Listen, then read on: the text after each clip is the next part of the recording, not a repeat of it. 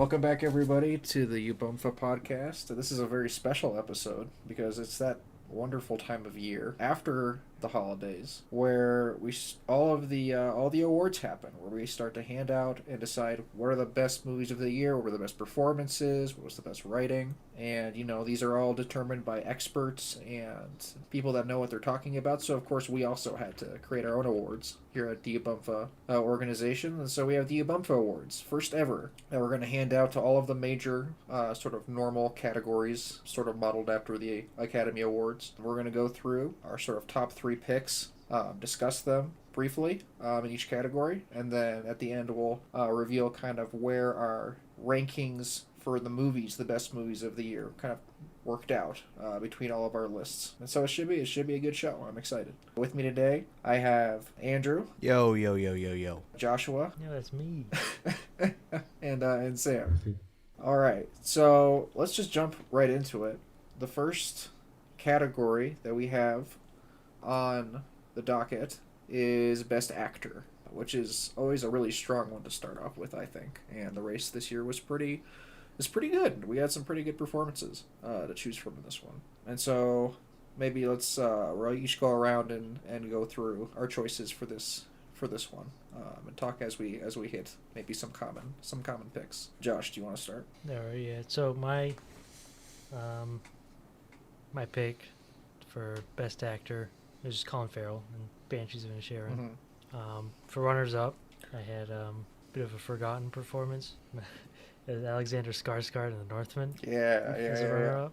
And after that, I also have coming close behind. You got Austin Butler, and then of course Gabriel LaBelle in The Fabelmans. Who he's gonna be good. He was very good. And it's not gonna be his best, performance of his career. Like, it's a great way to really kick it off. But I think he's gonna be around for a minute. He got a good resume builder there with. He was not in my top three, but he was by far, I thought, my favorite performance in that movie. And there was a lot of good performances in that movie, but I thought, more than Judd Hirsch, I would put him above Judd Hirsch in that movie personally. Absolutely. I think there's a lot of underrated performances, really, in that movie. I'm kind of surprised it didn't get a little more love. Maybe that's a good thing. I don't know, but... Yeah, it makes me feel like Judd Hirsch was basically you're not just voting for Judd Hirsch, you're voting for all those little... Yeah. Cameos like David Lynch and all of them. Like Judd Hirsch is just he's every one of them. Yeah. Yeah. I had Colin Farrell as my second choice as well. And I had Austin Butler as my third. That's just wow.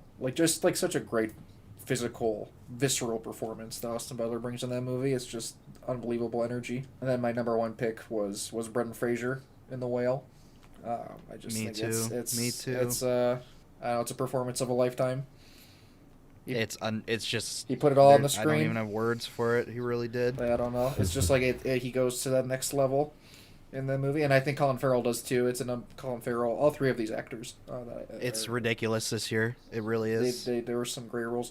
Paul Mescal was another one that just didn't quite make my list, but absolutely deserves a lot of the praise that he's gotten. I think for me, mine is honestly pretty similar to yours. My number one was also Colin Farrell, for Banshees of Inisherin. I don't really know what else to say. It was just wow. It's all of the performances pretty much, and Banshees they're not crazy performances. So even though Colin Farrell was pretty much the talk of the awards circle or cycle, he's playing a very simple character. Simple and simple-minded, I suppose. And same thing with the supporting actors in there. Yeah. So he's not quite as crazy as Austin Butler doing an Elvis, full body Elvis impression. Absolutely. Or Brendan Fraser wearing his 300 pound the suit. eyebrows, 300 pounds. Colin Farrell's eyebrows were working overtime in this movie.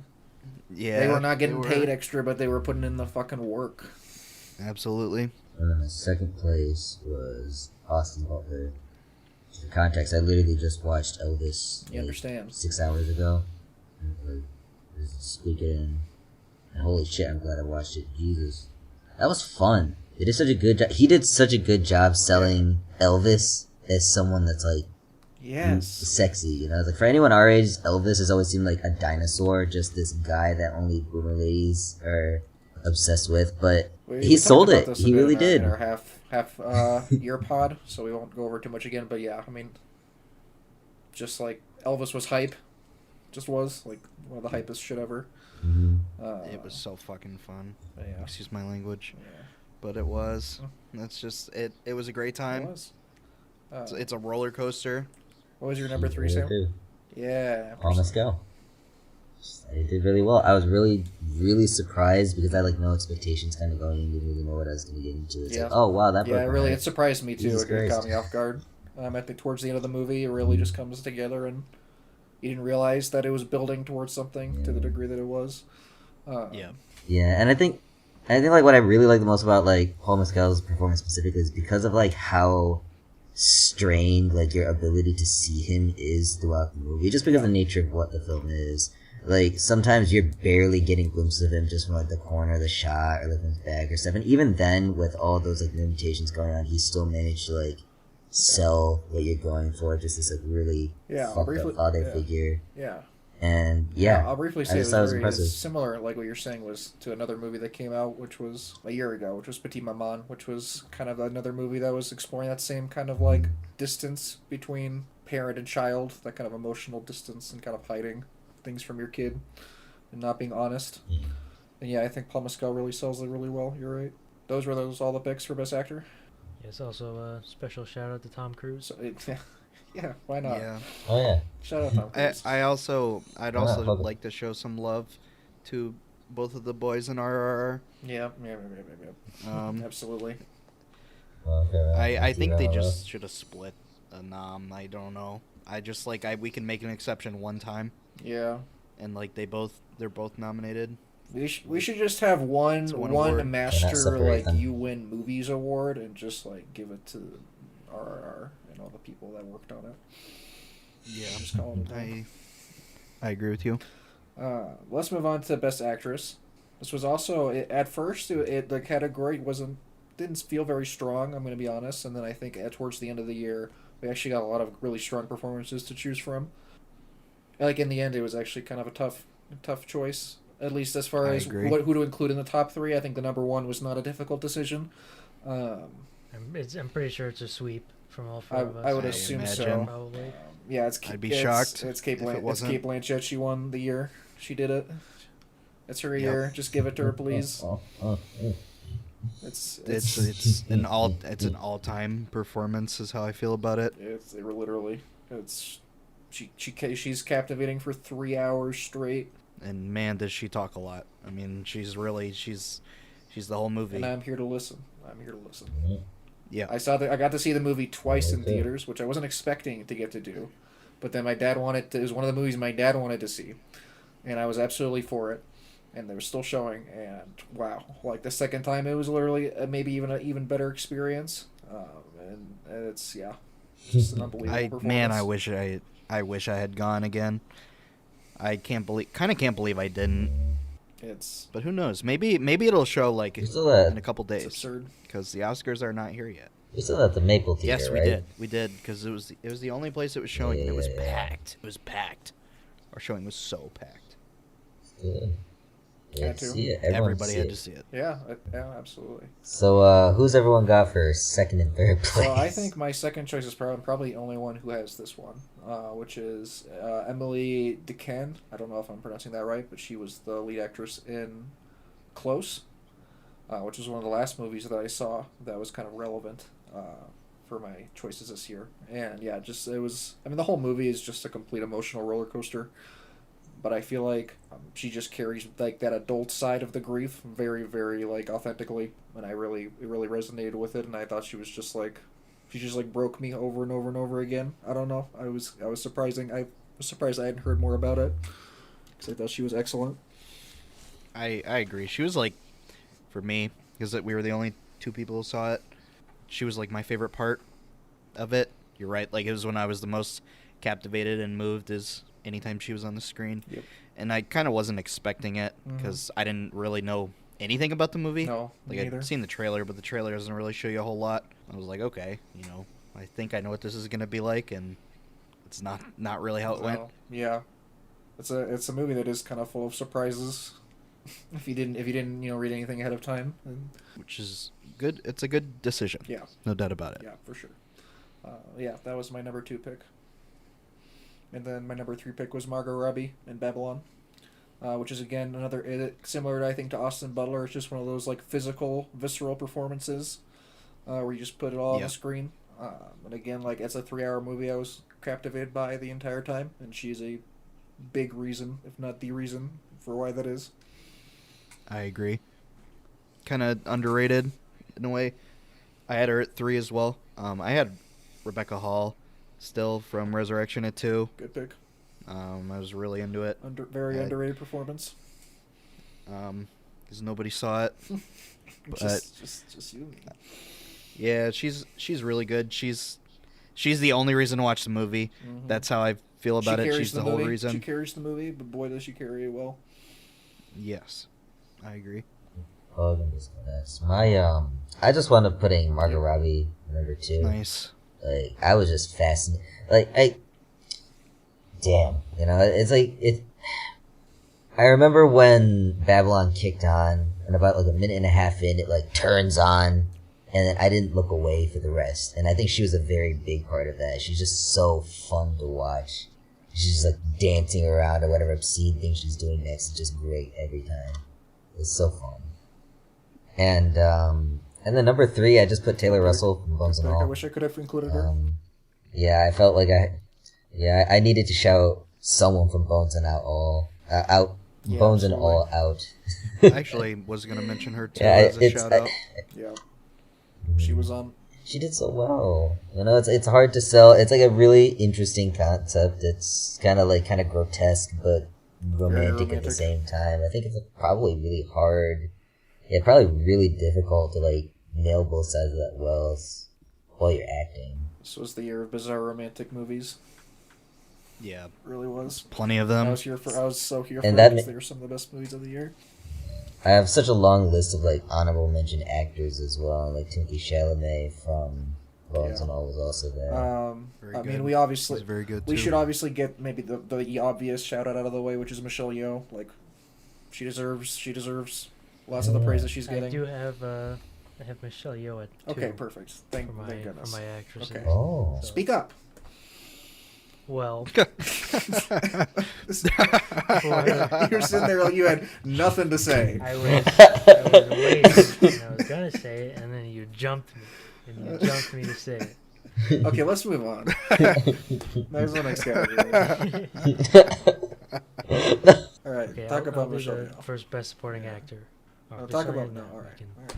We can move on. What about? Did you have a 3? Oh What my do you mean god! you didn't have a 3? You Pick The one. two. didn't like anybody else? Here's my take on actors. I've said it Oh, before. no. If they are not truly exceptional in their role, they shouldn't be praised.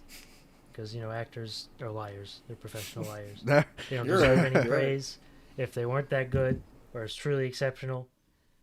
So Josh just has a higher keep those bar. egos Josh has a down. higher bar. I have a very, very high bar.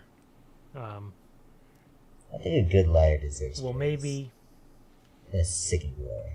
if you really the great Alfred Hitchcock has a good quote where he calls actors cattle. And later on, So so that was the lore, Mhm. right? Is that he said that actors are cattle, but he clarified it later on. He said, no, this quote took a life of its own. It's not what I said. I actually said that actors should be treated like cattle. Oh my god! So this is an actor. I saw a lot of good picks here. Actually, No. that's the last minute thing you I said is I want to category. really quickly Yeah. interrupt and actually say I'm the only one who saw this. I'm gonna say it. That Andrew Riseborough is very good into Leslie. Good for her. And I like really her. I do think she is very deserving of the nomination, despite it coming out of nowhere. That's what I've heard, and I'm happy for her. It's really I'm good. glad she She's got also nominated. it's another one of those movies where if you take her out of it, Dookie. yeah, Mm. probably. Yeah. Well, So she is the main character. I think if you take the main character out of a movie, kind of doesn't work. yes, but she's perfectly cast. That's just a That reality. sounds like a fatal flaw for a movie to have, if you ask me. Yeah, that's that critical bungle.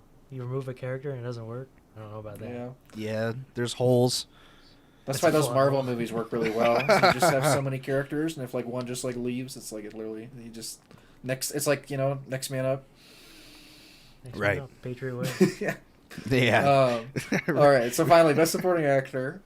So my first choice for this is probably Andrew's probably has him on his list, but otherwise I have Anthony Hopkins from Armageddon Time, which is not going to be. It's not a sexy pick because it's Anthony Hopkins and he's old. But he's old, which also just happens to make him one of the best to ever do it. And It works in his favor. he's very good. He's very good in the movie. A lot of people don't like this movie, but he is. I had very him good. at number 1. I'm You just also going to had put him it at out there. It first didn't one. change Oh, for me. perfect, I had him perfect, at number 1. Perfect. I had him at number Thank 1. God. He moved me. Yeah, he knocked it out of the park. As he tends to do. It's a great performance. Like I think 10, 20 years from now, when inevitably, as time takes its course, we're going to be reevaluating his several performances, and I think people are going to have to come to face that this is a very, very, very good one. Yeah, I agree. I agree with you wholeheartedly.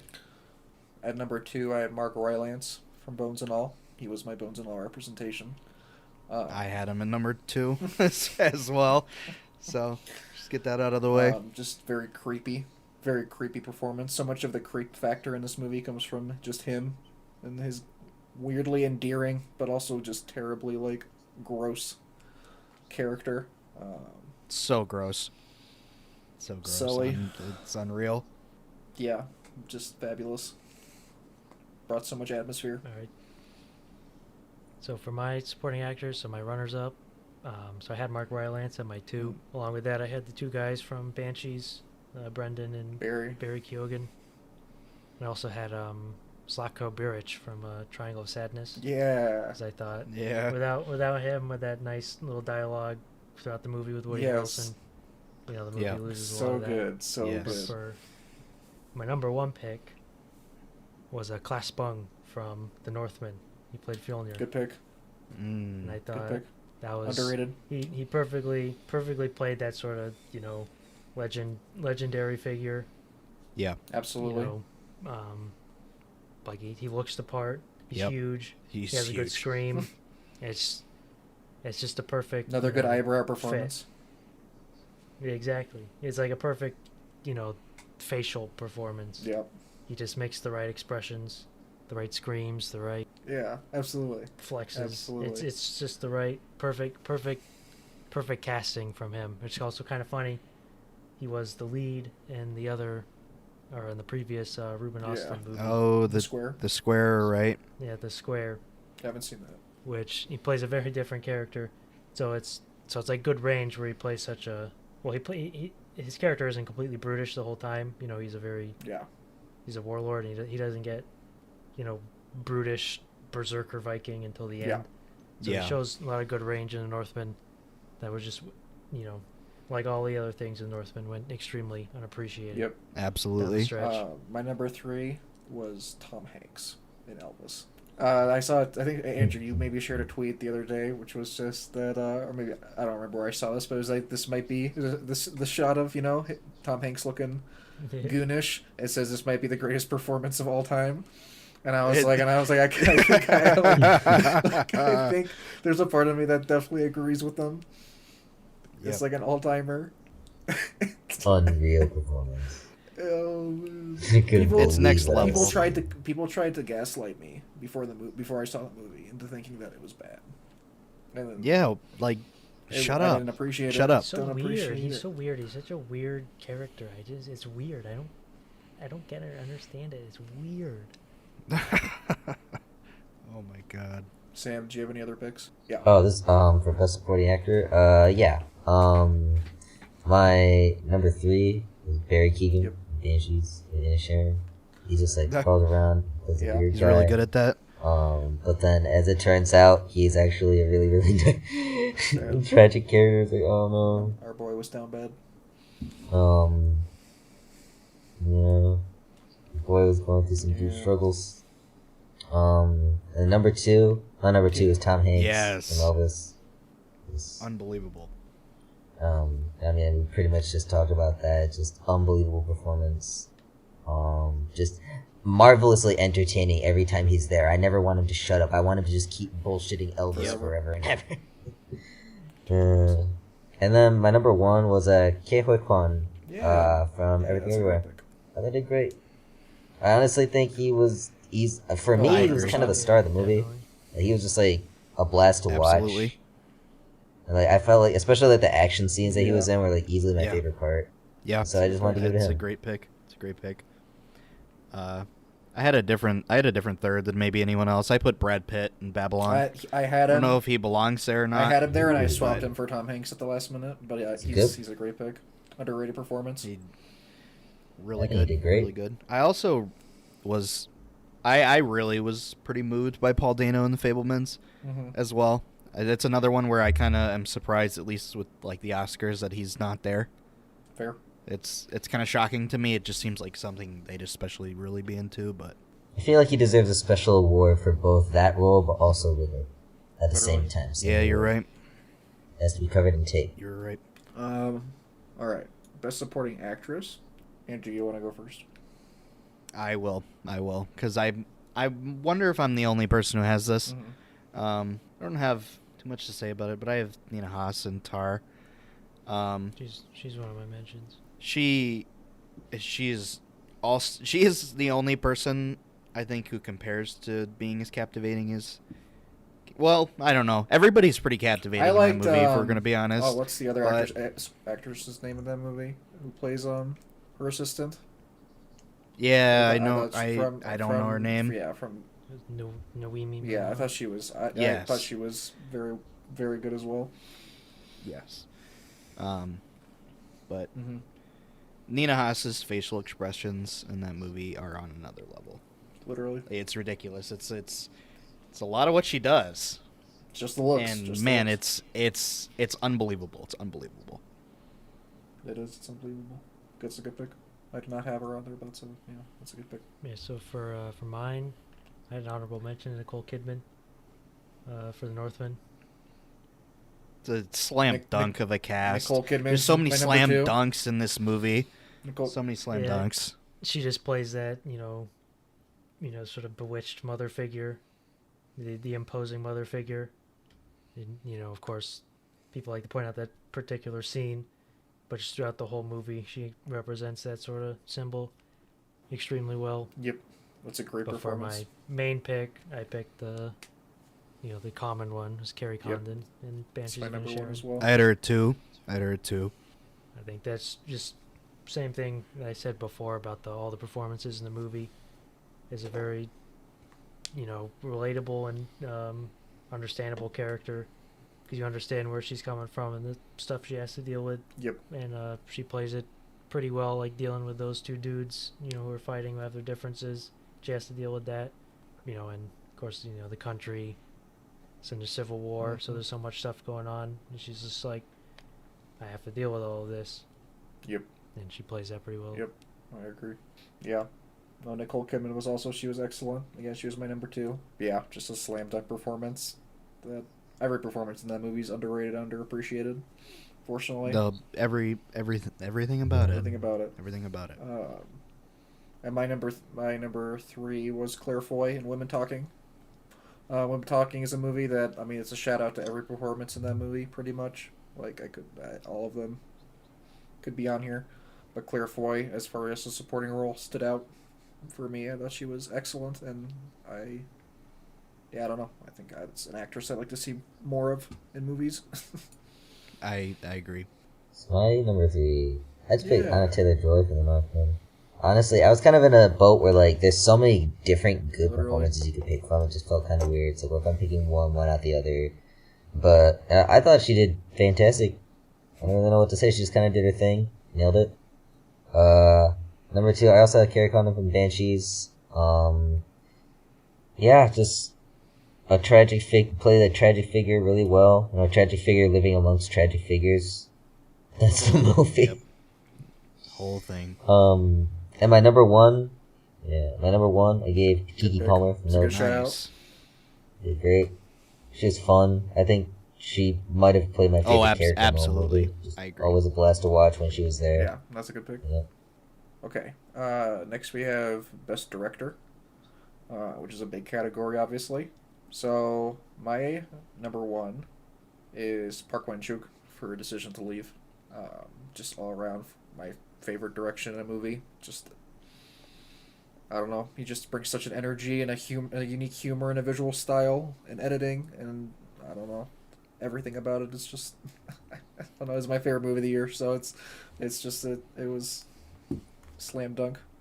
My number two is Damien Chazelle for Babylon. Not, I mean, this movie is not the slam dunk critically that his other movies have been so far, but I think that's for silly, goofy reasons. I think he brings it. They're full of shit. Full of shit. He brings it again, as he always does. He has every single time. I mean, it was his most like sort of difficult project to keep cohesive. Yeah, You know, relative to his other movies. for sure. You know, La La Land is of course got a bunch of stuff in it, but Babylon is, you know, sort of a sprawling epic. Yeah, exactly. So he Is. He had to Abs- keep an a epic lot is in a good order. word. You know, to keep the pace going, to jump from like tone to tone, from funny to, disgusting and emotional. So he did, a really good job with sort of conveying the whole Babylon thing with Babylon. Yeah. I had him at my number one. Yep. It's just, I don't know. I just, you love seeing something that you just know that nobody else in the world could have made it. Yeah. There's literally nobody else. Exactly. Like, nobody could do anything even close to what Damien Chazelle is putting on the screen. What? I mean, maybe Martin maybe Scorsese.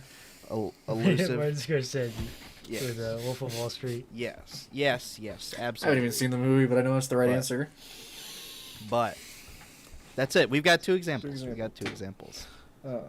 Paul Thomas Anderson. If you wanted. Yeah, I guess. Robert Altman. I guess so. All right, I'm just naming names. Yeah.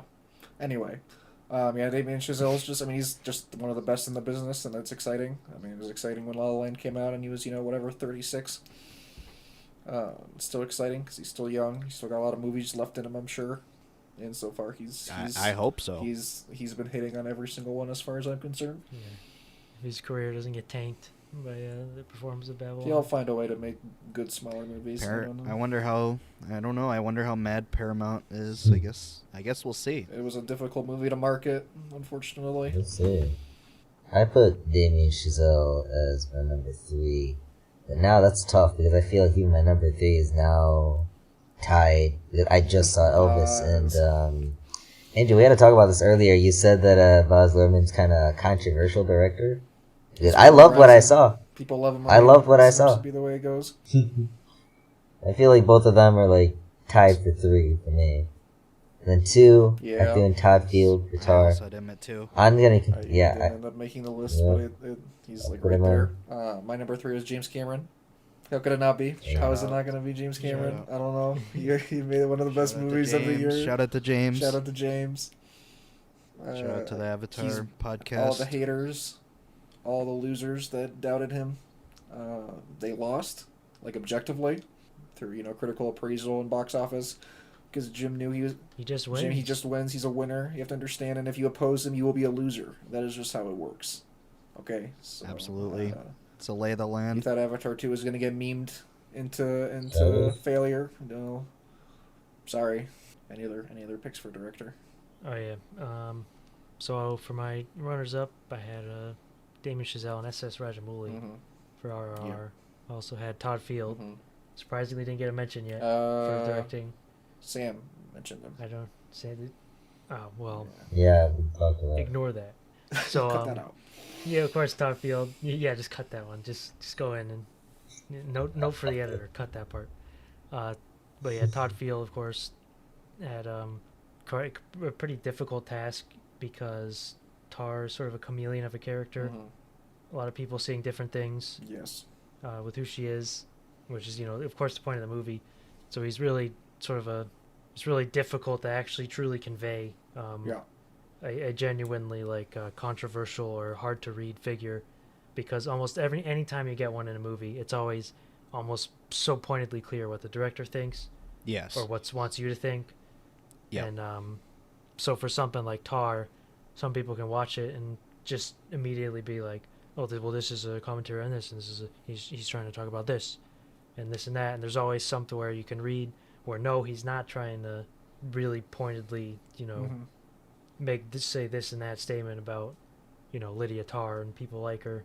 He's really trying to, sort of challenge those types of, very boring filmmaking where you just put it on there because you want to say this, and all the film is just fluff for your message, which is, just so boring. And so it's really difficult to do that. It takes real skill, real, Absolutely. deft ability. But my my number one went to continue my Northman sweep. It was I went to Robert Eggers for best director. I had to go with the one that I thought deserved it. I didn't try to spread the love here. I just went who was the best. And for me, that was Robert Eggers for Truly really impressive. sort of similar to Tar, and that he's not trying to sit here and make like a point about, well, those damn Vikings. He's like, it's not a critique. how can you exactly? It's like, how can you convey, sort of what the feeling of that myth was, or what it would be to those old ass Norse Vikings? Like, what did they feel? What were their myths? What were like, how did they feel? Like, he could have been so silly and like preachy. Like if any other director would have tried to do this, there would have been so much like the characters were like doubting the gods and like doubting the myth, and it's like, all right, whatever. It would have been some kind of like metal action movie with like cheesy could have visual been, effects and crazy magic and shit. I don't know. And he really the proper way to do it, to thread the needle of those things. Like, really, should we criticize the Vikings for those, those evil things that They're they all did? horrible You people. just show it. It's like no shit. Yeah. I don't need some deconstruction of the Viking myth, or to use the Viking myth to deconstruct our current myths. Yeah. It's like, give me a break. So he makes a movie that's thrillingly entertaining while also still being a great work of sort of trying to represent a culture that is genuinely like alien to us now in some ways. Yeah. Where it's really hard to sort of nowadays to sort of comprehend what it means to die in battle and go to Valhalla. Yeah. Nobody nowadays has any sort of concept of just something like that, or the Norns, or having multiple gods. Totally. It's very alien to current Western, mythology and philosophy. To take all that and weave it in, is really something. It shows, a great, studied Totally. mind of being able to try to reach back in time and sort of represent that if it were to still exist today. Yep. Yeah, good point. Any other director shoutouts? Yeah. My number one. RRR. Yes. Can't help it. It's just how it had to be. Like, I don't know. I was enthralled the whole way. I was just enthralled the whole way through. I just don't know what else to say. It's just had a great time. Great directing. Great lots of I things. had him at number 3 on mine. It's unbelievable. It's one of the, I don't know. It's next level. I have nothing else to say about it. Yeah. I feel Speaks like for we itself. could just talk and talk and talk about. We talked about RRR in if we our really half year wanted to. pod, so Yes, we have. I feel like RRR is gonna come back up a lot, if only for best original song. Yes, it's possible. It's let's not possible. Let's no not doubt get ahead about of it. ourselves. No doubt about it. So best cinematography. Sam, do you want to go first? This is one of those ones where I just kind of threw some names down, but really I just kind of had one answer. Investor. So I guess my honorable mentions are Yeah. Avatar and Bones and All for very Yeah, different absolutely. reasons. Very Yeah, different absolutely. reasons.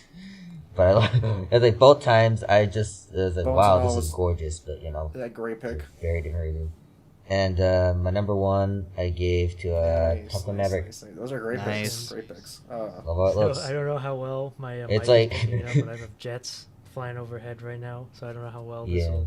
I how heard it much it'll show earlier in the but final I haven't recording. heard it since. Yeah, there was a pretty loud one I earlier. heard it on Discord But earlier. there's some theme Yeah. there. Top Gun was also my Oh, number that's one funny. pick.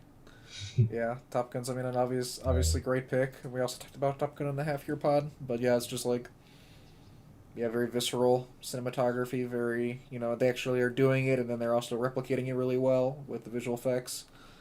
Um, Yeah, this makes exactly. you want to It's join the like, hey, army. Yes. I'm Ugh. fine with propaganda so long as it's like going to be made this well. I mean, whatever. Yeah, Just and sell look, me anything in this good of look cool packaging. as fuck. Um, Absolutely. At least make me feel good about the fact that I exist in a total panopticon of total. military industrial complex. Military Just surveillance. if you're gonna fully bombard me with all that shit everywhere, Yeah, at least make it fun. exactly. Yeah, for real. Really, Like, come on, man. facts. Bones and All is like would be like my. It could basically be in my top three, but it isn't.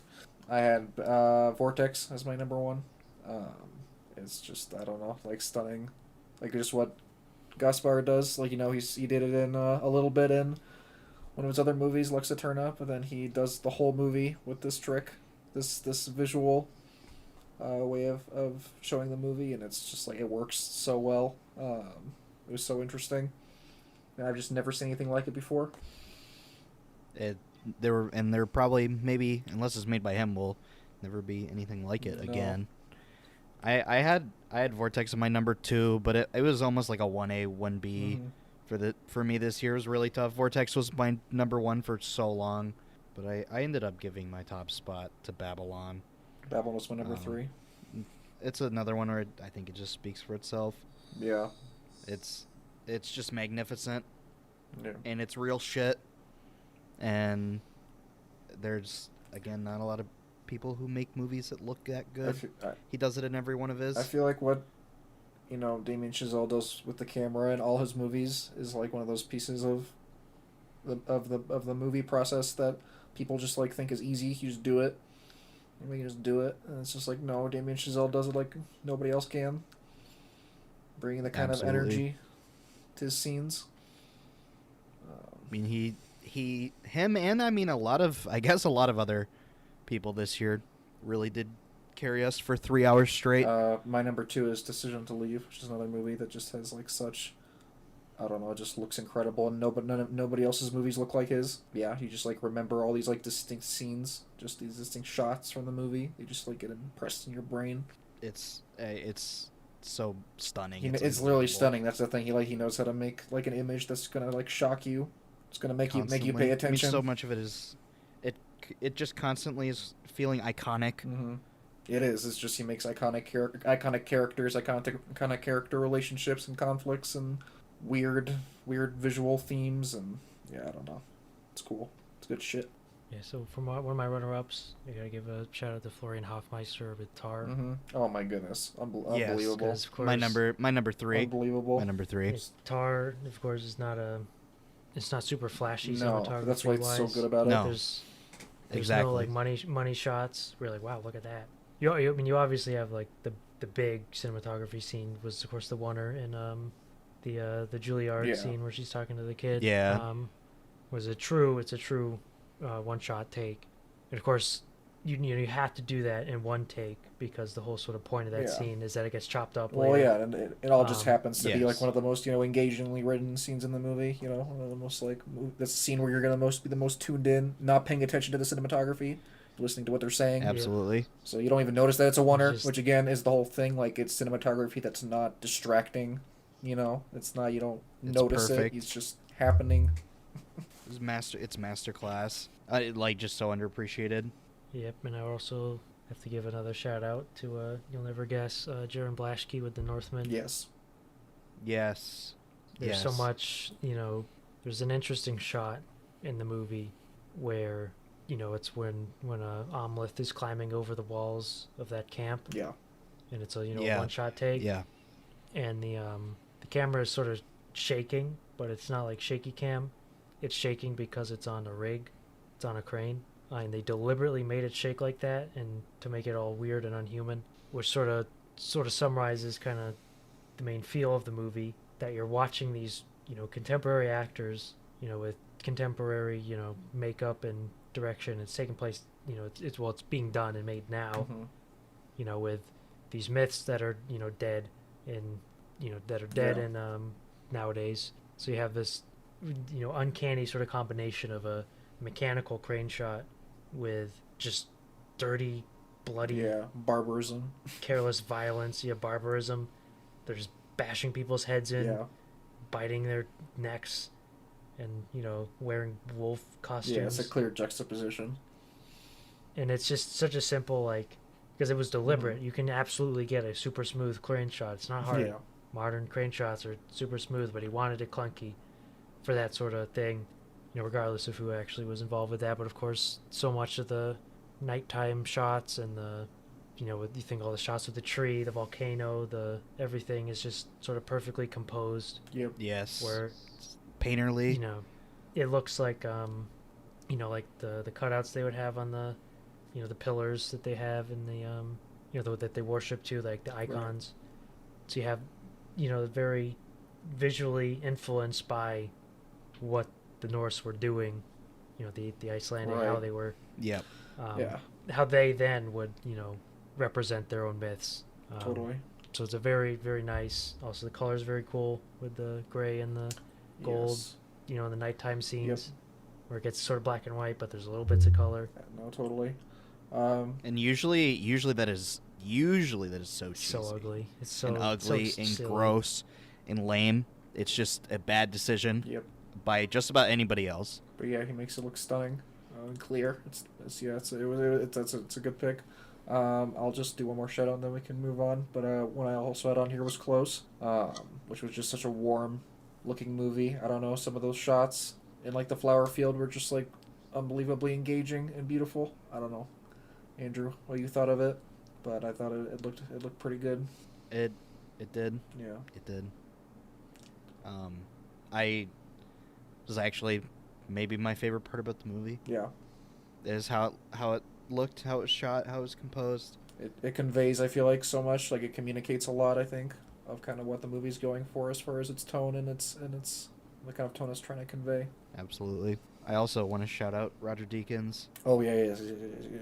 We don't even need Yeah, to it's talk Roger about it. Deakins. Anybody who's seen a Roger Deakins movie It knows looks like it's, what they're yeah. looks as good as any of them. Yep, he doesn't miss. All right, so that Oh, actually, I forgot one of mine. I'm not gonna talk too much. It was the Batman, yeah. of course. Greg Yes. Fraser. Shout out to the Batman. Greg Fraser is, in my opinion, as far as action goes, is probably the best cinematographer working today. Just he perfectly sort of conveys the sort of what compels me to action is just it's just objects moving in space. It's just that simple. It's just things moving around. Yep. And Greg Fraser he likes the dark with the light. If you can believe it, can you believe that? Dark and the light. Unreal. Wow. So he likes Unreal. the dark shots How with you come the up with it? sources of light, which if you've ever seen dark sources with certainly little bits of light, he's one of the Man. best at doing Yeah, that. because it's an easy one to miss. You're right. Oh man, when we saw so many misses this year in that regard, Yeah. it was absurd how ugly so many of the movies that we saw this year were, and we saw so many We movies. saw a lot of movies. We have our opinions are informed. But we should move on. Best original score. This one also like started off pretty slow and then heated up towards the back end. Very quickly. It heated up very, Very quickly. A lot of and very lot late. Of great scores here. My number one is Blonde, Nick Cave and Warren Ellis. That was actually maybe one of the first really great scores we heard this year. I heard this year, and then it ended up just kind of remaining the top one for the rest of the year. Just like stunning, like beautiful, like shocking music. I don't know, like it was just It's shocking. shocking. Like you don't hear other stuff like that out there. Which is, I mean, that's a theme for like a lot of Blonde and what Andrew Dominic does in that movie. It's just like shocking. I mean, and obviously the varying interpretations. But yeah, I thought the music was excellent. I had him at number 2. I had that at number 2. Mhm. I had our boy, Mr. Justin Hurwitz, number 1 for Babylon. It's my number 3. It was Blonde for a really long time. It stayed that way, and then I don't know. It's I was with incredible. everything about Babylon. It's just, it's unbelievable. He does what he normally does. Yep, absolutely. Yep, I had Babylon on my number 3, and my number 2 was Empire of Light, which is just This is my number 3. just a beautiful, beautiful score. I don't know, just the moment the movie starts, you're just. I mean, it's not necessarily a score that you don't notice, but it's just such a pleasant accompaniment to the whole movie. Yeah, I don't know. It's just they're great at what they do. Simple, Yes, simple they as are. that sometimes. Yeah. So, all right, you go ahead. Babylon at number 1, Blonde at a very close number 2. Like, It is. that's just a Yeah, tough decision it to is. make. Just in general. That's a tough one. Number 3, I just threw in the Batman. It's a great I like score. the Batman score. It's iconic. Yeah. I have the Batman at 2. I think Yeah. there's a Hey. extent to where movies are so scared of just having a good theme. Yes. But like yes. it's something It's a that lost like art. I guess like fell out of fashion because just the Batman It's the Marvel shit. constantly playing throughout the movie. And it's just cool. It's like a good solid theme that just sets the tone. You don't even need to look at the screen or hear the dialogue to like know what's sort of going on thematically.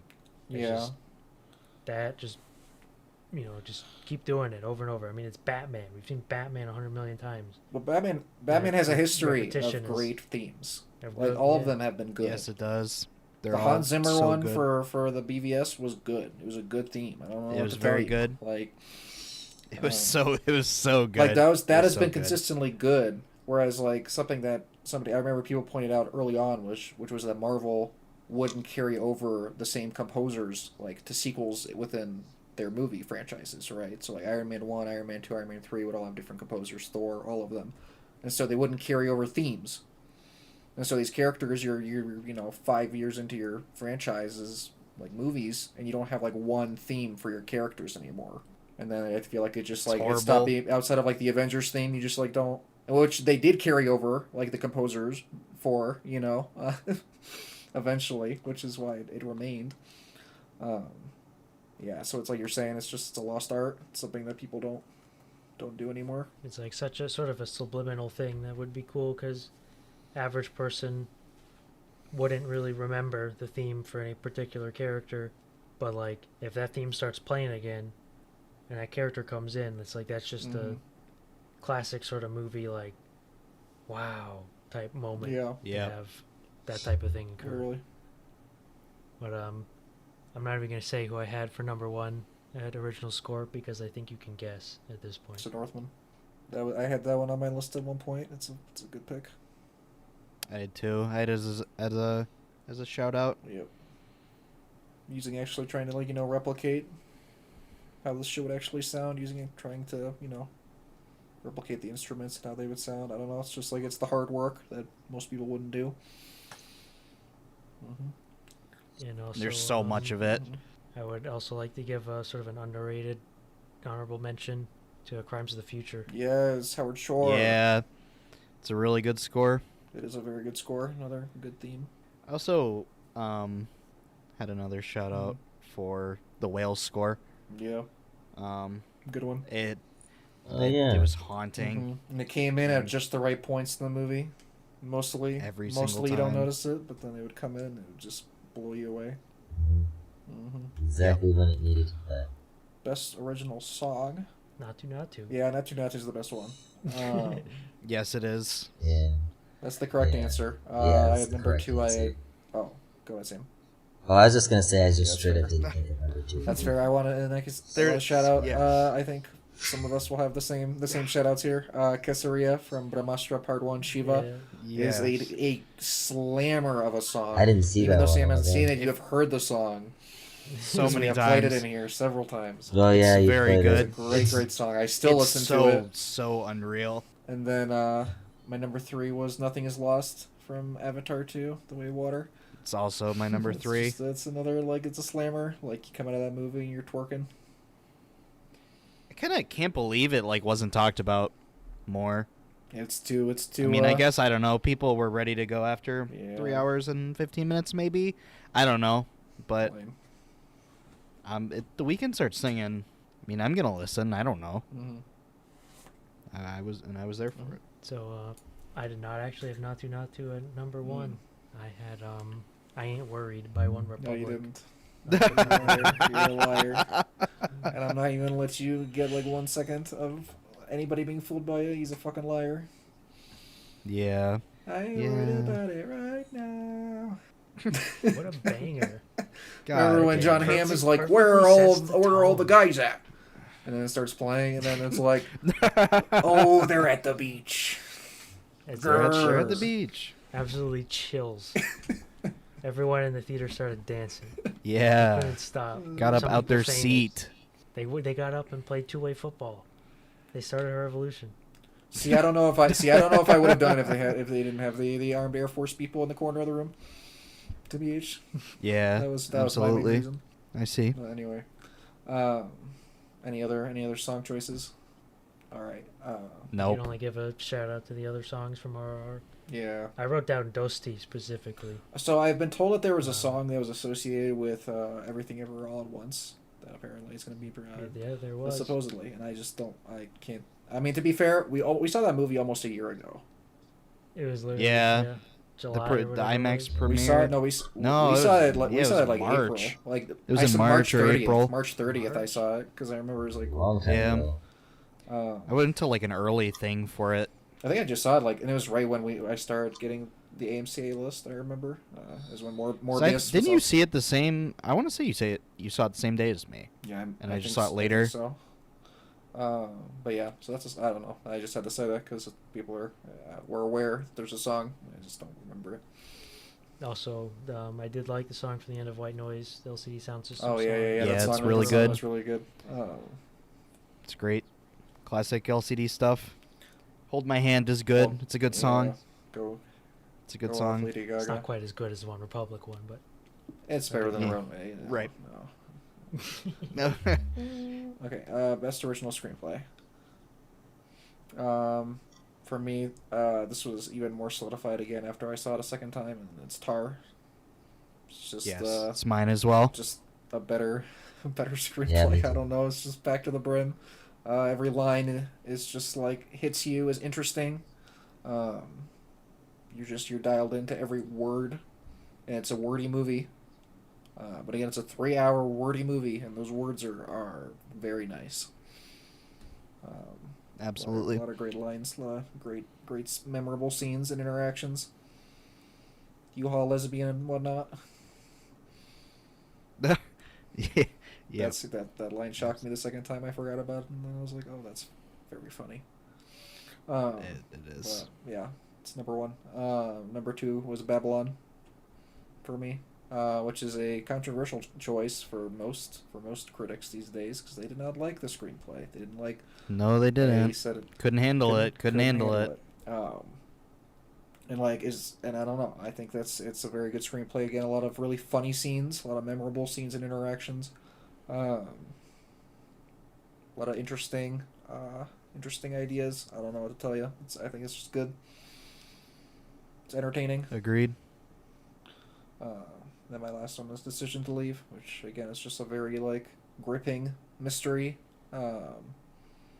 With a lot of like funny again, a lot of funny dialogue, but also a lot of memorable and heartbreaking dialogue as well. It's not Yes. just dialogue, but also just like the story is so intriguing, and so intricate and planned and detailed. I don't know. It's very impressive to me. Your rankings turned out pretty similar to mine. Mine went Tar, and then Decision to Leave, Nice. and Babylon. And then my honorable mention was Banshees is Banshees. my number one. Yep. For good reasons. Banshees is excellent. Banshees is just it's a It's hard heartbreaker, but it's very effective. I'm surprised Josh hasn't already said something about this. And I believe I moved it to this category for Because the of right me. reason. Because of you. I've got Robert Eggers right there for The Northman. Oh, For yeah. every reason, we've talked about. Yeah, we've talked So about far. Northman, so we should.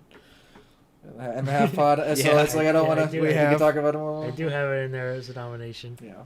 And I also have a shout out to Spielberg and Tony Kushner for The Fablemans. It is a good. It's a good. Yes, absolutely. Yeah, it's a good screenplay. Yeah, good picks. Best adapted screenplay. My number one for me was a no-brainer. It's Bones and All. Me too. It's just Also my number one. yeah. Is my number 2. Yeah, most romantic movie. I mean, for me, Bones and All and Decision to Leave are the two most romantic movies of the year. Yep. And again, they're both kind of For very, sure. very twisted romances, but they're so effective and endearing in their own ways, and heartbreaking. And it's that tone is balanced really well. I have Sarah Polley at number 2 for Women Talking. It's a very good screenplay. It's the movie. The title of the movie is exactly what happens. Maybe talking.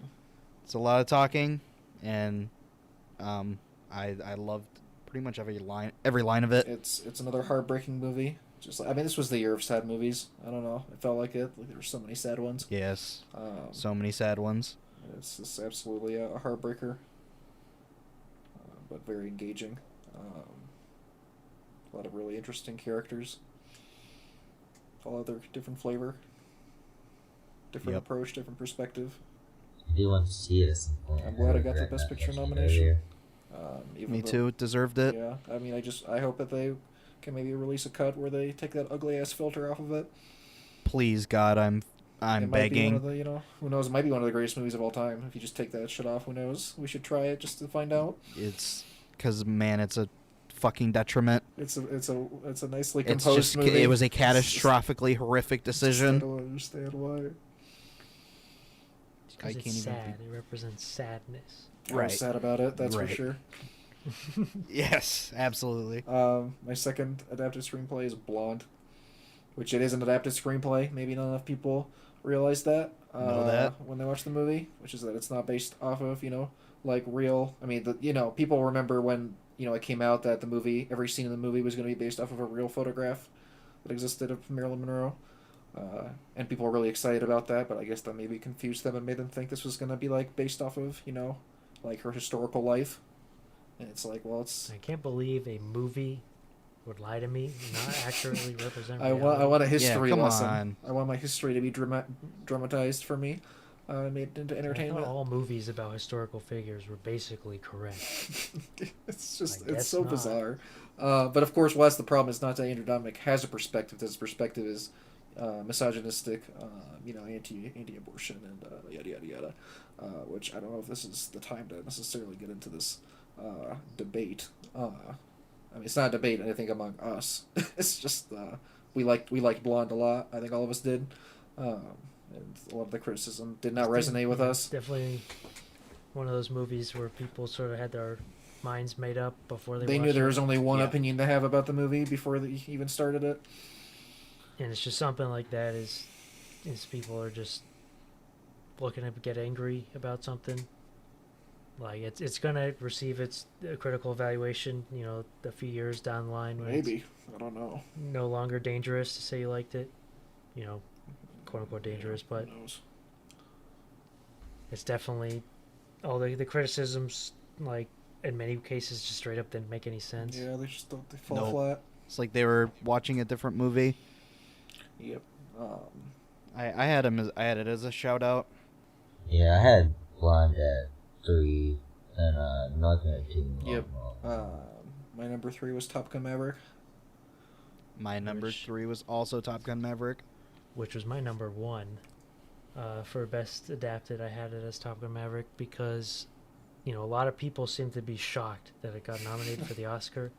There's nothing Which- shocking about it when you really You're when you paying really attention think. to what you're It's watching. like it's same common problem that people have with screenplays and writing is they think it's just dialogue, and that the writing is just comes down to the dialogue. When the whole plot of the movie, the pacing of the movie, the scenes, character motivations, all of this is set up in the script. You don't just lift it out of the dialogue and create these characters out of nothing. It's similar to how people really think that like cinematography is it pretty? Is the picture Yeah. cool? I there's screenshot. Look at the screenshots, bro.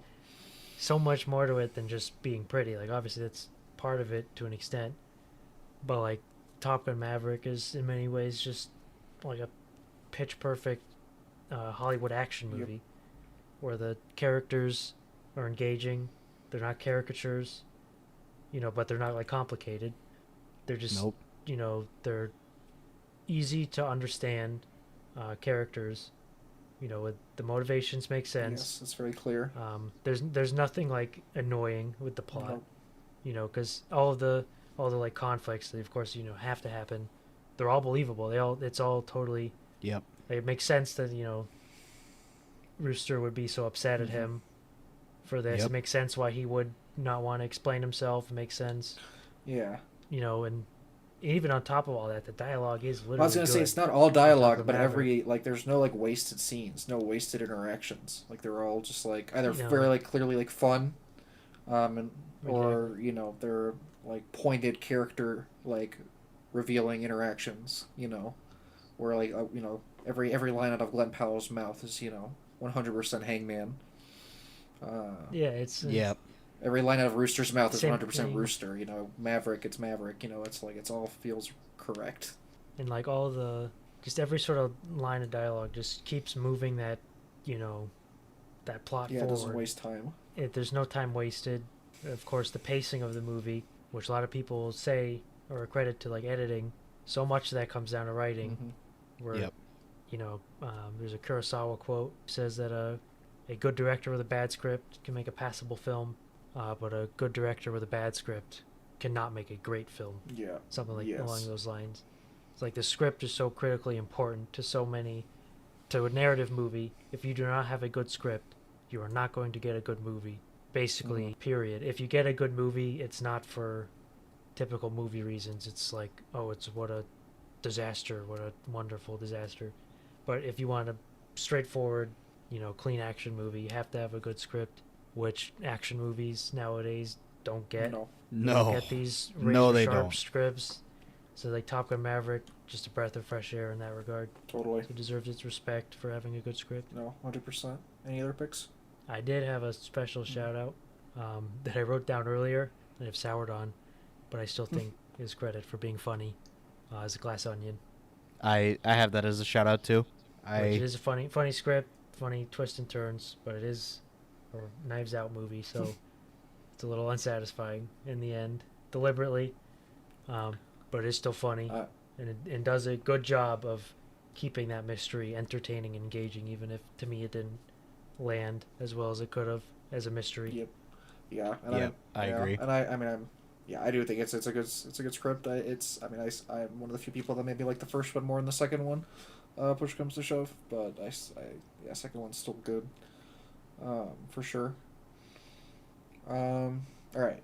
Best animated. This isn't a particularly probably. I don't know. Like there just weren't as many. Well, none of us have seen Pinocchio. Maybe we should just say that. Yeah. I haven't seen it. Yeah. Also, I don't think any of us. I don't know. Maybe Sam. I don't know. And it's fine if you do, but I don't personally find Marcel the Shell animated movie argument compelling, and did not consider it. No. That's I right. haven't That's seen right. It makes sense why it's Yeah, there it's- because Sure. the crux of the movie. But like Avatar should be in there then. Literally. Yeah, like come on. It's Well, it's like whatever. it makes the Lion sense King is literally why they considered put an it there. anime. Like the 2019 Lion King is literally considered the highest grossing animated film of all time. It's like what are we? I don't know. What are we doing? Exactly. Yeah, come on. So I didn't really consider it. But it's funny you say that. I'm looking at my thing and I forgot I put Avatar 2 is literally my top animated movie. I put it in there as such. There you go. Yeah. I mean, come on. Yeah. Oh, I there you argue go. against it, and then I just said Puss. Puss in Boots. The Last Wish is my number 2. It's great. It's a great movie. Very well animated. I have Apollo 10 and a half Yeah. is my best animated. Also, the only one that is just. It's kind of funny. I didn't see any straight up animated movies because even though it does count, it is animated. It was rotoscoped. So none of the animated movies I saw last year were just straight animation. Yeah. They were all in some way live action and then turned into animation. Yeah. My problem with that movie is that usually for me to like when I pick, like I like animation, like generally, like I do really like it, and so when I pick my favorite animated movies, I have to really like the animation, and as much as the animation Tim Paul 10 and a half is fine, like it's not ugly, it's just like not my favorite thing to Yeah. look at. And so It's I more. agree. Yeah, the reason. yeah, Exactly. It is. It's why he did it is because you can't. He's not gonna get a budget to do well, a no, space stuff. and obviously, you know me, Yeah. I love Richard Linklater's other animated stuff. It's like my favorite stuff that Yeah. he made, like that he's made, is his animated stuff. I love Waking Life because it's the animation's so like shitty, but it's also incredible at the same time and beautiful. Like it's great. Like there's nothing like it. Whereas this just is like it's very like literal, you know. Um, Yep. Absolutely. my number three was just like I did see it, and the animation is like pretty, and it's so is Jujutsu Kaisen Zero. I did see it last year, and I don't know. It's like, it's got a budget. You know, there's some cool stuff in it, I guess. But and then obviously a special shout out, and I'm sure some of you probably have this on the list, which is Minions. Yep. Oh, It did. It does I look. forgot I saw him. Yeah. That's what I was thinking there for a No, second. It's And great. It's a funny movie. and it looks really good. Mhm. I'll give it to him. Like, and it's a significant improvement over how the first Minions movie That's looks. fair. Like night and day improvement. Yeah. Granted, it's it was a 7-year gap, but Yeah, it does look pretty good. it does look good. Uh, Good looking Thanks. movie. Any other picks for animated? How about Black Adam? Because all that shit was CG anyway. The Rock was a couple of CG. I have Minions at 3. Bang. And Apollo kind of have it 2. You And just Puss in saw, Boots, which I also only Yeah, caught yesterday, that's but cool. thank God I did at number 1. And then I have a few Sure. honorable mentions just to throw out there. I didn't actually see any anime movies last year specifically, so I missed Jujutsu Kaisen and everything. I want to see Snow Queen and the Princess, which apparently is a Russian animated movie that's supposed to look really good, but I don't know when I'm going to do that. Bad Guys. I heard the Bad Guys was supposed to be nice. I heard it was loosely influenced by Lupin the Third, which I Right. love. So I'd like to get to that at some point. It's just I don't know. It's not like every day I sit down and watch a Yeah, kids literally. movie. It took me a lot of convincing to even watch Puss in Boots, and that's Yeah, one that I knew Puss that in I was gonna Boots. like. So Yep. all right. And yeah. And shout out to my least favorite animated film of the year, Aqua Teen Oh. Forever Plantasm. I'm so disappointed. I've never been so. I love the show. I had never been so disappointed you saw sitting the down and Bosworth. watching him. Yeah, in the Beavis. I and did, Butthead. and I thought it was decent. I thought it was good. I did see Beavis and Butthead movie. I thought it was Yeah, pretty none of us good. saw Turning Red. It's pretty good. It's pretty No. good. Which is one maybe People maybe say it's maybe good. someday. I did not see that. Haven't really Yeah. been on the Pixar. It's just it's Pixar. I feel like I'm not the target audience. Yeah. And we got it. I gotta see Pinocchio someday. me too. I would like to see it, We don't have to dwell on animated. but it's just hard. I just don't turn on animated movies. It's just the reality of it. Yeah. We all, I feel like, have kind of talked about it a little bit. It's just, and I I think mean- some of us more than others, but it's just it's not my first If the thought. animation is truly gonna be impressive or pushing the limit the way again I'm very excited for Spider-Verse coming up because again looks like they're pushing the limits even further of what they're gonna try to do with the Yes. style which Yeah. was I very much loved about the first one. So I'm I'll be there for something like that, but otherwise, yeah, if the animation isn't going to be a core component of why I'm seeing it, I'm probably not going to tune in. Yeah, exactly. I'm pretty much in the same boat. What'll make me watch an animated movie is just knowing it will Which actually look seems to be it seems like they're catching on Simple as. because Puss in Boots, if it looked like Thank the God. first one, I wouldn't have gone to see it. Absolutely not. Even if it got the same praises, which it wouldn't have, but no way. Yeah. Let's move on. Best costume design. It's kind of an interesting one. My number one for this was After Yang, which is it's one of those movies that I wanted to find. I did kind of want to find ways to have represented on here because I think it could have been shouted out for me in a lot of different categories like cinematography and things like that. But it's just a movie where everybody's dripped. It's one of those movies where it's the Yeah. not too distant future, kind of the way Her was, Spike Jonze movie, Yeah. where you just go a little bit forward, Kogonada's obviously exploring a lot of cultural themes in the movie, and so he gets to kind of do different interesting East Asian inspired clothing in the movie, and I don't know, I thought it really worked for me. It's one of the highlights of the movie, honestly, is what everybody's wearing. And then number 2, I had Avatar, which is just I don't know, man. It's cool. Everything in those movies is cool. Which we'll get to that, I guess. Yeah, maybe later. But it's just. I don't know. It really comes down to. I like what people are wearing. Obviously, I'm sure with it's James Cameron, so a lot of thought and his team was put into what everybody's wearing. I'm sure every single thing somebody's wearing in that movie has some kind of specific purpose or cultural tie that's actually exists because he put in so much front-loaded work into world building. And then my last one is Babylon, which is just some iconic outfits. Just everybody's dressed in insane drip, party going Absolutely. crazy.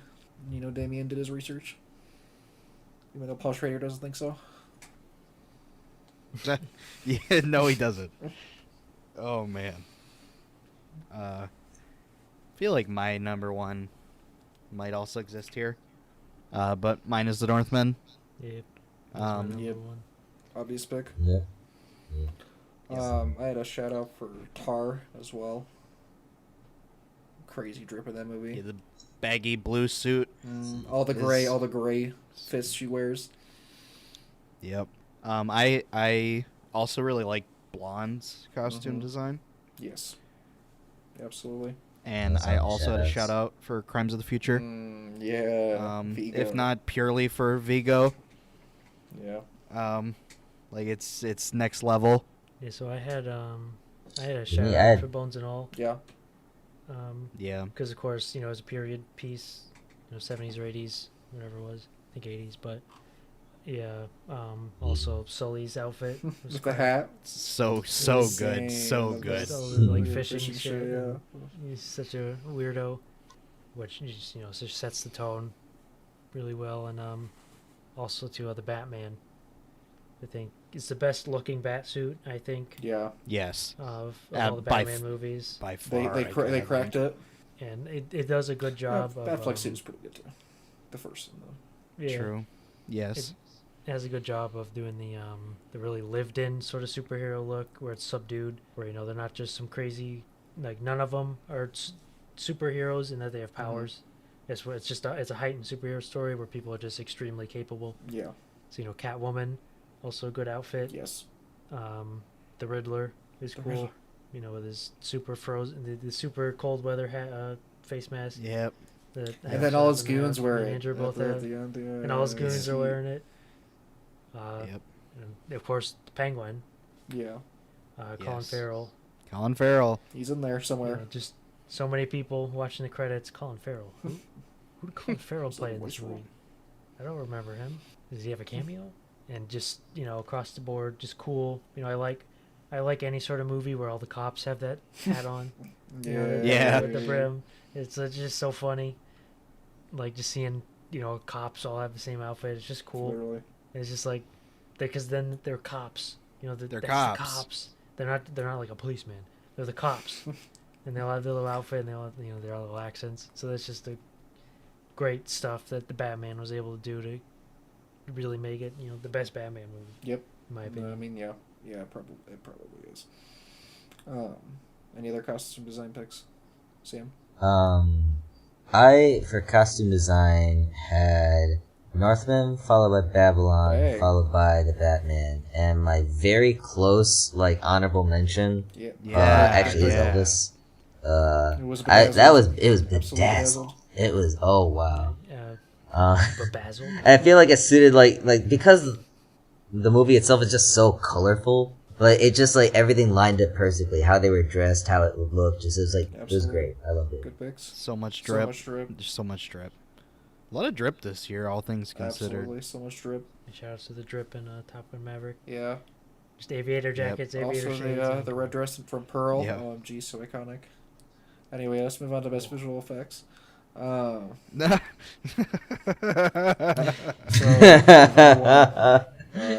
for me, is Avatar. Avatar. I mean, it's the Come no on. duh. Imagine we all said It's the best. I mean, it's the best digital effects ever. yeah, literally. Maybe Ever. I don't know if it'll ever be better. Who knows? It will in it's 3, crazy too, because watching maybe, like but Avatar, the original It's the only Avatar, option. it's like even the original Avatar, the visual effects They still hold look up very good, well. It still looks pretty real, and so of course Avatar 2 is way better. And you think Now, 14 years after Avatar, it still looks good.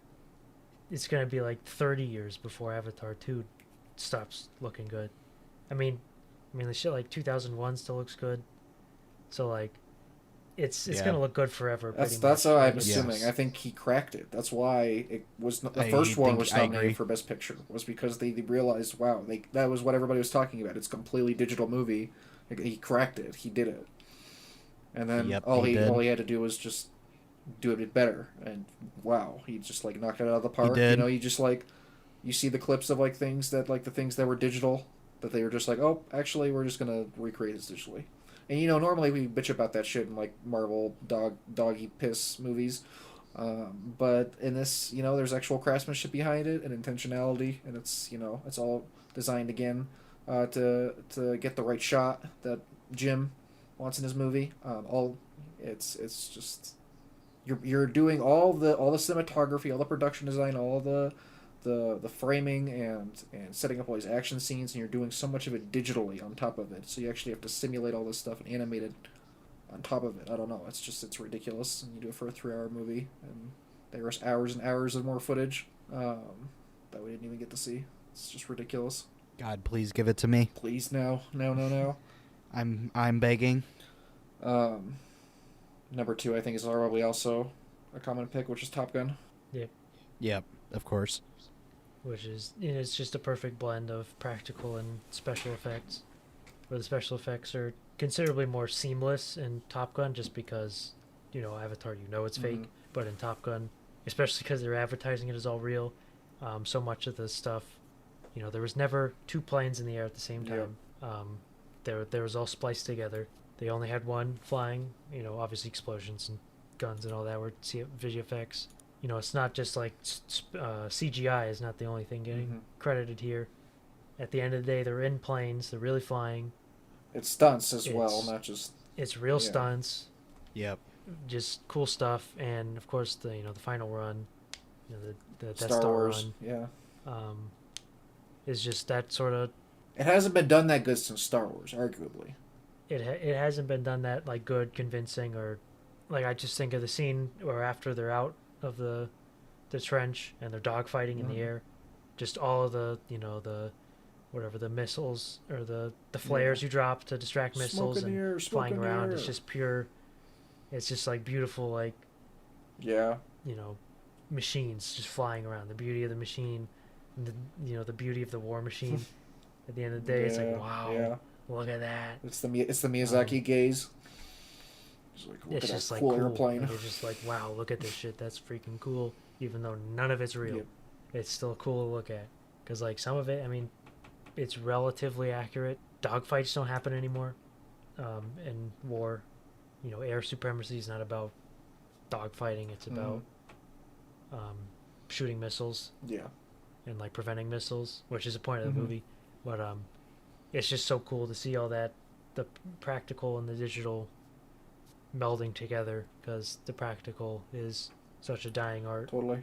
And audiences don't even like or don't like to see, good practical effects because they look cheesy and they don't look real. So they combine real practical stuff and clear out the cheesy stuff, and make it just look real. It's just totally excellent. My last pick for visual effects was Babylon. Just again, like just very intentional. Maybe like you don't look at Babylon and think, oh, the visual effects, but it's the practical stuff, but it's also just the blend of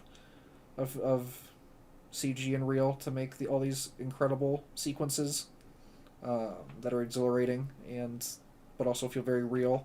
Also, I had a shout out for 3,000 Years of Longing, which relatively low budget, but the effects are used so well to have that uncanny, fantastical feel. Yeah.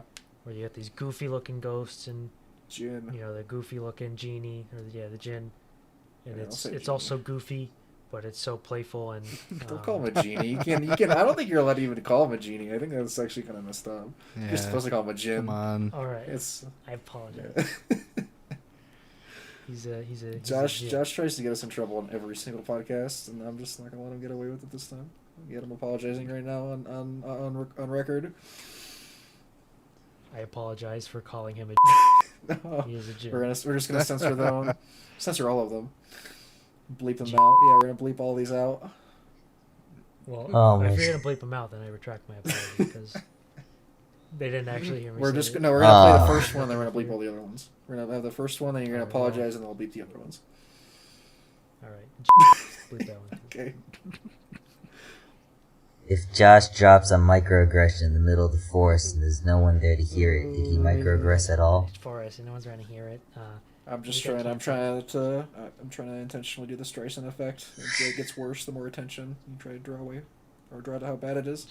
But all right. Any other picks for visual effects? Or any others? I've had Avatar 2, and then Top Gun Maverick, and then my number 3 with the Batman, because I love everything they did with the practical Yes. effects and like dirtying up the lenses to make all the shots look greasy in a good way. And my honorable mention is EO because of the drone shots. I want to give a shout out to RRR. Yeah. Yeah. Hey, come on. That too. Even No when it animals were harmed isn't in the making of the amazingly movie. convincing, it's like I don't care. It still looks very good. I also have two more shout outs. One is I give it a lot of credit here. Is Everything Everywhere All at It Once. does look good. The effects are very good. For and cheap. yes, for incredibly cheap. And I also think Ambulance. Yeah, that was on my list for a while. dissolves. Yeah, that's a good shout out. Which Deserves- I forgot to mention ambulance for cinematography. Yeah, absolutely, Some crazy stuff happening. absolutely. Yes. Talk about that in our half year pod as well. Okay. Best sound mixing. Top Gun. Top Gun. I Top had Gun. Avatar. And then I had Tar.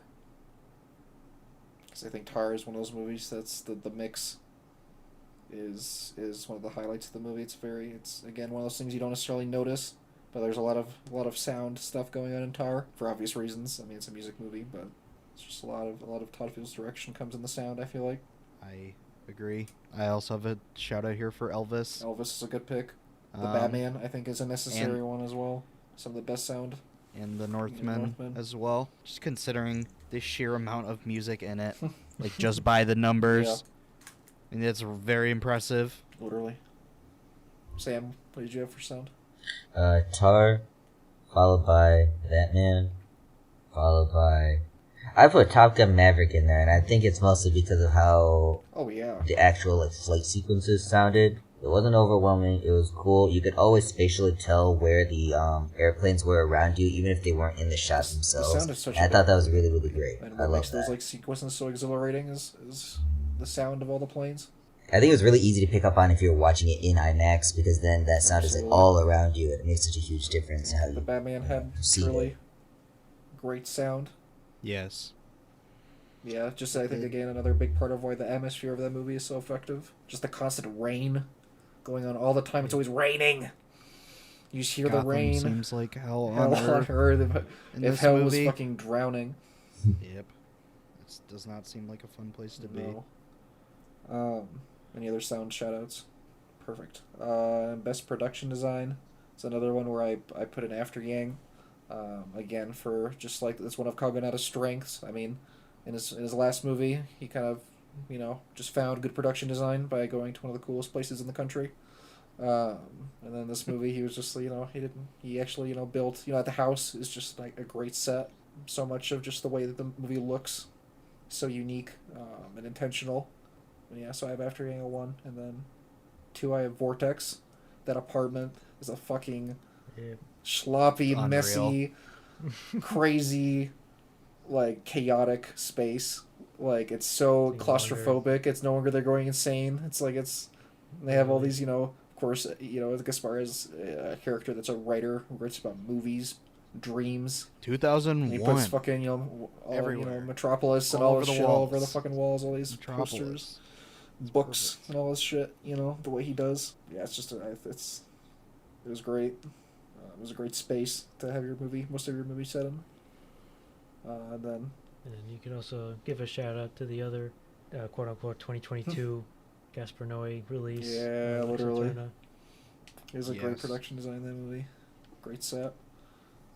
Just absolutely blasting your head out, blasting your eyes out of your brain. Literally. with constant strobing. Tick. It's really genius if you think about it. It literally is. The Northman is my number 3. Just another, again, for... Believe it or not, That's your number 1. it was my number 1. You must have had a lot of fun making this. Same here.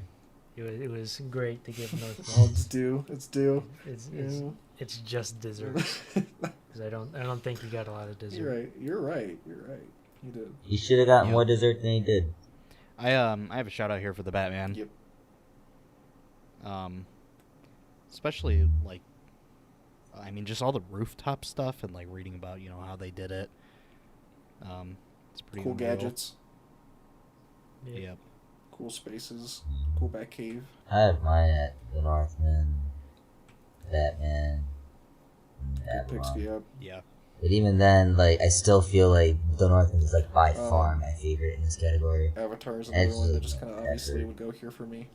Yes. Because Yeah. again, like it's where like James Cameron just makes shit that looks cool, like all of the, especially all like the human Earth like robot stuff, and all the military stuff. Again, like I know that James Cameron ended up being a little self-conscious about the way he portrayed guns in his movie, but I mean he does make guns look pretty cool. I'm not gonna lie. I actually had this at number 1. Avatar. I had Avatar at number Beast, 1. Beast. I just wanted to make that Yeah, known. absolutely. Yeah. I had another underrated shout out to Crimes of the Future. Yep. Great production design. It's a cool place. Yeah. Weird, shitty future. All right, it looks like we're Is it? at the last category, Well, right? yeah, best Best editing editing is the last one. I have. For me, this was Vortex, again. It's the best edited movie. Guest bars, iconic cuts that go a few seconds longer than you expect them to. But I mean, it's just like it's absurd the way he cuts up that movie. I mean, it's such a bit. I mean, it's hard to kind of almost even untangle it from the cinematography because he's constantly cutting and switching perspective. It's absurd. Also, shout out to Lux Eterna. Let's just get it out of the Yeah, way. Also, it's very similar. Assuming we're going with the 2022 thing Yeah. here. For similar reasons. Number 2 is Decision to Leave. Again, I mean, it goes into so much what I've already said about it. It's also my number 2. Decision to Leave. It's my number 1. Yeah, just like, wow. I don't know. It's like it's it's hard to even know how to describe it. It's just such a well-paced movie. Then my last one was Tar, for obvious So reasons. I gave an honorable mention to Ambulance for just being so frenetic and crazy, just for a classic Bayhem movie. Classic Michael Bay. Every few years puts out a really good Yep. movie. And my number 1 went to Top Gun Maverick for just keeping that action is absolutely tight, thrilling, never boring. My number 2 is Maverick. Nice. My number 1 is Tar. I think I've already spilled my heart out about why I like Tar in the past. My number 2 Yeah. is Elvis. Yeah. I feel like I leapt to this one. I was shocked. I was shocked at what I saw. It's unreal. And I liked it. I didn't even care that it was like over 2.5 hours long, although by the time it ended, I was Yeah. Yeah, that's the Yeah. thing. That is the Yeah. thing. But still, I had a great time the whole time through. Still. Yeah, and then my number 3 was Decision to Leave. Incredible. It's just I don't know. It's like, I beautiful. mean, really what it comes down to when you think of Decision to Leave, it's funny how you almost think of the cuts as much as you do the shots. That's Yeah. the crazy thing Yeah, about Park for One-Chip real. movies. Mhm. I had Babylon as my number 3 as well. Unreal. Yeah, the Damien Chazelle classic of quick cuts for to bring the energy, quick camera movements, quick cuts, Mhm. just keep it sharp and jumpy, whiplash, Yes. huge on that. Yeah. Keep to make the drums much more intense, constantly literally getting whiplash, all the whipping back and forth. Absolutely. And, La La Land, you have to have good editing to make a musical number really fun. Mm-hmm. So yeah, he's definitely knows they have to keep a movie edited well in order to be genuinely entertaining. Absolutely. Nice. Well, that's the Ubumfa awards, at least as far as the categories go. Then Josh has a special algorithm program AI super calculation um, that takes all of our lists for the movies we saw in 2022 and their ranks and give us some interesting data about how we kind of what our consensus rankings were based off of certain criteria. So Josh, you can kind of lead us this part. Yes. So basically, how it works is we ranked all the movies we saw in Boy, did 2022, we. and I put all those lists together. I have it set up to do a number of things, so I can calculate any way I really want. The way I have it set up for this is so I go through all the movies and all of our lists, and then I go through every list again, and if every movie, so I set the limit at 3, so I removed all the movies from all our lists where not at least 3 people watched it, and this is including my brother, who's not on the podcast, but I used his Shout list out- because he saw shout a out- lot of what we Shout saw. out to Yeah, my shout brother out- Jeremy. Shout out Jeremy. Shout Sometimes he's wrong, but it's And- okay. So we got. That's why he's not on the podcast. Sometimes he's wrong. So we got five rankers, and every movie had to be seen by at least 3 of them to qualify for this. In total, we saw 90 unique movies Ridiculous. from 2022. Damn it. 29 of them were removed from the rank for not having been seen, and that includes. I'm going to read them all from bottom to top. The ones that aren't being included. Okay. Yeah, these are the ones that did not qualify to be All right, ranked. I So might, some of I them might are make good. some comments, some snide comments out there. But you can keep going. Yeah. So some of them are good, some of them are bad. You know, end of the Mhm. day, we have to mention them so Right. we know that we did see them. So we have the House animated movie. I think my brother saw it stop motion. I think it's like episodic. Death on the Nile. Dog shit. The Dragon Ball movie. Dog shit. Sorry. Jujutsu Kaisen. Unknown Country. It was okay. Saw that one. I saw that one at Jordan Dust. Denver. I saw those at that one. I saw those at Denver Film Festival. So it was cool to see them, but they weren't necessarily that good. Novelist's That film. one was actually pretty good. That was made by like a real director. I'm not gonna say that. Never mind. It was made by a unknown name. It was by a name I recognized. Bardo. Oh man. Which, I really did not like Bardo. Yeah. And I wanted to. me and my brother were going to see it, but at the end of we had to make some sacrifices for the last movies we packed in the list. Yep. Bardo was not one Yep. of them. And I think you made the correct choice. I promise you All made right, the correct let's keep choice. going. That's the one I skipped for Rocky Horror, right? No, Probably no, not. that was I that did was one. one we saw. I know I skipped Bardo for something else. I just don't remember. I'm not which one sure. it Yeah, was. let's keep going. Yeah. Menu, keep going. It's not Kimmy? it's- Yeah. Yep. It's pretty good. God's Country. It's also pretty good. To Leslie. And also good. Aqua Teen movie. Plantasm. Unfortunate. Sadness. Unfunny. Bad. Bob's Burgers. It's good. It's good. It's a good Beavis episode of Butthead. Bob's Burgers. Pretty good.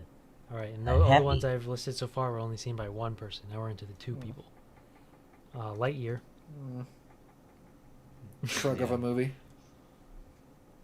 Both Sides of the Blade, Good. which I It's wanted good. to see, It's but a good couldn't get movie. around to.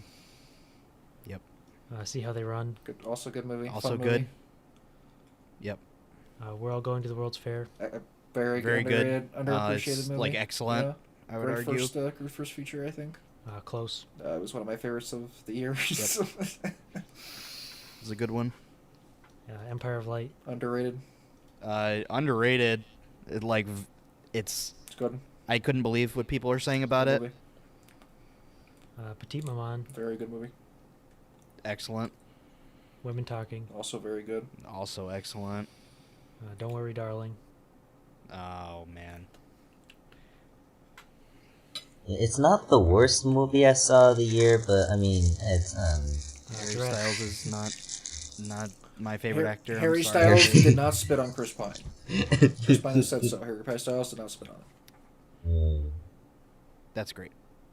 That was recent I'm so news. Recent relieved. news. So I feel like that's breaking news. So we got to It's not breaking. It was like a week ago, but I thought it was All right, so we got Jurassic World, Dominion, which none of you saw, but I did with my brother.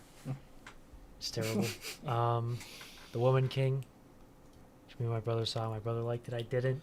It's weird. It's tonally just weird because in the beginning, you're getting into Africa, like the world of Africa, and the soundtrack is, African inspired, and you don't hear that in most movies. Outside of like The Lion King. And I was thinking about this when I listened to Baba Yetu, the Civilization 4 song. I was like, there's a reason people Shout love out this to the stuff so World much. Music and Reaction channel. Yep. But immediately after, like they go into generic, boring action movie shit, and it's not a good movie. Weird. The Al Yankovic story is very funny. Yeah. It is a basically an extended Funny or Die sketch. Literally feels like it was made in like 2013 College Humor, but it is funny. 13 Lives. It's good. There's a very solid work of filmmaking. It's just engaging. Colin Farrell, Grey World. adding to his body of work for his insane 4-movie 2022. And Vigo with two very good performances. And Vigo had two as well. Just a really solid movie that I remember was like the favorite for Best Picture, and then everyone just forgot about it. And it's literally a good movie. It's unfortunate. Then Funny Pages, which is Uncut Gems for indie comic book writers. It is very funny little movie. Really, it's just fun looking at like these little like outsider art, sort of perspectives. I see. Especially when it comes to like, comics. And those are all the movies that did not qualify. So now we're on to the movies that were minimum 3. And we have 3 movies that did not make any of our ballots. So let me actually clarify how the ballots work. So after I remove all the movies that haven't reached the 3-movie threshold, everyone has a different size ballot. So basically at the end, so I take whoever has the smallest ballot, which in this case was 39 movies. I think this was Sam had the smallest ballot. And then I shrink all the other ballots down to 39. So I chop off all the movies at the end of everyone else's ballot that we saw but weren't in the top 39. So they get removed from the ballot and don't get any points. Right. And those 3 were Sonic 2. Right. A fine movie, but... Yeah, fine kids movie. It's Sonic 2. Emily the Criminal. Which I think I like the most out of all of them. And I think I like the good. least, unfortunately. It bungles. It's like a completely bungles. Decent premise. Yeah. But it totally Doesn't feels go like hard enough. Like I saw Uncut Gems and was like, I want to try this, and didn't fully work. Just didn't fully work. Nope. And Skinamarink. Yeah, Wow. sorry, no Skinamarink glove at the Ubumfa compound. Yeah, Just not. Did not get any love. Sorry, I Skinamarink just so didn't. I didn't get spooked by the walls and we were all kind of excited going in a little bit. Some of us. I mean, it was a good trailer. Trailer good trailer. caught us off guard. We kind of got into the viral campaign, and then we were let down. I don't know. It's tough. Literally, just the problem with the movie is the guy who made it. I don't want to disrespect him, but it's obvious that when it comes to horror, all it seems that he sort of knows about horror just comes from like YouTube sort of creepypasta video horror stuff. Yeah. Like weird creepy videos that you put up on Yeah, YouTube yeah. that are usually only like 10 minutes, maybe shorter, where they're just creepy. They're like mostly just a vibe for 10 minutes. And you can't extend that to feature length. No, It's trying to be like a so YouTube grating. rabbit hole, like weird thing, and it's just like or like the Yeah. iceberg shit. And you can't do that really slow, methodical, like creepy image stuff if you don't know what makes a genuine typical movie scare and how to make those. And it just doesn't. I don't know. I just like it seems almost obvious in hindsight, and I understand maybe why it wouldn't be. But like having like your main subjects of the horror be like little kids is just like I don't know. It just doesn't work for me. No. I understand it's like it's like scary because it's like I don't want kids to get hurt. It's like I don't want to watch it either. Like even as a movie, like I don't know. Nope. Yeah, it's just. I'm good. So when people come up, Yeah, no, thank you. I don't know. I just feel like a movie that was designed to spawn theories. But anyway. Yep. And then so those are the 3, and now we have a tie for last place for people who did make points. So they did actually land and make points. Yeah. We have Duel, which is another movie where the premise is funny. Totally fucking bungles it by being It's so unsatisfying embarrassing. and silly. Tough. It's embarrassing. And it gets tedious, and I'm like, all right, I'm enjoying this. All right, just get this over with. And then Amsterdam.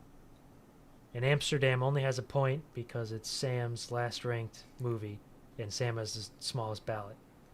So if I were to shrink the ballot by any amount, it would not receive any points.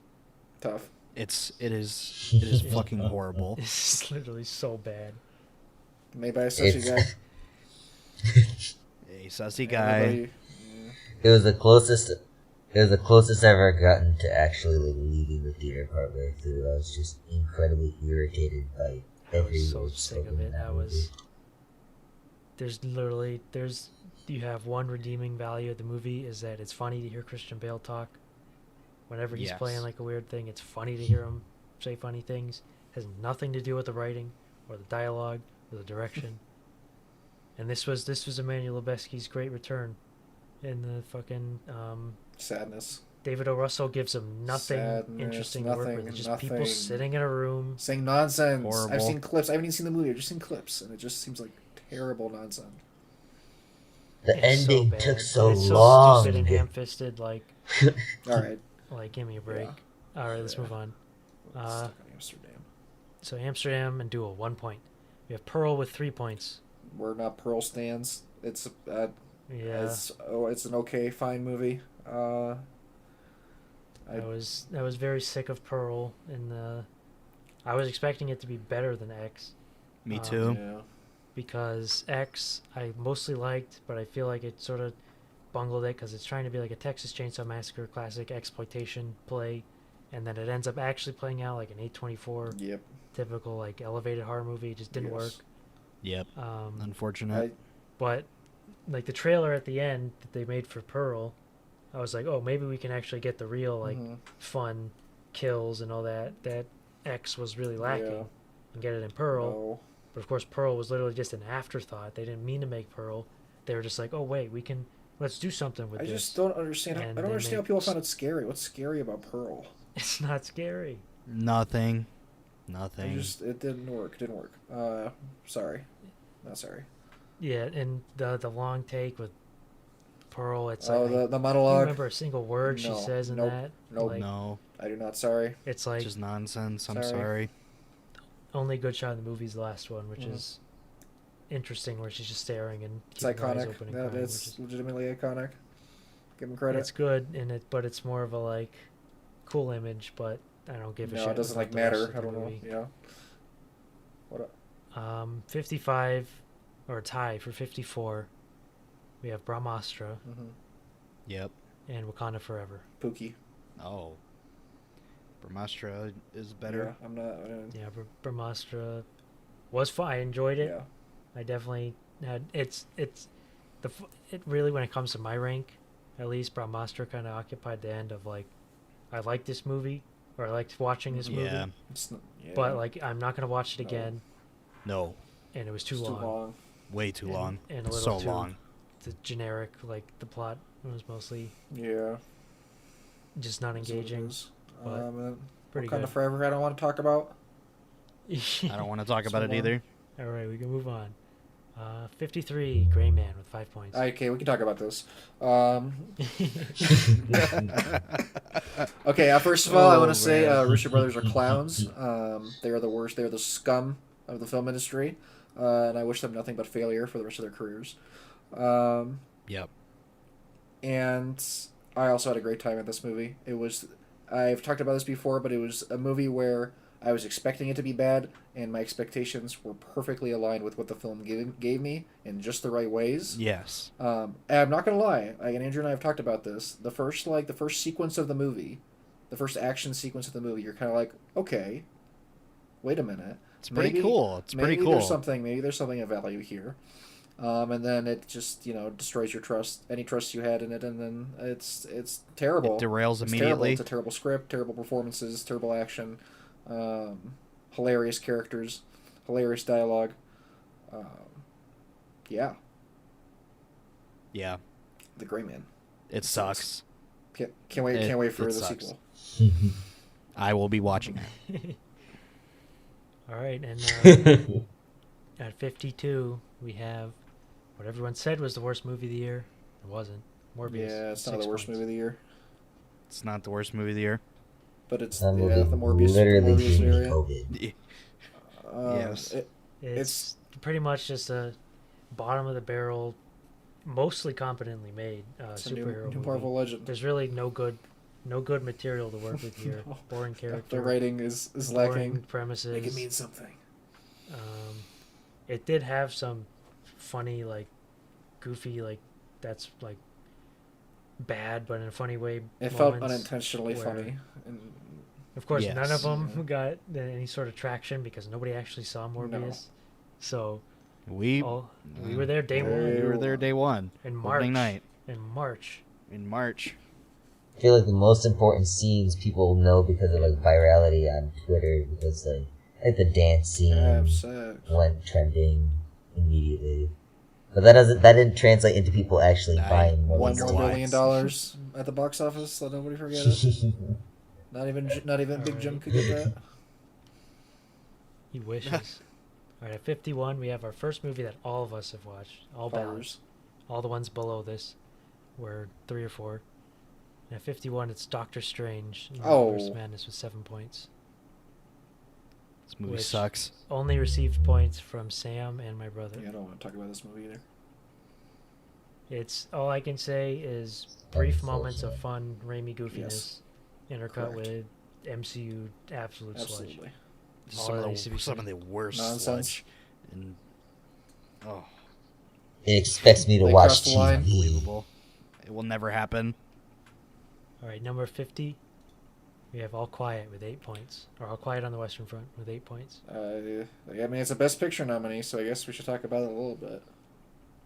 It's competent, mostly competent, I'll I agree feel with like but like, there's good moments in there. It's competent.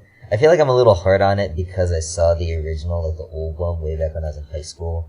It left such a huge impression on me that now watching this that. this version that I Yeah. just feel is worse, and I dislike how they changed the Totally. story in this adaptation. No, it seems like I from what I've don't read, the know, maybe changes I'm to the being story hard on are it. pretty like they're significant enough that it alters kind of what it's quote unquote about or what it's portraying. And yeah, like the yeah, the I'd say literal like the name focus of the movie does not make sense with the changes they made, because All Quiet on the Western Front, the point Mhm. in the book and the original movies, which I haven't seen, but is that Paul, the main character, goes out and he dies in a fight, but in terms of the war, the battle he dies in and he fights in and dies in didn't Yeah. matter, and it was pretty much useless. Like Paul So reaction. in the reports, it's All Quiet on the Western Front, like that's the report, and so you have this guy's life. He goes through his life. He goes, he has his He wants tribulations, to die for and his glory, for feelings, and country. all that, and he just dies. And in the reports, it's Yeah. nothing. He's just that's Right. it. But in All Quiet on the Western Front, they changed the ending, so it's like a crazy, like, on the last day of fighting, the general's like, "No, I'm sending him out to fight. I'm sending him out Because to the fight." movie has such a boring And then perspective. it's not All It's Quiet. such a boring perspective.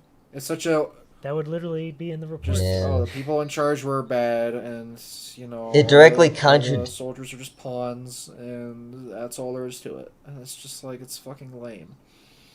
And like war's Is bad. it contradicts the idea, like the inanity of war, by trying to make this final sequence this big badass like action sequence. Watch- Like, I don't know, watch it just feels like you're 1917. muddying your I'll tell focus you, a little like, bit. It's such a They better say, movie. yeah, if you Such a want that better fun movie. stuff, Yeah. Come on. This was mine. I believe Andrew's as well. Like by far our least favorite Best Picture nominee. Just Yes. The ones I saw, Just yeah, did not- it would be a did little- We not saw reach the we heights. saw all 10, Yes, we've right? seen all 10. You and I. So, Anyway. All right, 49. 49, we have Minions 2, Rise of Gru, Yeah, with we're 9 gonna talk points. about Minions. It's fun. It's We were there. Minions, We were there. whatever. We love the Minions. They're funny Passable. guys. We got a tie at 47th with Black Adam and Bullet Train, both with 10 Did points. not like either of those movies. Yeah, both movies that I went, saw them in theaters, saw them in Dolby. Yeah. And I was like, ooh, flashing lights, loud noises, that pleases me. It did not please. It did not yeah. please Some me. laughs at Bullet Train. And then Black Adam was just, I liked my experience because it was just such a cynical, stupid Such a movie. stupid, It's like, stupid fucking movie. You'll watch anything, Stupid ass fucking movie. and it's just dumb. Like, give me a break. All right, I'm gonna reveal something. I'm gonna So reveal something dumb. on the Ubumfa podcast that I've never told It you is such before. bullshit. Is that I walked out of the last like 5 minutes of Black Adam. I couldn't. When he's fighting No the fucking way. devil, I was like, and he has the fucking Iron Man hood up and whatever the shit is going that was on. the coolest I fucking walked out. I said, I don't want to be here. I want to go home. I can tell you, I don't even. Oh, I mean, Superman cameo, but I don't remember anything. I wasn't gonna else. wait for the cameo anyway. I was gonna No. leave, so it doesn't matter. Yeah, It's not like it meant anything make it mean something. either. So. Yeah. All right, so 46. Marcel the Shell with Shoes Good on. movie, cute, nice, It's good. uplifting, little emotional palate cleanser. So I want to preface and say, at least for me, like a surprising amount of movies on this list. I would just, on my list, which I saw 75 movies, I Yeah, liked. most of the movies I saw. Are Like- recommends like Yeah. worth seeing, like fun to watch. I don't know. Yeah, Yeah. Marcel the Shell was like, funny enough, but I was kind of getting done with it. Like, it's based on an internet thing, Yeah, and it's obvious this is way better suited for, a short little internet funny clip. Yeah, And I was sort of getting done with it, but it is funny and it's cute. cute. Nathan Fielder's in it. Yep. Yep. Says 2 sentences. Right at 45, we have another 5 that we've all seen, and that would be Vengeance with 14 points. And it's pretty funny. I There's think, some good jokes. Sam, you're the Good- one who good dislikes jokes. this the most, but you also have it on the highest in the ballot Yeah. just by nature of you seeing less movies. So yeah, it is a movie where it's obvious that BJ Novak's really trying to go in with his first movie. He's really trying to do so Yeah. much stuff, and there's too Too much batting around, and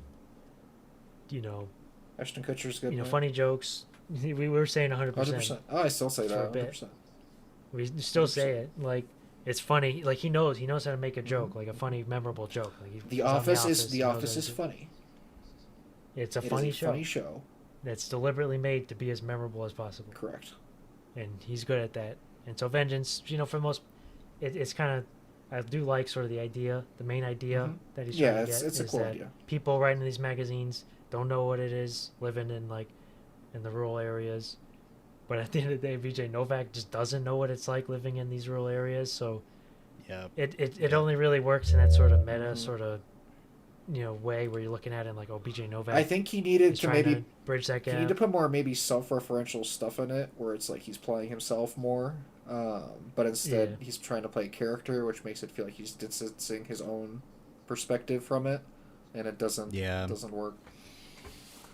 I think my problem is that I am completely disinterested in him as a person, as an actor, as a figure. I don't give a shit. I don't want to see his character. I would like to see a well-written character and perhaps a well-written exploration of rural alienation and cultural woes. But no, instead you just have this guy who's simultaneously positioning himself as this understanding savior from the city who just gets it when no one else does, but at the same time, in the act of jerking himself off over that, Yeah. proves that he isn't.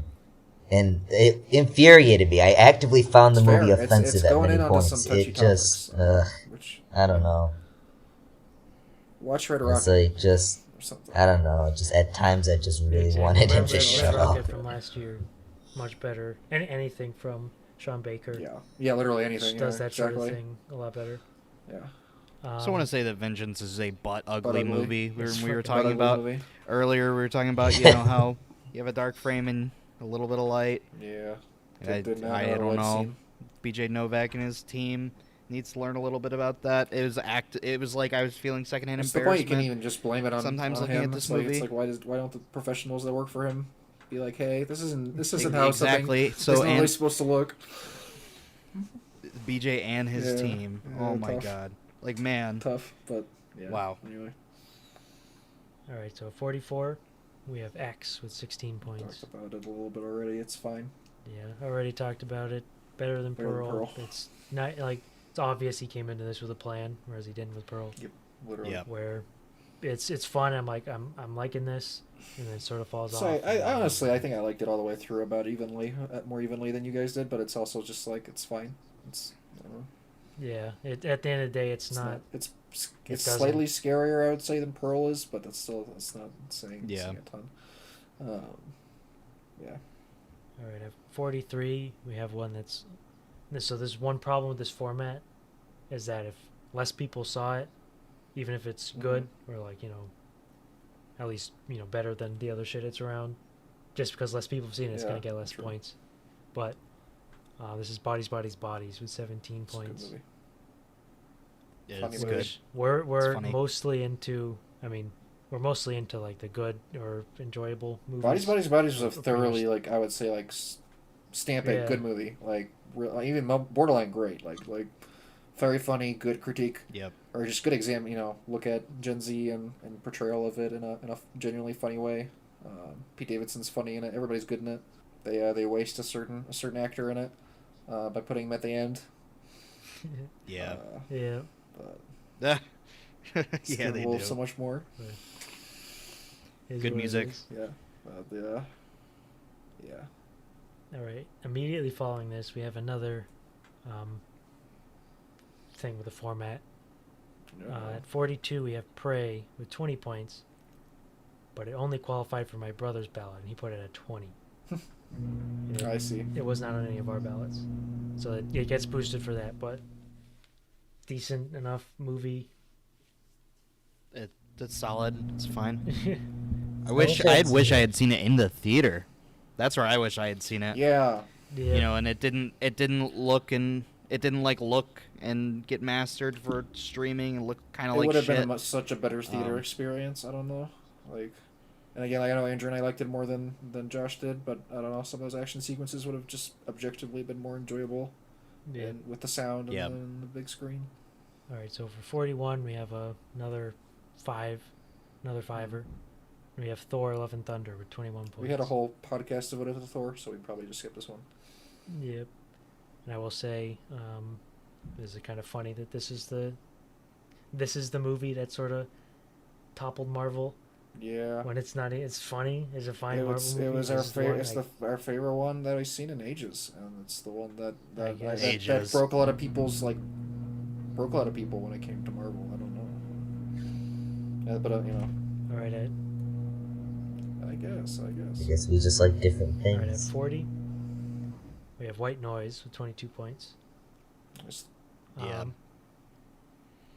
This is the It thing was with fascinating.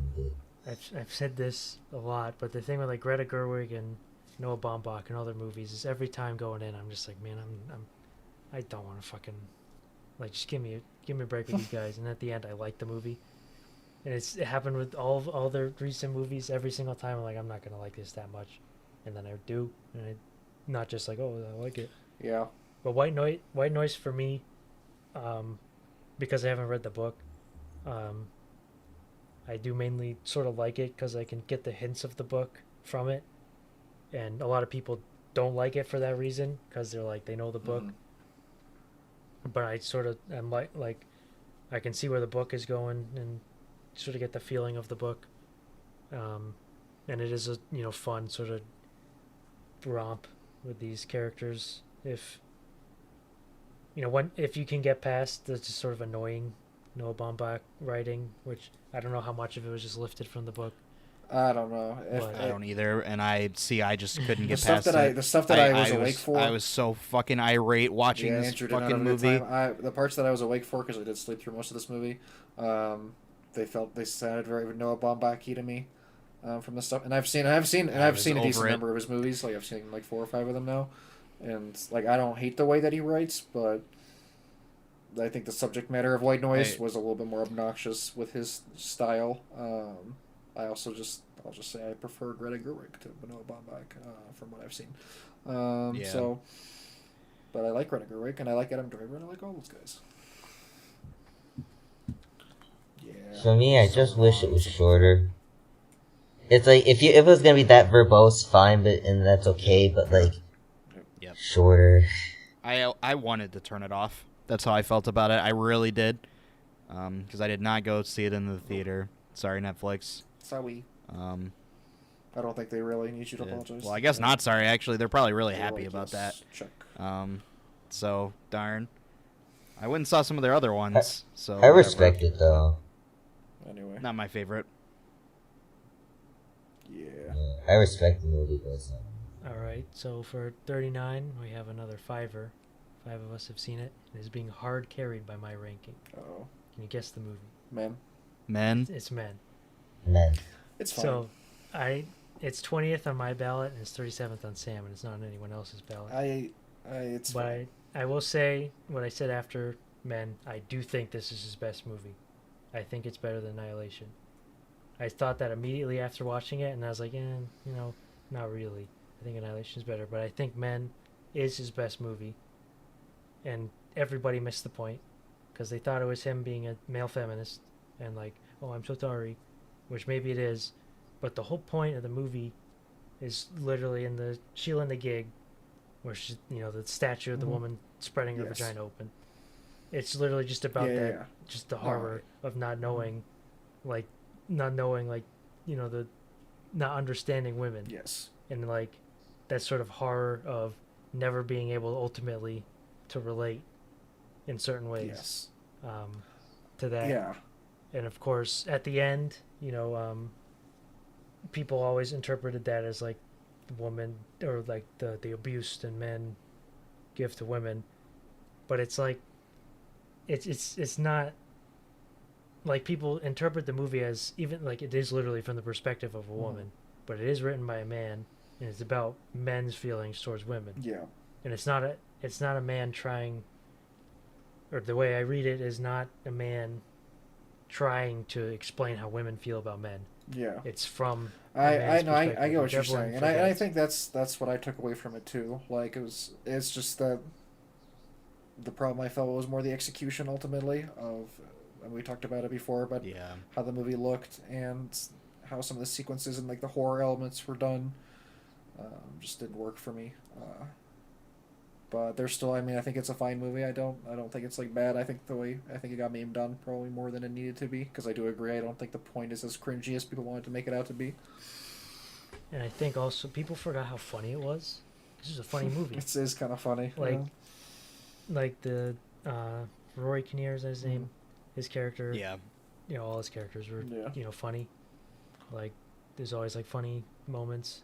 It's just hard to tell sometimes when he was trying to be funny, when he was trying to be scary. Yeah. But sometimes it ended up being Yeah. neither.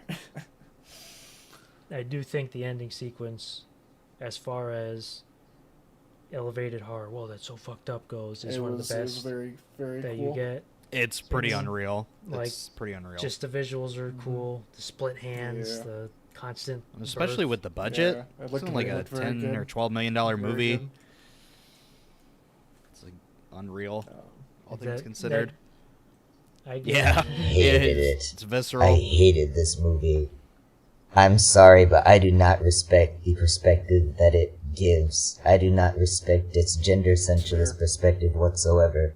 It's I find this a movie shaft, for disgusting.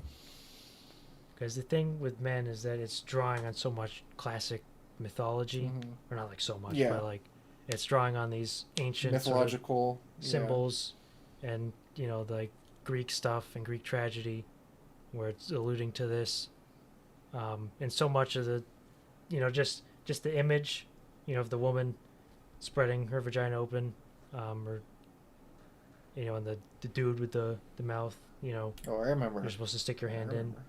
It's like it's just primal images, and like at that core, it's just like a primal image, which you should understand like viscerally and physically, and not so much as an analysis, Yeah. like from trying to analyze it from that standpoint. So it's just like strong imagery. I just don't empathize Yeah. with the feelings it's trying to invoke.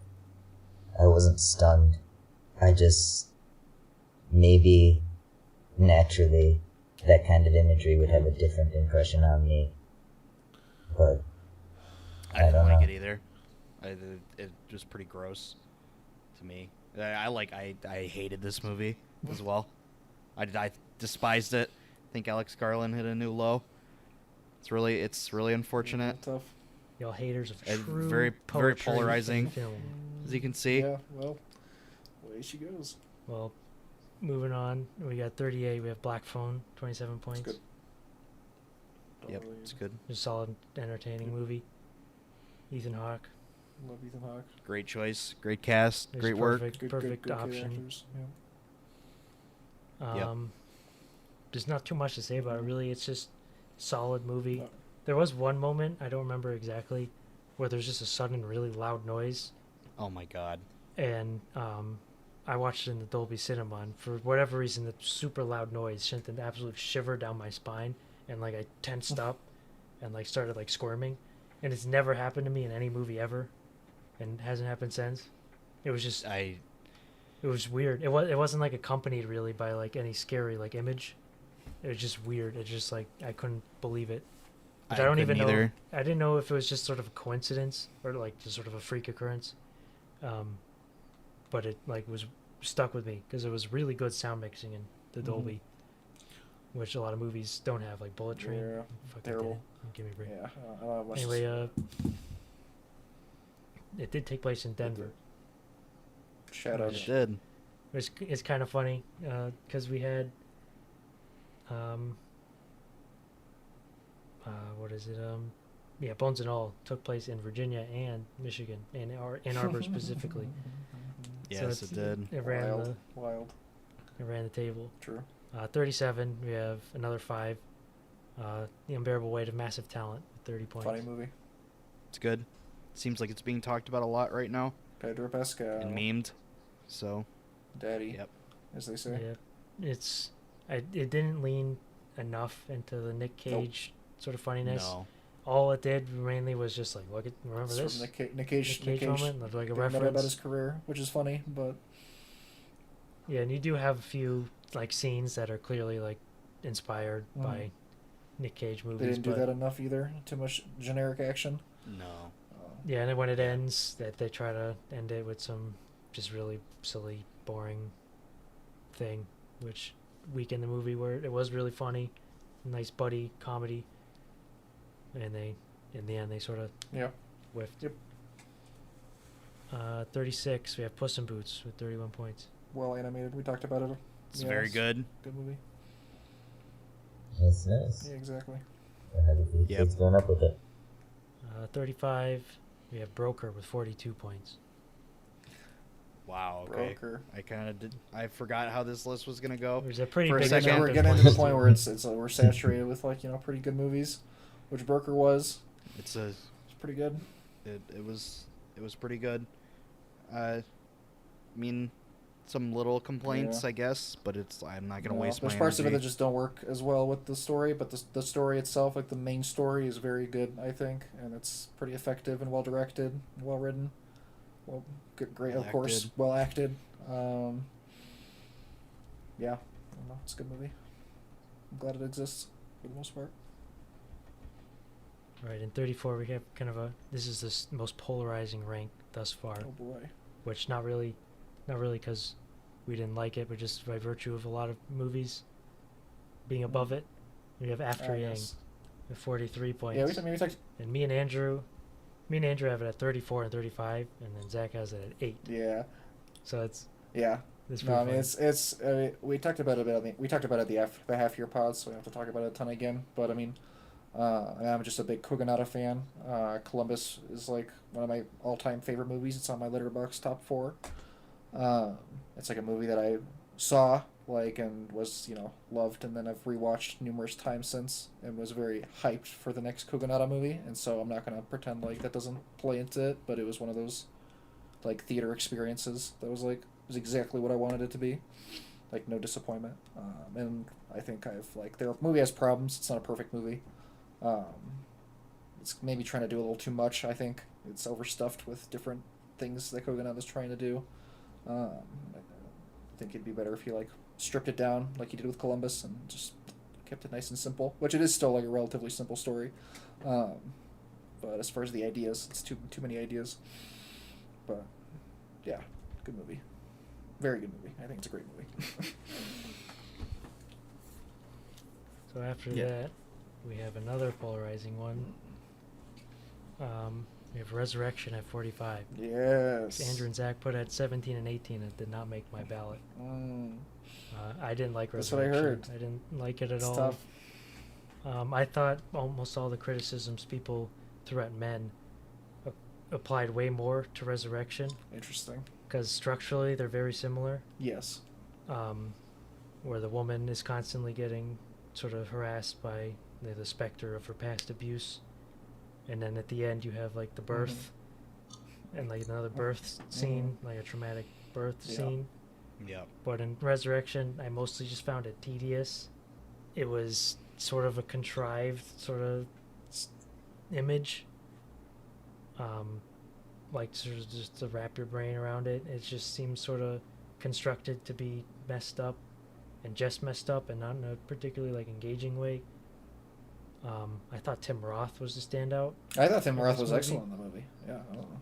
Yeah, he was. I thought Rebecca Hall was overacting. Interesting. I thought she was a little too wacky, or not wacky, messed up. And like she was, I didn't like the monologue. Damn. Like she was doing the monologue, and there was a minute in, I was like, oh, this is the monologue from Resurrection. Yes. Maybe that's part of the 'cause we didn't problem. know about it going And- in.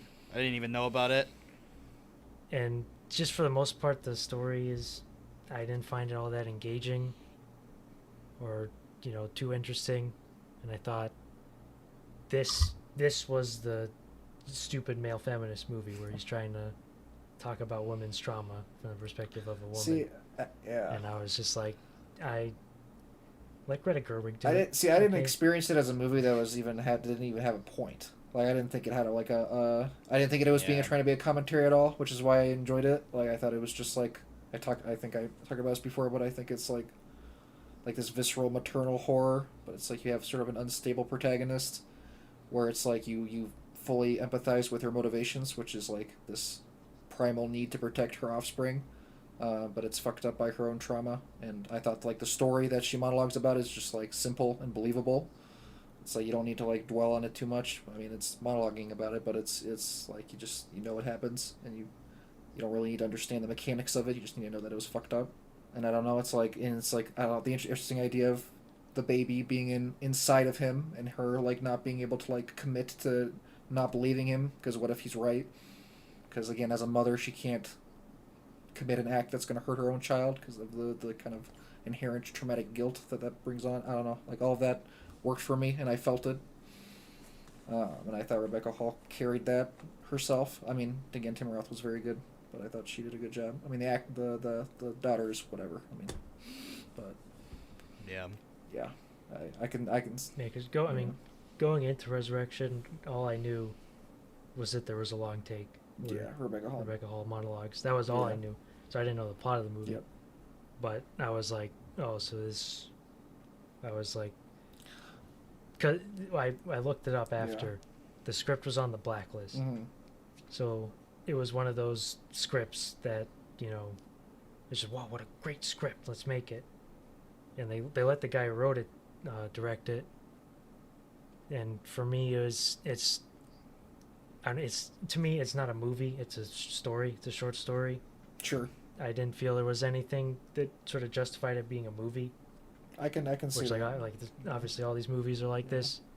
Like a lot of movies, you don't like. Obviously, a story like Resurrection, only people are only ever going to, read it Mhm. if it's a movie, so they can watch it Yeah. instead. But at least, just recently and overarching, how I look at movies, I'm like, if it doesn't sort of really justify being a moving image, I'm sort of kind of left like, what's really the point if it's not funny? Or like, the plot's not like twisty. And so to me, it was just a bit of a disappointment because it was mostly pretty predictable on that end. This is just how I Sure. thought about it. Fair. But actually, this is a tie. With Barbarian, which got 45 points. It's good. I get why people were so into it. I do wish I knew going in it was funny, or it was supposed to be like humorous.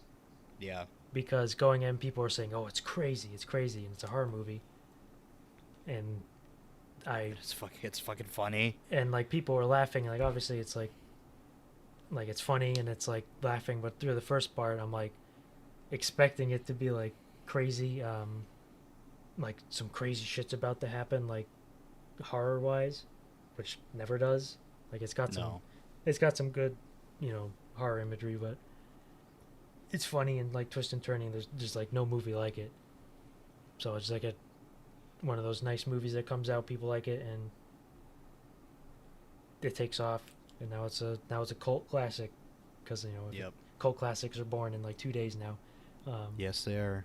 But that's what it is. Fun movie. Totally.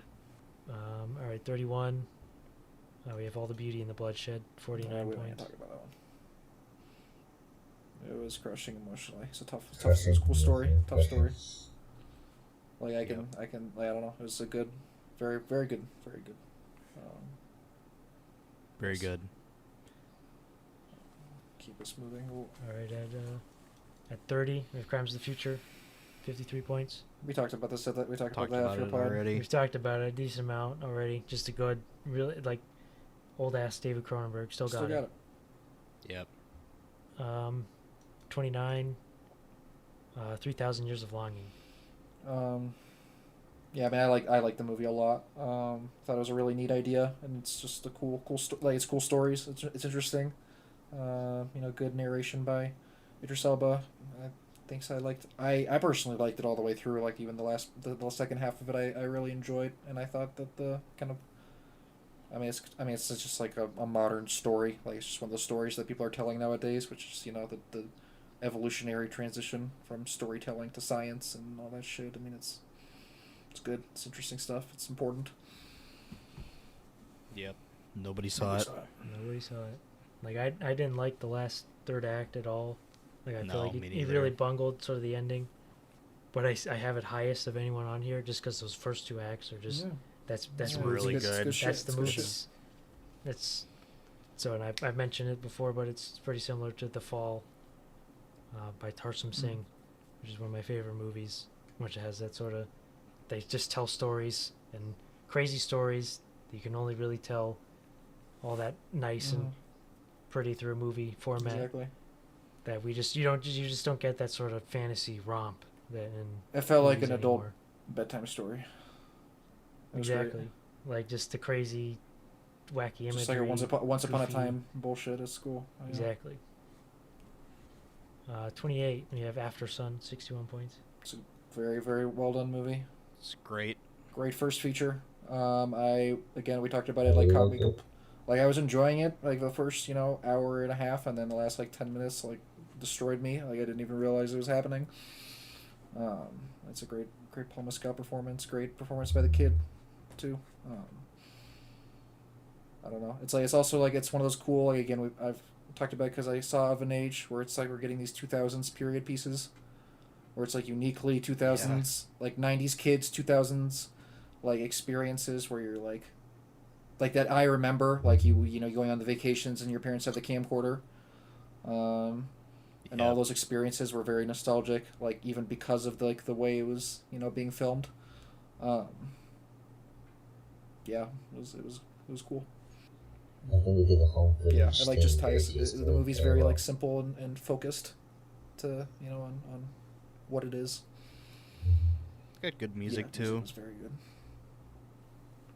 So me and my brother did not see it, so it would be a bit higher if we did. Just didn't have the time for it. Yep. 27. We have Official Competition.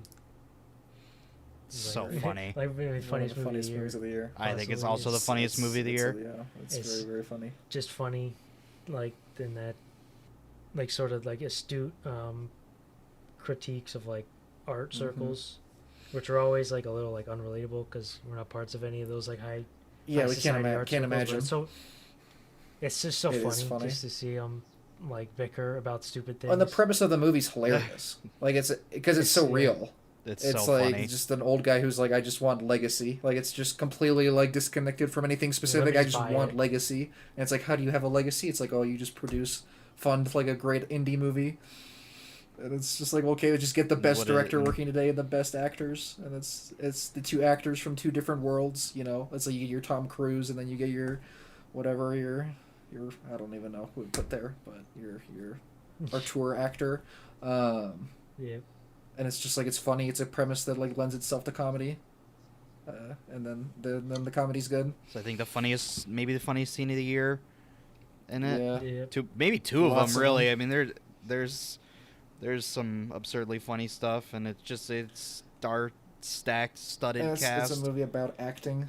It's like a movie that like has taught. It's just that you have to be great actors to be able to like make fun of yourself essentially in the way that Yeah. Antonio Banderas and Oscar. What's the other actor's name? I do not remember. Oh my god, Oscar Oscar Martinez. Martinez. That's what I thought. Okay, yeah, yeah. It's good. It's a great movie. Not enough people saw that one either. Yep. And 26 we have Glass Onion. Yeah, 65 points. yeah. I don't have much to say about We it. talked about it a little bit. Just funny. It's Mystery. it was a costume design shout out I forgot about. It's like it's dripped, obviously, Oh, yeah. the way that the last one was Yeah. too. They are dripped. It was nice to watch it in the theater Mhm. because everyone was Yes. laughing. It was And cool. then, Yeah. of course, it was gone after a Stupid. week. Great move, Stupid Netflix. Stupid bad Netflix. My showing was sold Literally, out. they had theaters was were sold begging out. for more. 25 we have Ambulance with 68 Great points. movie. Just here, great. action Mhm. movie. Gyllenhaal going Good work. crazy. Talked Just great fun. about it in the half your pod. Yep. 24 Armageddon Time, 77 People points. Bit of a don't tear like jump. this one. People don't like this one. It's one of those movies where it's so like it's so easy to say like, oh, give me Yeah. a break, white guy talking about Which racism. is just The movie's not. It's not. no. It's only part of it. It's It is. It's it's mostly about growing up. It is, but it's I'll say it is like it's a And- cultural movie. Like it is like that is the dimension of it. It's about it's cultural about white differences. assimilation, like for a Jewish family that has living ancestors that have experienced the horrors of anti-Semitism, and it's not him just making shit up. It's what he lived, and so it's just like it's the criticism feels really like weird, because I think I was reading the review by what is it, David Elridge, because he was talking about how he's like followed James Gray's career for a long time, and how like you just kind of he's seen like the same themes portrayed that are clearly inspired by his life, and then this is finally his like him being vulnerable enough to just say that what it is, like what it is that is kind of been behind all his movies his whole life. And it's a unique experience because again it's like it's talking about whiteness in a way that's nuanced and it's just not it's hard, it's not something that a lot of people just want to hear about these days, but it's like I don't know, what's he supposed to do? Also, people think that he's apologizing. Kid Yeah. performance. Oh yeah, great too. performances. Also, people say that he's trying to apologize, and it's like he's not apologizing. He said as much. He's a kid. What's he supposed to apologize for? Yeah. Yeah. Like what? He's not apologizing for being a kid. I don't know. Right at 23, we have The Whale, 79 points. This is ranked highly on Andrew and Zach's, very low on my brother's, and decently low on me and Sam's, relative to the others. It's the longer I spent away from it, the less I liked it. And it's not things like the fact that it's shot kind of like a stage play, because I know it's an adaptation of a book and everything. And it's not that. It's just it's very melodramatic, and it does. I think it leans very heavily on the whole like tragedy of like the loss and the homophobia and everything to carry a lot of the emotional heavy lifting, but I don't know, to me it feels like I can tell that the book was written in the 00s. You know, it's that kind of like perspective on the tragedy of living as a gay person. To me it read as a bit dated, which I guess doesn't necessarily make it horrible, but I think that's why it didn't appeal I to think me. one thing with The Whale is like, he's like not a good guy, but most people who are like liking it are like he's just a good guy who's been struggling, but like he's not. Like he's a shithead. Like, um, like the article he or the essay he likes so much by his daughter, or that she loves so much because of honesty, or the honesty he really loves. It's just like she's like, oh, she's being so honest about the book and like about this, and like she didn't even read it. Like, how is she being honest about the book? She didn't read it, and like, it's the main problem I have with it is it's obviously a play, and it just takes place in a single house. That's my biggest problem with it, is it sounds like a play sometimes, and I can't not hear it. Again, I was able to like figure it out just by watching the movie. You just kind of hear that shit, and it's distracting sometimes because it doesn't sound like movie speak. Like there's movie dialogue that can sound like movie dialogue, and you're fine with it because it sounds like movie dialogue, and then there's play dialogue, and it sounds like play dialogue, and it stands out when it's in the movie. Yeah, and there's the bit where he's talking to his ex-wife, and of course they're just talking, but they have to constantly just move around, and like, it's like you don't just want like reverse shot of like a long ass conversation. It would be boring. Yes. But they're just aimlessly walking around this apartment, and I was just like, can you please either make them like do something, Exactly. and like have something You of had- substance instead of just had to having write them something wheel in there. around. You had to write. MF is, I don't know. Yeah, I can't even think of something. But cooking dinner, some shit. I don't know. Clean something. Anything. Like Yeah, just do for something.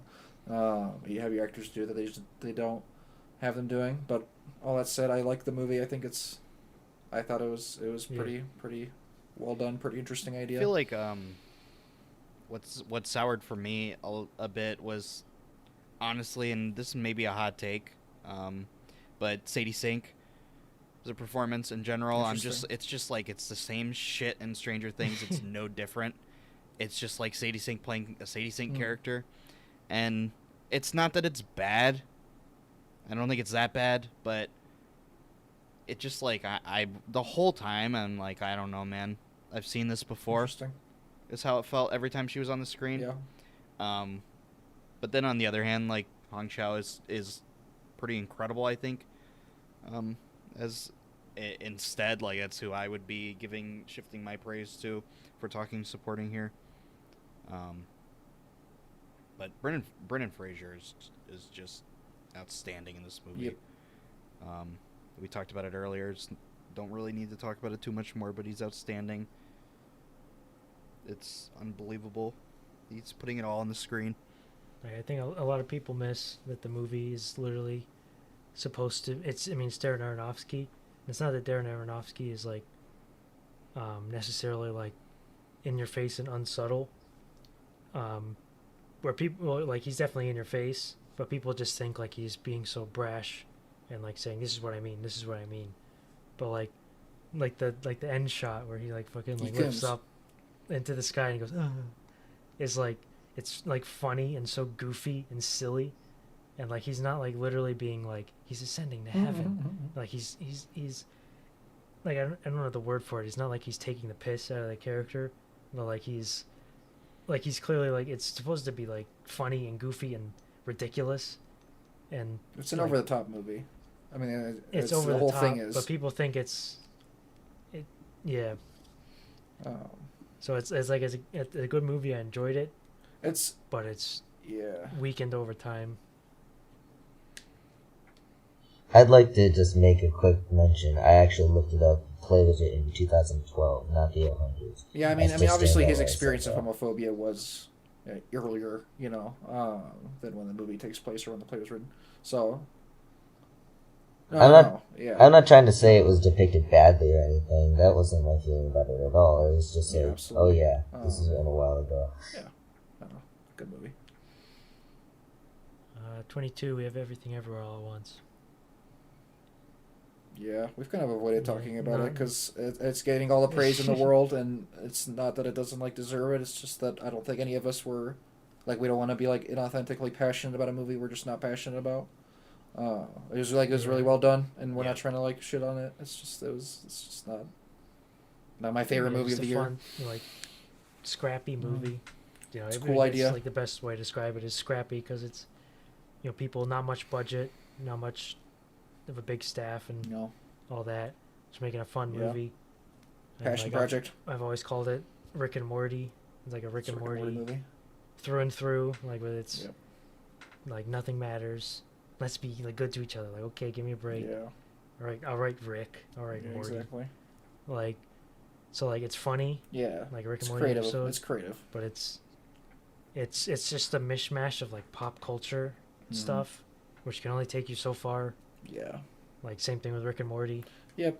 Like it's a mishmash of pop culture tropes and all that, which you can do some really fun and like entertaining stuff with, and that's definitely like what it is. But you're really trying to like sell home all the like the messaging of the movie, which is like nothing matters, which means everything matters. Like I Yeah. it's not like profound No. or It's really unique. That's like sort of the prevailing It is optimistic it is, nihilism. Yeah, it's not. Everyone thinks Not that. unique.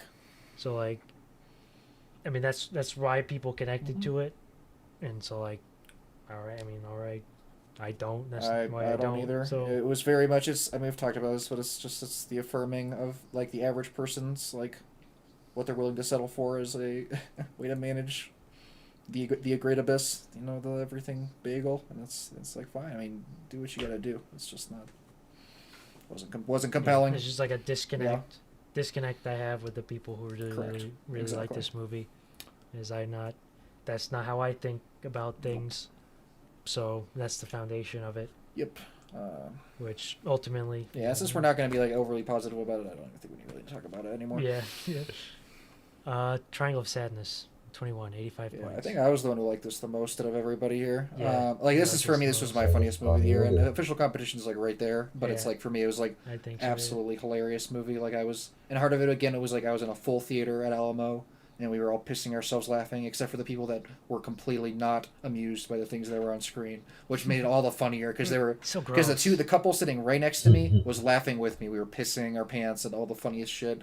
And then two guys, they said like there was two seats open, and then like two guys who came together that were sitting a few seats over. They were not laughing at any of like the shitting or the vomiting, and that just like made it funnier for me.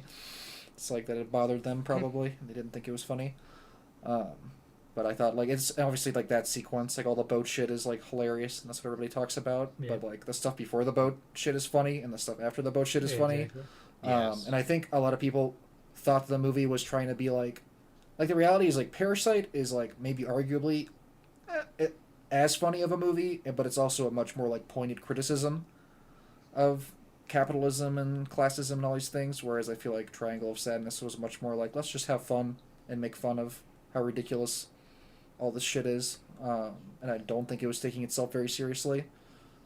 And I think a lot of people who didn't like it thought it was trying to be like the next big Parasite criticism, and the comparisons are obvious, sometimes maybe more obvious than they need to be.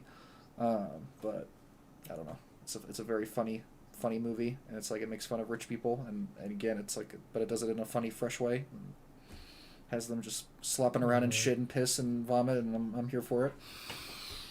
The real message of Triangle of Sadness and Parasite is that the problem's not the super rich Mm-hmm. or the super poor.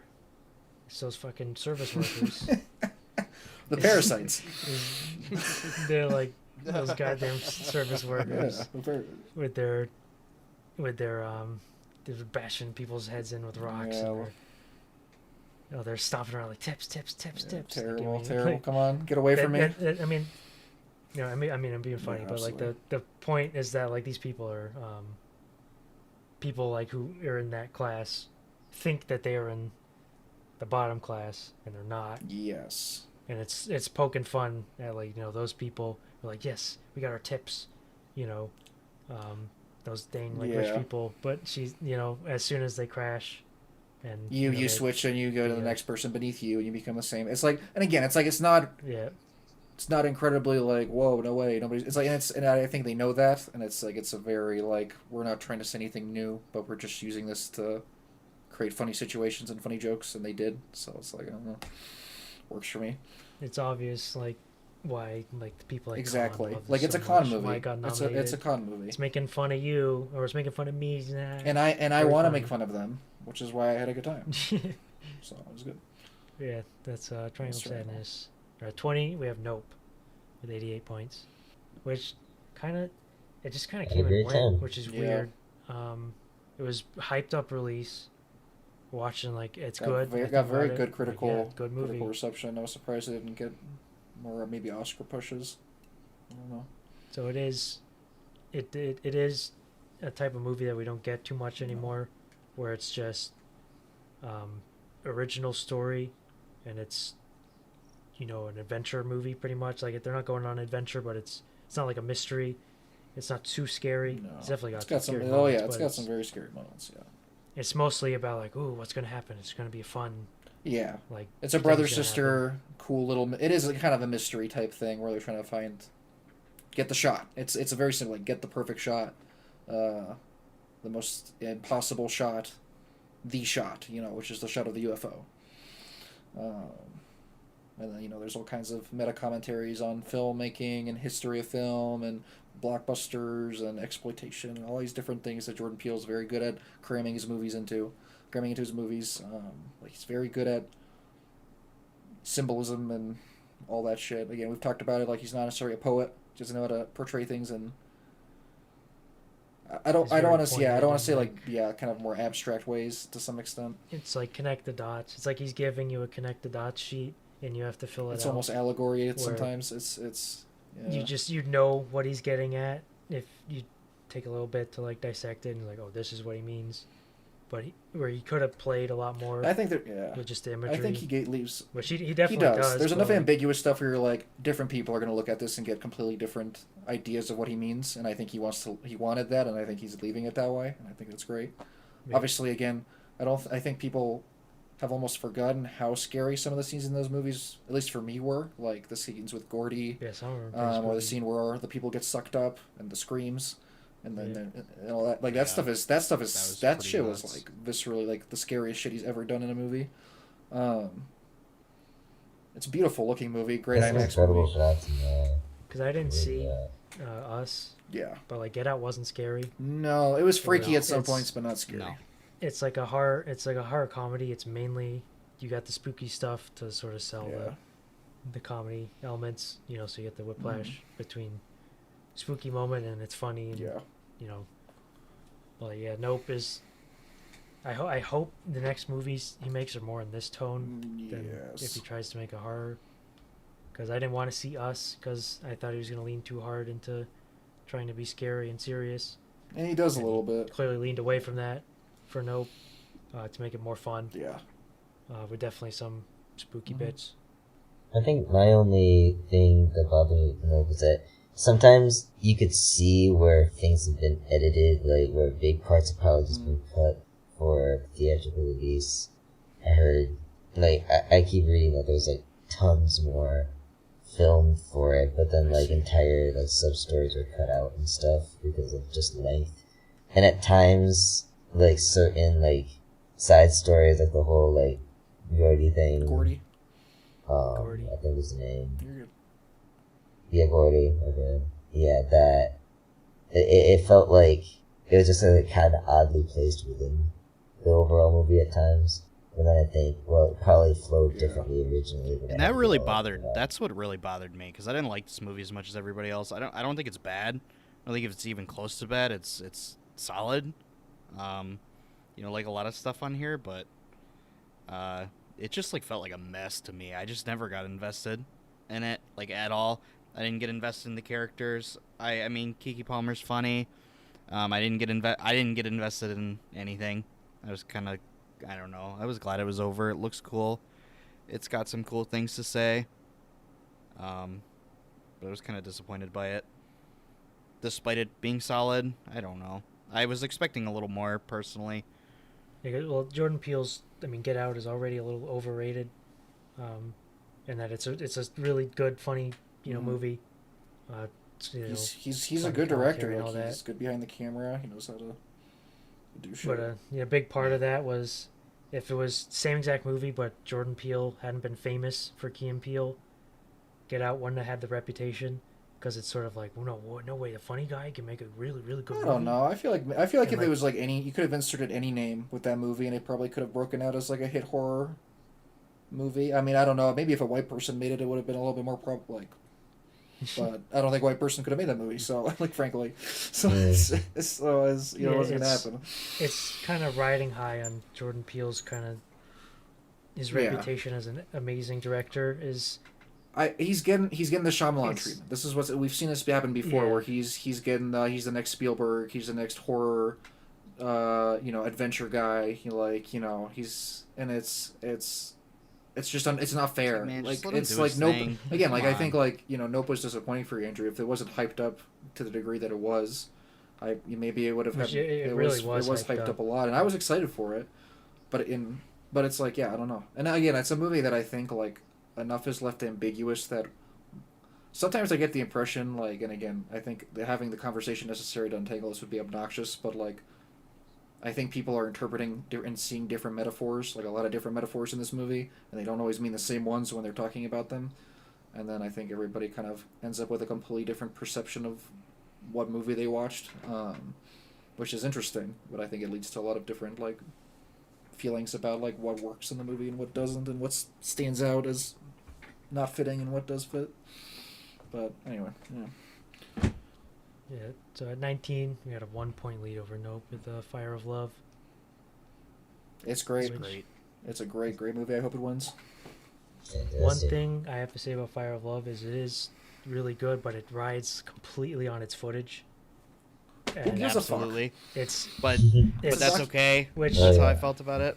I want to watch the Werner Herzog movie, which is using the same footage. It came out in 2022, so I wanted to watch it so I could Interesting. compare it and make a comparison, but I couldn't. This is a documentary about the same stuff, Interesting. so I could really tell. Because at the time, when watching Fire of Love, I was annoyed by the narration. I didn't like her voice. Like at the end of It's the day, I just didn't wanna hear documentary it. voice. And Yeah. there's a little too much outside of the footage that didn't quite tie it in. And my brother brought up the point because he really liked it when he saw it, but he caught bits of it on National Geographic channel and watched it, and he didn't like the narration on the second like skim through. Mhm. So I wanted to watch the Werner Herzog version so I could really take a look at the footage, because Werner Herzog documentaries are always good. And because typically I don't like documentaries I like documentaries, but there's always in the back of my head, I know that the person making this is really trying to mislead you, not like deliberately, but they have a Yeah. point to the thing. Yeah. And you're not getting exactly a fair shake, which Well, that's what a not- documentary is. it's not like Either it's not why you're Yeah. watching it, but people tend to like watch documentaries and it's like this is how it's it like actually purely was, but, like, informational. it's a It's like movie. that's not how documentaries work. It's not how it works. So like, if you just have to be aware of it, which Fire of Love does a good job because it's even though it is a documentary, You're putting they in really too much do, thought into this. This is narrative it just up. it's a cool movie with cool volcano shots and it's a neat little love story. I don't know. Well, no, I mean that's what I'm saying is it is documentary, but they They turn it into they a put the narrative. They make it narrative it's called Fire of Love. It's a love story, and they tie it into volcanoes and shit, and they make it all thematically. Which I mean, personally, Yeah, it's like again, it's there's different ways to look at documentaries and what you like, and it varies from thing to thing. And it's like sometimes you want it to be like because again, like you're saying, like every documentary has a narrative, it has a bias, it has something you're trying to do with it. Like there's an author behind it, and so sometimes you want that, sometimes you don't. And I feel like again, like maybe the fact that multiple versions of this exist probably just speaks to the fact that this is something that lends it itself to it's multiple. like extremely yeah, good material exactly. to work with here. Yeah, I mean, it's literally some of that stuff is just some of the crazy Yeah. stuff I've So, ever like, I'm seen. sure it's like It's it's absolute complimentary, awe. like seeing probably like the Werner Herzog, and then maybe even just a different take on it that's even more maybe like bare bones. Yeah, when they remake it as Yeah, an actual exactly. movie. Yeah, I'm so Oh, excited. right. they recreate every shot with That's CGI lava. It's gonna be sick as fuck. All right, here we can move on. 18, we have Apollo 10.5, which you kind of talked about a little bit. Linky, Just a Linky solid later. Enjoyable movie. I just really liked sort of the framing device of him sort of falling asleep and pretending it was him who did it. Mhm. It's just like such a nice thing because we were part of it. We were all parts of it, and they were. They were back Mhm. then, even if you weren't working for NASA, you know, was keeping society around, was, you know, to an extent. Yeah. So it's sort of like at the last. That's sort of what the movie is about. It's the last sort of communal achievement of Yes. America. It's a Anyone can snapshot, point to and yeah. say like, oh, that was our country. We did that, like, to any reasonable extent. Like that was America that did that. Well, yeah. Like anything else, you can point and say like, you know, it wasn't our society, because you point at Apollo and there's so many civilian workers involved in that. Whereas you Yeah. know, you look at like all the stuff that our country did, you know, that our government, you would say our government did it, like, you know, we're not responsible for the wars, and we're not responsible for, you know, all that. So it's sort of like that was the, you know, the last sort of era where we had, you know, for the most part, you're sort proud of of culture that we were proud of. being Americans and to achieve something for humanity, and you know, again, like that kind of snapshot or this idea of, you know, that even Christopher Nolan touches on, which is like people not have, like kids having something to aspire to, like something to spark their imagination, like the next frontier, Star Trek shit. Um, that's, you know, mostly dead today, not entirely. And yeah, that's why for me it was so engaging, because I think that's just the greatest story ever told, is the Apollo missions, It's wild. the moon It's landing, wild. and you know, all the Linklater slice of life I've stuff is I've just been on the so- Linklater grind, and it's not my favorite Linklater, but it's very good. I don't know, he doesn't really miss. So All right, 17 we have Blonde. We already talked about this decent yeah, amount. we all like it Just a lot. of all the so many movies this year were movies about the love-hate relationship you have with movies and celebrity and all that. Yeah. And of course, Blonde was one of the first ones, and people really. It was not the first one of those types of movies that people really didn't like, No. but yeah, we can move Yeah. on. 16, we have Fablemans. Sammy Fableman. Yeah, it's the most. This debuted on my list. I finally watched Finally. it. I debuted on my list at 4. I really like the Fablemans. Wow. I had a can't feeling. say I'm, I had a can't say feeling I'm you would. surprised, Nice. but it's very good. Oh. It's very good. I'm sad I didn't watch Yeah, it it's myself. just, I'm glad you you know, liked it. like Spielberg. just because I knew going in, like, before I expected it was just going to be, oh, Spielberg, love letter to movies. I love the movies. And I did see some people talking about, like, well, of course it's not just him, like, being like, oh, I love No. movies. There is a little bit of, like, the, you know, the art and family. It'll tear It's you yeah, apart. it's his divorce, his parents' divorce, and how it affected how And- he makes movies as much as, you know, why. And I was pretty much immediately sort of struck by the opening sort of bit where it's greatest show on earth. Oh yeah, And it's yeah. the train The crash. train crash. And that specific scene Yeah. that he uses, just because it's a disaster and it's a big crash, I thought that was the perfect Yes. type of Oh, scene to use. 100%. Yeah. Because what do I love seeing in movies? Big explosions and Mhm. big crazy events, and I wasn't expecting it, so that completely. Oh, it's know. yeah, it's so much of like him. I mean, it's his divorce again, it's his family, and it's.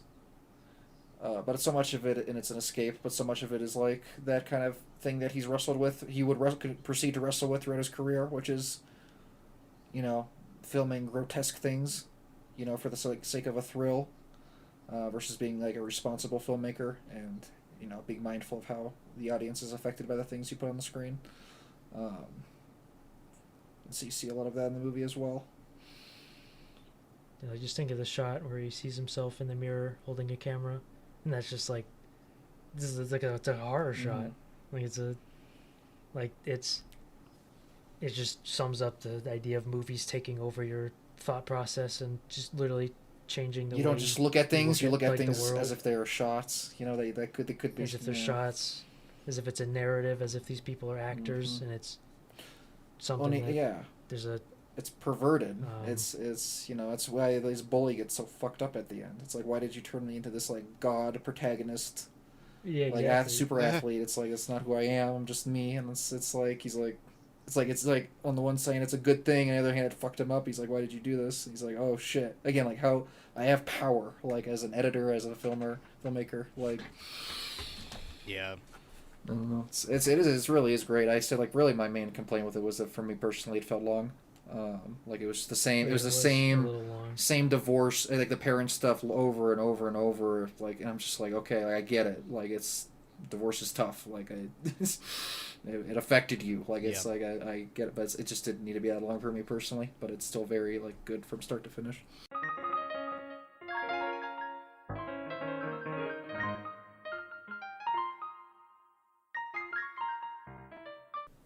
All right, so we're at the top 15 movies of 2022. It's been a journey. Josh is going to take us down. A lot of these movies we talked about in our awards to some extent, so we might skim through some of them. But some of them we haven't talked about too much yet, and we'll get into those. So take us away, Joshua. All right, so we left off with 16 with The Fablemans, Yes. which had 103 points. So now we're at 15 with a Moon Age Daydream, which had 110 points. Moon Age. So the interesting thing here is, so it's at 15, and on my ballot, Sam's ballot, and Zach's ballot, it's pretty around there at 17, 15, and 21. It's relatively low on Andrew's at 31, and very high on my Hater. brother's at 6. So I will preface by saying that my experience was hindered, and I did not realize it until like the next day. So I was very uncomfortable during the movie, and I think that unfortunately kind of took away from it for me. That's right. However, I really enjoyed what I saw, and I mean, it's some of the best sound I think I've ever seen or heard in an IMAX movie. It was a packed show. It was so much fun. But that did hinder. I was very uncomfortable. Hindered the experience for me for sure. But I will let you guys take the floor on this one. Yeah, I mean, I agree. Like it was one of my favorite IMAX theater experiences that I've ever had. I think most of us, not all of us, are to some extent fans of David Bowie. And it was just it was like a live concert at certain points. Like you're completely enveloped by the sound and the huge picture, and it's not like one of those talky documentaries where they just talk at you. It's you get to just kind of experience. It's an experience, and it's edited like an experience, and yeah, it's very, very cool. Yeah, the one thing, so I mean, I really liked it. I'm a big fan of Bowie. He's one of the top of the line musicians in my opinion. So you pretty much already said why it's so it was such an experience in IMAX because it was so loud. Played pretty much all of the Bowie hits. Only thing you can really say negative about it is that sometimes the visuals are just kind of like, they feel like sort of like a shrug, where you're just kind of like putting stuff in there for like to be like trippy, but like it's still cool, still like a crazy experience. So like there is an extent to which you're like, if I remember correctly, the director was not a big Bowie fan. Like he liked Bowie, but he wasn't like a Brett Morgan. Yeah, Brett Morgan. He wasn't a like Bowie guy, so he was sort of hired to do this because I think a lot of this footage became available for people to use, and so he wasn't like a big Bowie guy, big on like the history of Bowie and all his influences. So it's sort of like a intro or like surface level exploration of Bowie. So it's like not anything new really, even though all the footage is like mostly not seen before. But like at the end of the day, it's Bowie and it's cool visuals. And you just can't beat it because there's nothing like that ever being put out in like theaters, like that kind of cool concert experience. Nope. So it's just completely unique in that regard. So one of the more enjoyable movie-going experiences of the year, in my opinion. Yeah, it's just exciting the whole way through, and it's like you say, like even the parts that were a little odd about the visuals, it's like still it always looks great. Like there was never a time where I wasn't, having a good time just looking at it. Yeah, it's like even if it's like kind of like why like kind of weird that he would use different things, it's like still cool because he's still a skilled visual director at making these cool visuals. So it's more like a treat than something of super substance. But there is plenty of cool illusions and a lot of like the painting, like the David Bowie's paintings. That was really cool. So I wasn't too familiar with those, and they're literally really good neat paintings. Yeah. And I mean, I've listened to David Bowie's music, but I've never researched the guy. So I didn't necessarily know a ton about him as a person outside of some of the obvious stuff. And listening, I would honestly say, as much as I loved the music and the experience of it, I also really just liked hearing him talk because I didn't know any of his philosophy. And obviously, he's just an interesting dude. But it's easy to kind of paint him as just kind of a superficially weird guy, but it's obvious that he's also very thoughtful. And I didn't even know that. It was cool to I'll have to re-listen to all of his stuff because it was cool. Yeah, just listening to him explain and talk about how he views life and the world and all these different things. It was really, really cool. Yeah, and Bowie is also a really good actor, and pretty much everything Bowie's in. Of course, because David Bowie is David Bowie, so you can't just like put him in a movie as like a regular actor. But every time he's there, he's his characters are they have presence and like depth. yeah. Like Merry Christmas, Mr. Lawrence in particular is just a classic Bowie performance. So he's just a great artist. The documentary does him like great justice. Exactly. Yeah. Like it really does feel like a great. Again, it's like it is like a great like encapsulation of Bowie. Even if it's just like a as much as you can fit into 2 hours, it's really really cool. And it was kind of funny how many old people were there, and it was so loud. I was like, these people who grew up with Bowie in like the 70s and 80s just going to this weird abstract documentary that's blasting your eardrums out in IMAX. And I really so wonder loud. I wonder So what like loud. how their experience was, because there were so many in my theater. I wonder if it felt nostalgic for them. The lady sitting next to me was like dancing in her seat. So the whole time she was really into it. There were 3 older women sitting a few rows ahead of me, and that was pretty similar too. They were just having the time of their lives. I don't remember a single thing anybody else in the theater did. I was glued to the screen. Yeah, I remember some old woman, she looked pretty old, was way in front of me, and she wasn't blocking the screen, but she like stood up to like remove her jacket at some point, and she was moving so slow. She was probably standing for like a minute, 2 minutes, and like she was definitely blocking the screen for some people, and I just thought that was kind of funny. Like, why are you here? Or like, I know why you're here, but also like, it's just kind of sort of a bizarre environment for an extremely old person. Indeed. All right, so that's Moon Age Daydream. Yes. And moving on at 14, we have EO with 112 points. Polish Pretty, movie. Represent. yeah, had pretty solid ratings on all of our ballots, with no bottom third appearances. I mean, it's just what a wild movie. I don't know. Just like again, I didn't really know anything about it going into it. It's just like I didn't even know it was a Polish movie until I saw the trailer at an art theater, and then I was like, oh, this, because I'd heard the movie, and I was like, oh, this is a Polish movie. Guess we gotta go see it. And it's just about a donkey, and then you watch and you're like, okay. I mean, it is about a donkey. Okay. No doubt about it. It's very much, but it's also like they put some other stuff in there, and it's just like it's much more experimental than I was expecting. It's pretty wacky. I mean, it is really pretty was. There's some shots in this movie that feel like They gave busted out the rating drone everywhere. shots. Oh yeah. I mean, unbelievable. I guess they saw ambulance, when they were in post or something, and we're like, wait a second. I'm looking forward to Michael do Bay's something. honorary Oscar for Yeah. Inventing drone shots. Exactly. cool. Exactly. That's what I'm preaching. Not Nobody's only ever drone did it shots before. pre-2022. Ambulance came out. Yeah, the EO foreign film nomination really should be fully credited to Michael Bay for revolutionizing the industry. That's what I'm saying. Yeah, the thing with Man, EO yeah. and it's kind of what we've said is largely all there kind of is to say about EO. Like, obviously it's about it's about about like a donkey. animals and the treatment of animals, and how they're just like sort of discarded to the side.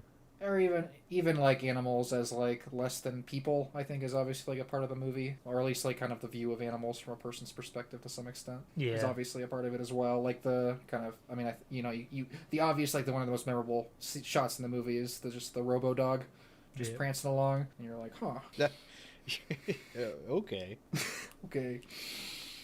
yeah, but that's EO. Also, the score was really good for EO. Indeed. Oh yeah. Like, just sort of keeps up like the makes a movie just about a donkey just kind of standing there. Pretty exciting with all the visuals and the music in a way that's like not contrived. It's not like, oh, isn't that so wacky? It's a donkey but with crazy music. It's like actually legitimately like fun to watch. You're bought in the whole Yeah. time. You're invested.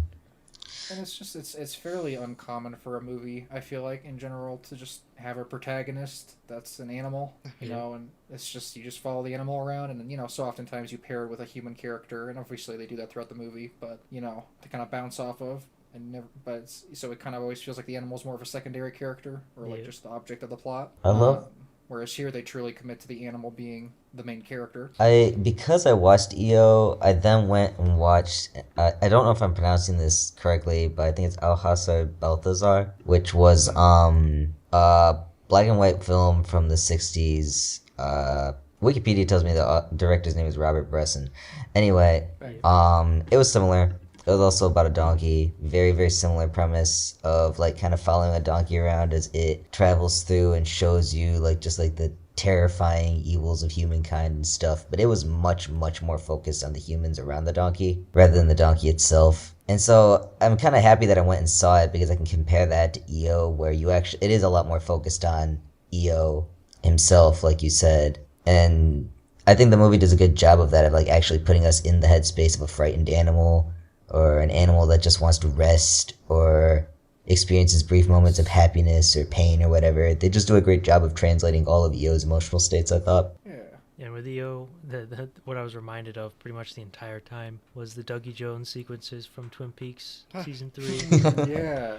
Was you just, you have a character who is clearly does not understand, human culture, and is just sort of floating through these human like interactions, Yes. like as some sort of like angel. Of course, it's a lot funnier in Twin Peaks. Well, And yeah, of course, yes. Dougie Jones is a very funny character. But that sort of confusion and like sort of just the terror of literally just not knowing what you're supposed to do in a situation.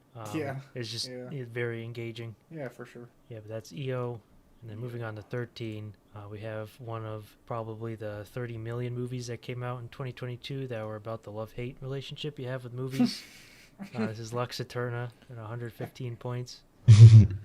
Oh, man. Pretty interesting. So on our ballots, so on mine it's 15, Sam's it's 13, Andrew it's 16, Zach it's 14, so very similarly ranked. And then on my brother's, it's at 27. Like I said, Jeremy's wrong sometimes. I said that earlier. So I'm gonna read through all of the movies that sort of work in that sort of love-hate thing with movies. So obviously you have earlier we talked about Blonde and The Fabelmans, and you have Lux Eterna, Yeah. and of course you have Babylon, Yeah. and then it's the subtext. It's not the main level, but you also have Top Gun, which is definitely in some way about movies. Yeah. Yep. And so Lux Eterna is of course about the the really like ultimately movies are just flashing lights. Like at True. the end of the day, it's lights flashing at you. And loud, high-pitched noises blasting in your ear. Yeah, it's about the very like primal sensation of film. That's why people like it so much and why it's so dominating. Just the general the visual media, like including television. It most imitates our actual, lived experience to some extent. But obviously, it's not our lived experience. Yeah, it's much more of a sensation than say like reading is. Yes. Because it attacks all your senses. It's not just something you're thinking about. Well, yeah, it literally, like, I think attacks is a good word, like forces into your senses, whereas reading is something you kind of, you have to kind of initiate. But also, I mean, it's as much about, how primal it is as much as how disgusting filmmaking is, how depraved it is, and how messed up it is as just even a concept. I think I don't know if this was a review I wrote for this movie, but I remember watching Lux Eterna and just thinking, like, yeah, Gaspar Noé hates movies. Despises them. It's And he very makes them much to spite people. Yeah, it's like it's very much sort of you thinking from The Fabelmans, where cinema completely just sort of takes over the way you look at human interactions and just the way you interpret the world just comes through the screen. Lux Eterna, he uses it as a torture device for the female characters. It's exploitive. He has all the quotes from the his heroes, his cinematic heroes, or his influences.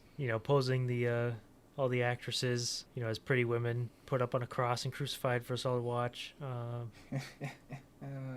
Which I don't remember what the movie he uses, but I think it is from Robert Bresson's Joan of Arc movie. I think it is. I don't know. Yeah. Yeah, I think you're right. Sounds right. It is a Joan of Arc movie. I don't know if it's. You just don't know which one it is. Yeah, because there's been very many, but it's that sort of thing where at the end of the day, it's like inherently exploitative.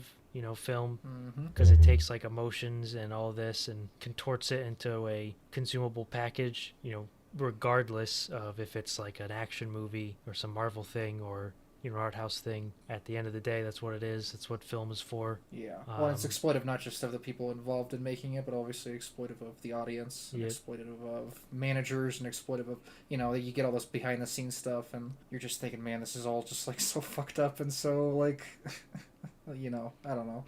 Ultimately, what it comes down to is, it's the artist in the chair rolling the camera, saying, we're really getting somewhere, we're getting something out of all this, it's all worth it to some, but it's ultimately it's to some extent to everybody's detriment as well. Yeah, and it's like complicated because clearly Gaspar Noé, well, obviously, he said he hates movies, but he also loves them. Oh, So yeah. otherwise, God, why he wouldn't loves he him be so here? much. So Yes, it's he's very good at making them. yep, it's a genuine, Cursed love man. hate, very cursed relationship that everyone has with movies in general. That I have with movies, is it's just Yeah. so it's like that. I mean, it looks Well, turner pretty much sums up sort of the struggle. And it ties into all of Gaspar's filmography, the idea of like filmmaking or film in general as like intoxicating, and the way he ties. I feel like it would be safe to tie it into his general themes throughout his films and his relationship to like drugs and anything that's kind of fucking with your brain or anything that you become dependent on. He's like, just look, we saw 90 individual movies that came out in 2022. Hell of a drug. That's literally a movie every 4 days, a new movie every 4 days. God. So absolutely, people get hooked on the movies. Well, and we Believe me, we have no problem. We don't have a No, problem. no, It's no. not I a can problem. quit We're anytime, healthy. anytime I want. Absolutely. Anytime I want, I can quit. Well, and the elephant in the room here is that this movie is what introduces us to Gaspar's triptych method of dividing up the screen, which has had. I mean, I'm sure it's been We'll done talk in about it some more way later. in some movies, but this was kind of the beginning of this, where Yes. Gaspar says, listening to one conversation, sorry, that's not enough. No, You're going to be listening to 2, or maybe looking at 3 characters, and I don't know if I would trust any other filmmaker to do something like this. And no other filmmaker would, because Yes. I mean, Why- the reality why is would that they? as much as Gaspar, I think, is trying to make a good movie, I also think, and again, we'll talk about this more in a future film. He's just trying to. I mean, I think part of it, he's just trying to break the audience's brain. And he's trying to fuck with them. He's trying to be annoying, which again I respect greatly and appreciate, because I think it's authentic and genuine to what Gaspar feels and thinks. So as much as it's like a beautiful and really interesting artistic decision, I think it's also just supposed to, again, be a bit of a middle finger to the audience to say, yeah, now try and, you're saying, like, now try and keep track of 2 things at once and see how annoying it is. God, and, let me just make every single person on the screen insufferable. Yeah, that too. And one thing to note is the movie technically came out in 2019, but Yeah. The world fell Only apart. one person got to see it. we're going based off of American release, which it got its American release in May of 2022. It did, and I was there. I was there. Were. I was there, and I was begging for mercy. It sounded At the like end you of almost died. In a big dark room. No, That it's- ending sequence is just unbelievable. I mean, watching it on TV at home or watching it on your computer or your laptop is one thing, but in that big dark warehouse, especially considering kind of where I saw it, Yeah. it was I thought my eyes were gonna roll back into my head at the end of it. I mean, it was absolutely visceral. There was an old man that walked out of the theater and was like yelling at the people working at the counter about how mad he was that they decided to show that movie and how this place is better than that. Right. Which, I mean, that's, as pure a reaction as you can get out of a Gaspar movie. Imagine Gaspar would be so thrilled if he had seen that. Absolutely. And I mean, Yeah. I was like trying not to kind of laugh at this guy because it was pretty amusing. He's just one of the only people, Gaspar is, who's willing to truly like devote himself to the sort of paradoxical relationship that you have with movies. The beauty of them, and also the sort of disgusting, evil element of them. That's irritating, and he, like you said, like he breaks film down, and ultimately the like 3 colors flashing in your face and a loud ass, high pitched noise blasting your eardrums. Just to remind you, like, ultimately, this is what a movie is. It's like, Truly this is the what you're. distillation of the art form. Yeah, like it's yeah, true. Also, I think the closing quote pretty much sums up Ugh. the whole feel of the movie. Mhm. Thank God I'm an atheist. Thank God I'm Just the, an Exactly. the contradictions and the simultaneous contradicting beliefs Exactly. of cinema just represented. Yeah. It's also a rare. I would like to add that it's like rare for movies that are like, at least for me, and I feel like we've talked about this, is it's not like a short film. It's 51 minutes, but it's only 51 minutes long, which I mean, it's not that long for a movie, and you're getting everything you could want and more here in such a short, small form factor, which, I mean, thank God, I guess, in a way. Thank God what? That it's so short, because I don't know how much more of it we could really watch. But it's pretty impressive that he chucks so much into like 50 minutes. Yep. He knew what he wanted to say, and he's usually very efficient at, despite maybe what watching, maybe if you watched his other movies like Enter the Void, or I mean, I haven't seen Love, but you might think, oh, this guy isn't efficient with his filmmaking at all. Just puts random stuff on the screen. But no, that is not how I interpret his film. I think he's pretty efficient with what he wants to say and how he wants to do it when he needs to be. Absolutely agreed. All right, what's next? All right, so number 12, we have a totally very, very similar movie, Elvis, with 121 Indeed. points. Indeed. Yeah, I don't remember if we talked about Elvis on the halfway point. We did. I think we did, We yeah. did. Well, at the end of the day, it's similar to Moon Age Daydream in that it's just so fun to like go to a concert, but at the movies. Mm-hmm. So you get all the movie techniques deployed for a concert. You're not just standing there watching a guy on the stage. You get the camera to move. You get the the kinetics of editing and moving camera.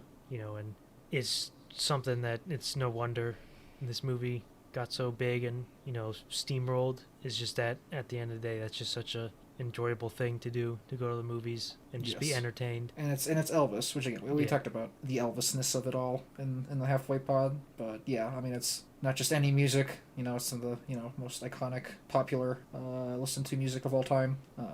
At least in the United States, and yeah, I guess probably worldwide too to some extent.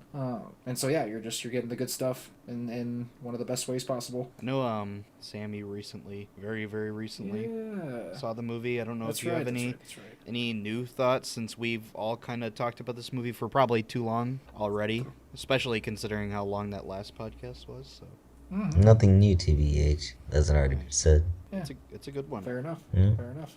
Okay, so Boz is doing his thing. Yeah. Yeah, I feel like I talked. Well, you can go ahead. I was just gonna say, I feel like I already kind of aired my thoughts about what I liked the most about it earlier. Tom Just Hanks. Tom Hanks. Definitely listening to Tom Hanks speak and Carney speak. I don't know what their language is, but that was fascinating. I was like, damn, he's going all in. Two lost lonely children. Yeah, I feel like I already said it before. They just completely sold the idea of Elvis as like so cool in his time. Mm-hmm. Something that I feel like gets lost on people our age because he's so much older than us. Yeah, we don't even have like really a version of what Elvis was anymore, or David Bowie for that matter, which is also Yeah. why both of those movies were so cool. You're like reliving something that essentially doesn't exist anymore. Yeah, so for Elvis, the ranking breakdowns here. So I had it at 11. Sam had it at 12. Andrew had it at 19. This is gonna sound bad. Yeah, Zach, you had it at 32. but- Okay, there are a lot of really good movies, and I love Elvis, and I love all the movies above Elvis. Yeah, And that's that's just the way it worked out. So yeah, that's sort of the circumstances of just how the ranks work, especially Go on. because you also had a large ballot, so a lot of it was chopped off at the end. So Yep. Elvis was really more of like a middle of the pack movie in a year full of movies that we all mostly like. You listened to that half year pod when it wasn't 31 on my Yeah. list, and you're gonna hear what I gotta say about it. All right, I don't need to explain anything. Actually, I'm just gonna sit here. Yeah, my brother had it at 5. Yeah, and I respect it. All right, so moving into number 11. This is the highest movie on the list that only has 4 watches. So all the rest is on every ballot. Perfect. And this is of course Vortex, the companion piece to Yeah. Lux Eterna. Ah. So just to preface or exactly why it was made is during Lux Eterna, Gaspar Noé had a medical emergency where it was possible he was going to die, or like the threat of death became very real, and so he started to really think just about death. Really Yeah. makes you think. Yeah, it's one of those things like, death. It's an interesting topic. We did already Isn't it- talk about it on the halfway pod, Yeah, we did a little bit. That's right. but it just fundamentally, it's like that's just something that's always dangling over your head. In my head in particular, I ended up putting this at 3 on my end of the year list. Andrew had it at 7, Zach had it at 6, my brother had it at 14. So if Sam ever did see it, it probably would have jumped up into the top 10. Just to put it, plainly, is it's very slow compared to Lux Eterna. It's not intense, visually and experientially. It's Agree to very disagree. slow. Well, you know what I mean. It's like sensationally, Yes. it's more of a thing that you watch and it slowly sinks in, and then you Yeah. really start to feel the the descent of the human mind as you're going to die, as you Yes. you get sick, you get dementia, and it's all just swirling down the drain. I mean, Yeah. I think, and we probably said this in the halfway pod, but the toilet, like just that image is like one of the most visceral things in any movie all year for me. Yep. Still, It's Yeah. absolutely vulgar. It's unreal. It just Yeah. sticks with you. Yeah, and it employs that you know, that 1917 kind of approach where it's like you don't get a break Yep. from having to deal with these characters' experiences and their POV literally. You just have to look at it the whole time and deal with it. And like Josh was saying, like it's not pleasant. It's like he basically, you know, Gaspar is trying to force you the audience member to confront death or potential your own potential death, assuming, you know, again, he picks pretty generic causes of death in this movie to some extent, or at least like generic results of aging and deterioration. And just says, yeah, this is, and you know, he simultaneously, you know, romanticizes and does not romanticize it at all in the way that only Gaspar can. I would say he probably leans more towards not romanticizing it, obviously, in this movie because it's supposed to be harsh to some extent. But again, it's inherent maybe in his style is a tiny bit of romanticizing the whole thing. Yeah, it's very much like in all his previous movies, you know, of course, because at the end of the day, you know, Gaspar Noé makes movies that are, you know, fucked up, and people watch them because, oh my god, it's so fucked up.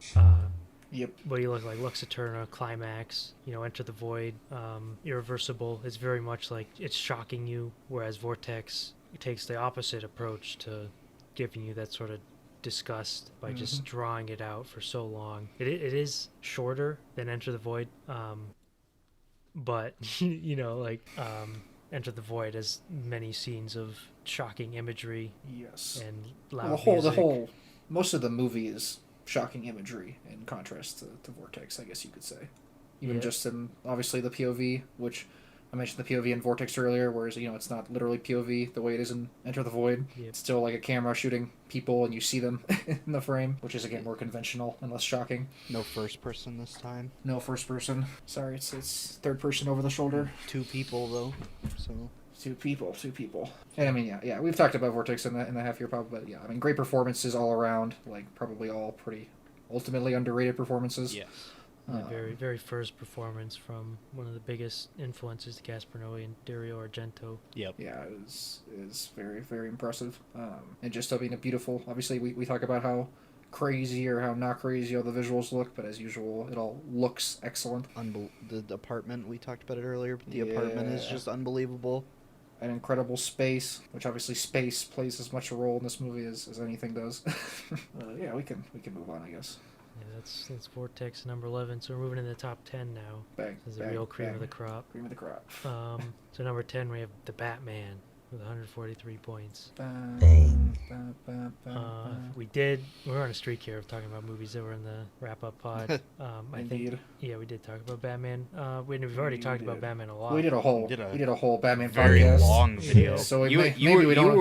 you weren't in that one though, right? Yeah, I did not participate in the Batman pods. We talked about it in the pod and the wrap-up, and we've already talked about it to a strong extent in this one. You know, Yeah. when we gave out our awards. So I guess all I'll say is that just Batman's just a completely cohesive. Everything about it is, you know, craftsmanship at the top level to make just a excellent superhero movie. This is really what superhero movies basically should be. Yep. In my opinion, is it just has a very A little too late. yeah, it's a little too late. That's the way I would put it. To really rescue the genre, but it's just it also something that Batman does that very many superhero movies don't, is that it plays very much in line with the influences of Batman. Of course, Batman has been around for Yes. decades and decades, so at this point Batman's just a cultural figure. Mhm. But of course Batman sort of sprang out of that, you know, the gothic, you know, detective stories. You think like Poe and, you know, Sherlock Holmes.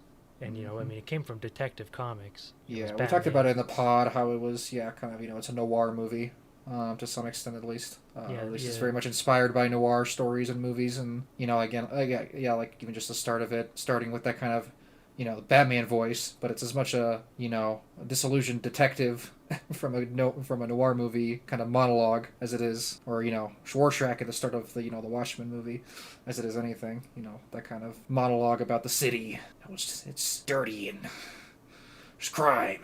You know, it's very old school. Yeah, you have the detective genre, which is, it's just one of the best genres, plain and simple, for making something entertaining and, you know, meaningful. Because, you know, when you're, you know, engaging with a work of art, you're doing a detective thing yourself, you know, piecing stuff together, making allusions, tying Yes. up, get all these connections, and it's also entertaining. So it's very much the best of both worlds as far as Definitely. meeting those two impulses, and you wrap it up in Yeah. this sort of unique gothic cyberpunk look that Batman has that you don't see Mhm. very often. Just extremely well made. Yes. It's a real movie. Yeah. It's a real movie. It is a real movie. Me too. Yeah, it's probably my favorite Batman too. I'm just sick of Batman. I don't want to see more Batman. We F get off with all the Batman, new Batman, all the new Batman stuff. Brave and the Bold, or in a new one.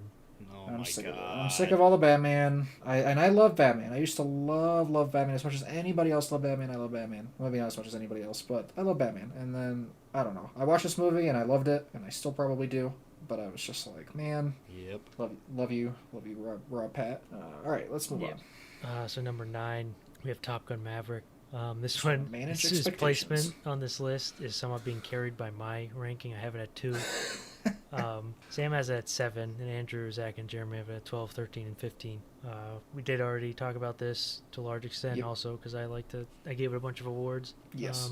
But really, this is to me the premium movie about movies this year, because recently I've been on Mhm. such a Buster Keaton kick. I watch all the Yes. Buster Keaton stuff, Busters. and it's so much about movies, or what engages me with movies is the formal technical element, which Yeah.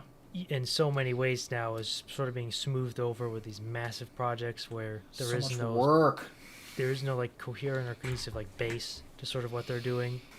Marvel movies have absolutely thousands of skilled people working on them, and they're so skilled, at like making a CG rock or like a CG explosion. And when it comes to one of the things that's so great with those silent era entertaining movies like Buster Keaton is a director. He's stunt coordinator, stunt man, lead man, and he does it all. And it's all based around just that main simple element that's just engaging. And that's what Top Gun brought to the table more than almost any other movie now. I mean, more so than any movie that's come out in the past decades, maybe. And that it's such a simple plot. Everything is, as I said when I gave it the screenplay award, is so taut and tight. Yes. Those mean the same thing, but it's so simple. You don't need to be distracted by big displays of wealth with all this CG crap. Mm-hmm. You just have a very solid, engaging action movie that is also about the fact that really solid, engaging action movies aren't made anymore. Yes. Of course, it's not just. It is the main through line of the movie is that it's the military is sort of like this. You don't have the pilots anymore who are like going around getting in dogfights, fighting their wars. It's very detached. Even war is getting more detached. Or the Yeah. drone striking, they're calling in, stuff like that. People aren't really going in and getting super skilled at operating these machines. So even it's funny, just even stuff like war is succumbing to that sort of thing in the modern age. And Top Gun's very much about just that across all of society, is that sort of detachment and lack of skill or lack of like care or craft that seems to be coming and has been coming Yeah. for decades. Rest in peace, Buster Keaton. You would have loved Top Gun Maverick. He would have loved Top Gun. He would have And loved it's no surprise that Christopher McQuarrie is such a big Buster Keaton guy. He put, I think, 2 Buster Keatons, or maybe just one, on his Sight and Sound poll. Beast. And even Mission Impossible: Dead Reckoning, which coming soon, has a Buster Keaton classic Yeah. set Yeah, it piece does. is literally in the movie, and they literally did it real, just like Buster Keaton did. And that's just like the real physical touch that has been completely lost in so many movies, which makes Top Yes. Gun just absolute classic and perfectly in line with what I'm looking for with a movie. Yeah. There are people out there that are saying that will argue that Top Gun has only been receiving this praise because we just haven't gotten a good movie like this in a while. And while there's a little bit of merit to that, it's also just like a very good movie. And I think if this movie released in a time Yep. when we were getting movies like this all the time, it would still be considered one of the all-timers. So at least that's my take. Yeah, Uh, it's like you could have released this in like the early 2000s or so. It's literally had basically the same plot almost. Still Yeah. would have been a smash. And it still would have been a smash. People would have ate it up. It would have been so Would've- fun. It saved the movie theaters. Kinda did. He It was a saved big Hollywood. part. Chris Nolan shot his Oh. shot a little too early. And by a little too early, I mean about 2 years too early. Yeah, he did. Yes, he did. Oopsie. Whoops. But it's Alright. funny because it sort of occupies that same sort of tension where it's like fuck Hollywood, but also they made Top Gun, which is very much in line with our next movie. At number 8 we have Babylon with 153 points. So it's low on this list because I gave it's a 7 on my list, 3rd on Sam's, 2nd on Andrew's, 3rd on Zach, and 32nd on my brother's. Oh, Wow. See That's previous right. notes about Jeremy. So to me, so many people didn't like Babylon because they were like, oh, it's about the why Hollywood sucks and why it's so much evil and all those people are just sick bastards. And then at the end, it's like a love letter to Hollywood. What's up with that? Like he just whiffed. He pulled his punch. I just don't get it. I just want to say, because I know that Jacob listens to all of these podcasts, Jacob, I love you, and I respect your opinion. Because we're about to spend a few minutes disagreeing.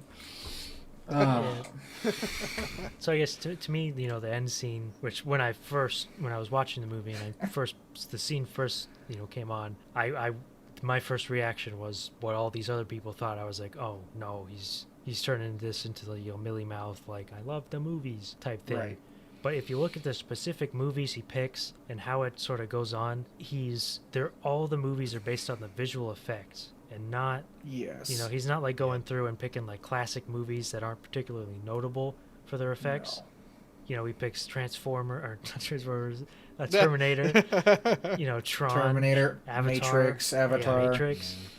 And it's not about, look at all these great movies. I love the movies and how they've evolved. It's because the movie takes place in the transition from the silent era to the talkies. And just think, so that happened in the 30s, late 20s and the 30s. Mm-hmm. And it's almost 100 years ago that the silent era ended.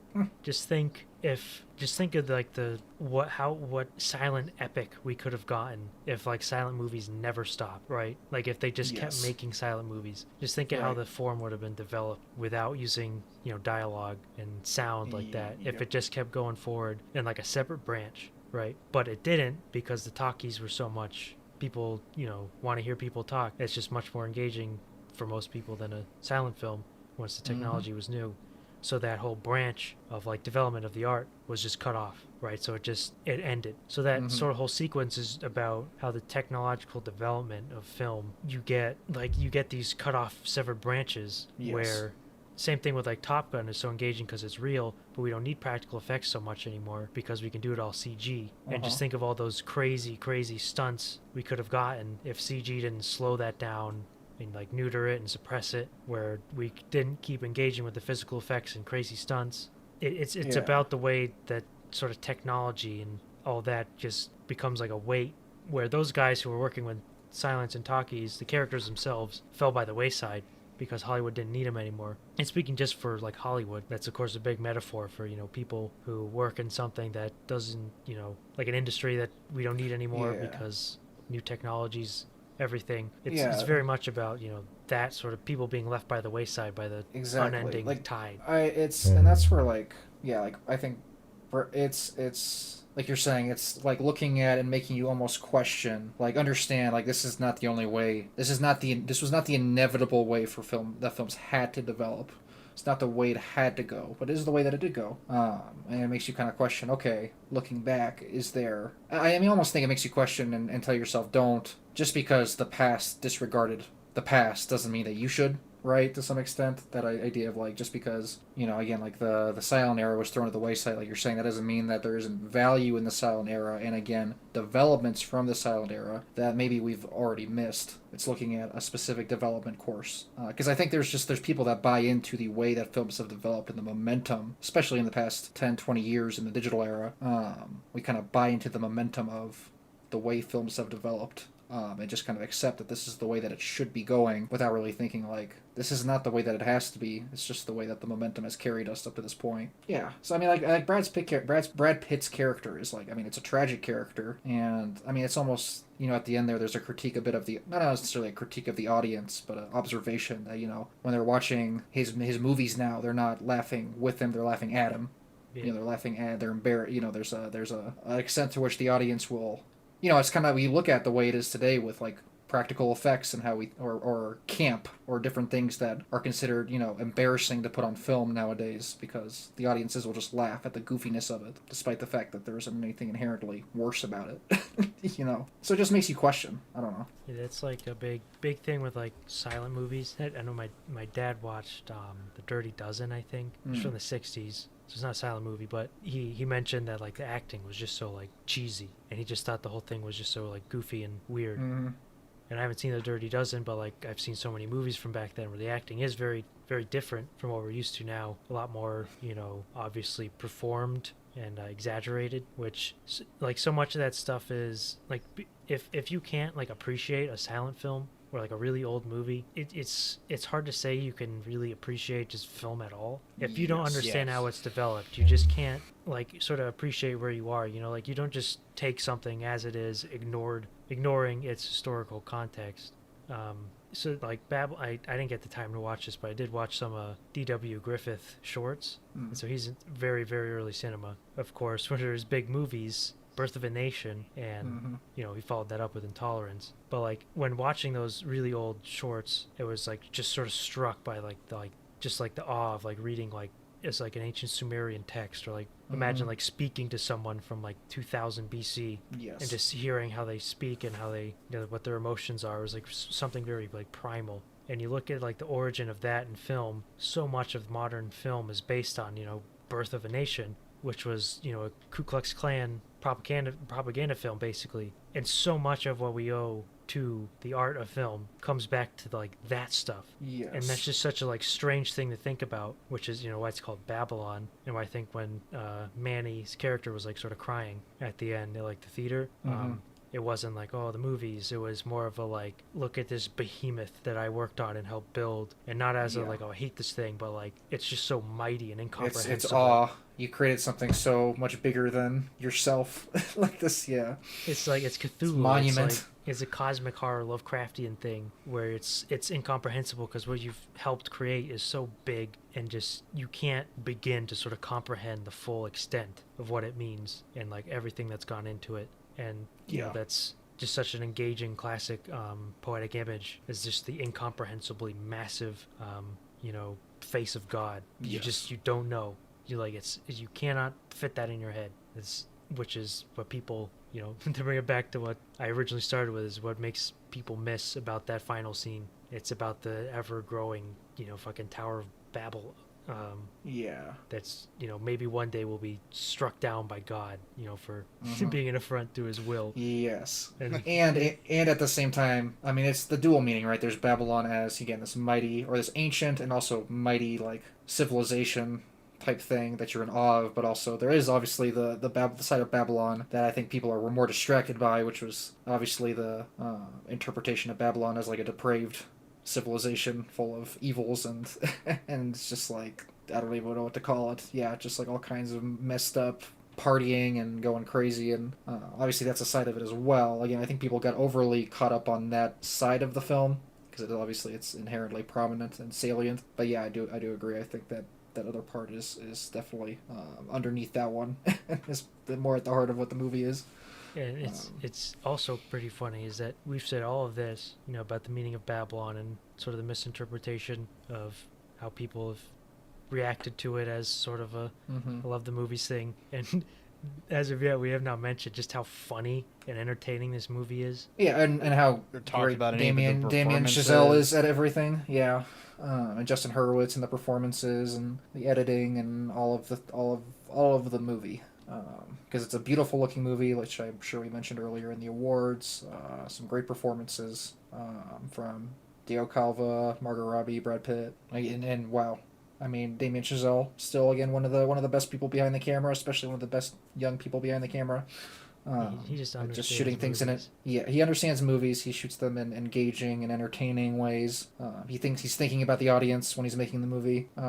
Again, like seeing this in the theater, it was just exhilarating. Just 3 hours of exhilaration when it could have been a chore to watch a movie like this, but it was not a chore at all. Well, and even in our showing, because we saw it together, we saw how polarizing it was right in front of our eyes. Yes, yes, I indeed. mean, we heard people violently react to getting shit on in the first 2 minutes, and then I don't remember quite how far it was in, but we had It's people like leave. halfway through the movie, maybe. I think maybe after the like title card, a little bit after the title card or something, because that's a That was ways little bit in. I later than that. remember. Yeah, that is a ways in. You're right.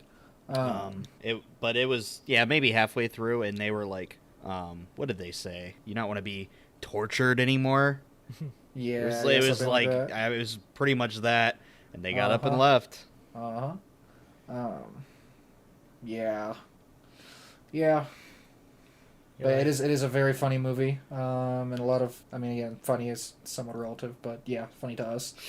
The shitting, the pissing, the Tobey Maguire saying all kinds of crazy stuff. The obviously, like, I think one of the standout sequences in the movie is the actual filming, like Margot Robbie filming that scene in sound for the first time, and just having to watch how absolutely painstaking that whole process was. Because of course you don't even think about it, but like of course it was. Like they're figuring out all this stuff for the first time, lining everything up, making sure there's no other sounds, nothing. Everybody's hitting their mark perfectly under the microphone. All this taking hours, days.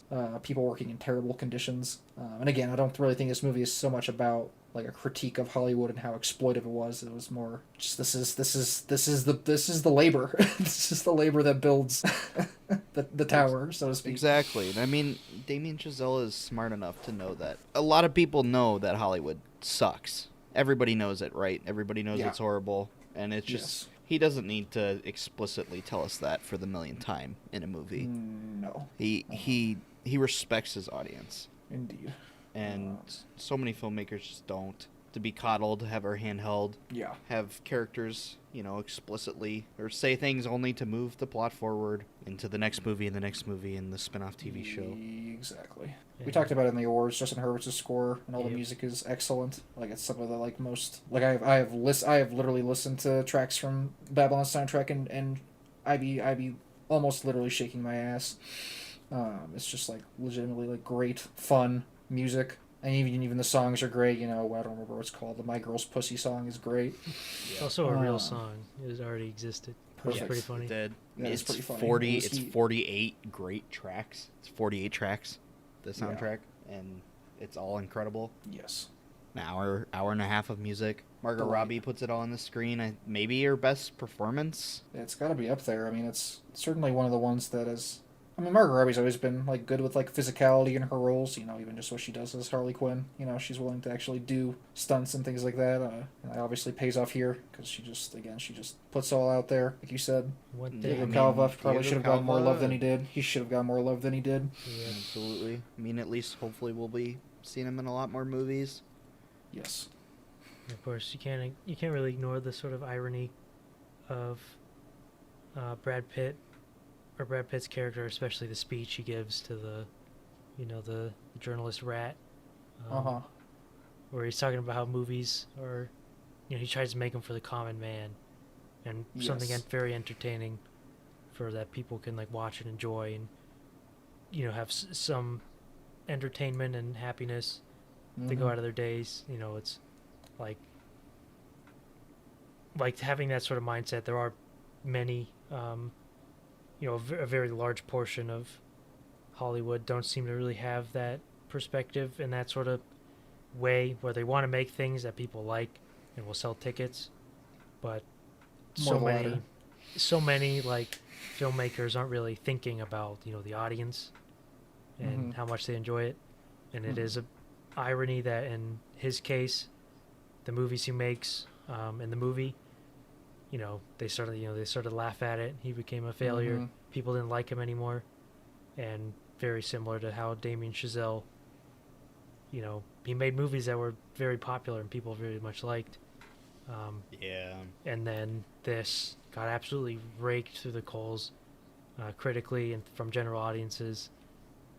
And it's just a sad sort of irony, is that if you care so much about that aspect of film and you try to go out there and do something in that manner, like he's not just trying to make an entertaining movie of Babylon, but No. he was extremely funny. I mean, people who didn't like it were laughing.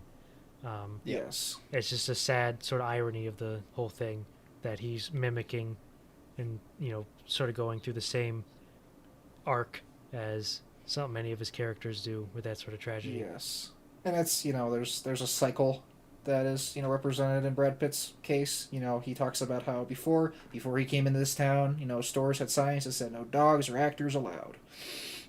He changed that.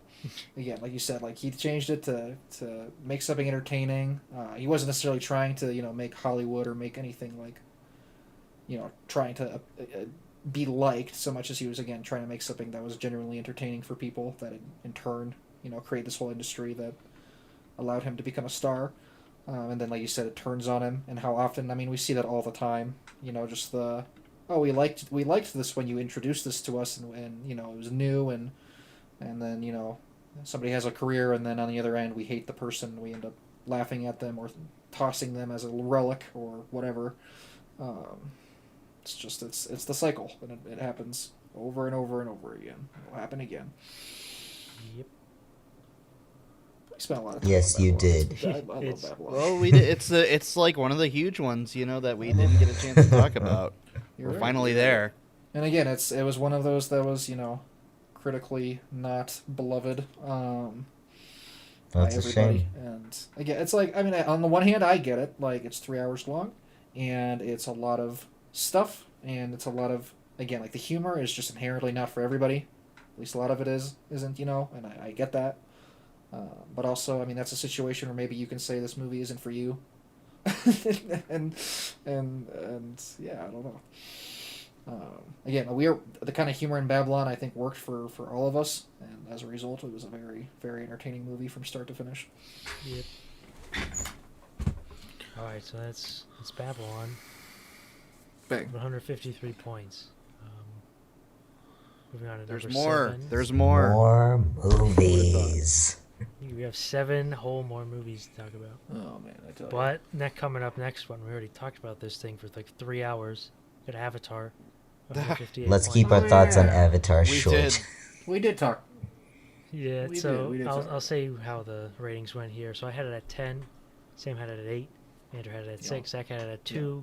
That's right, baby. My brother had it at 16. All right, so I'm going to talk since I have it at number 2. Yeah, it's just I've said it. It's an easy win. It was maybe one of the easiest wins we've had in a very long time. Yep. Where it's like and people just don't want to be optimistic. They want to be cynical about specific things, but not about others, which is just mind-boggling to me. I don't know how you can be excited about the next Marvel movie and then be cynical about Avatar. It just doesn't make sense to me. But it's again, I get it if you didn't love the first Avatar, that's fine. Again, I think this movie's better than the first Avatar in every single way.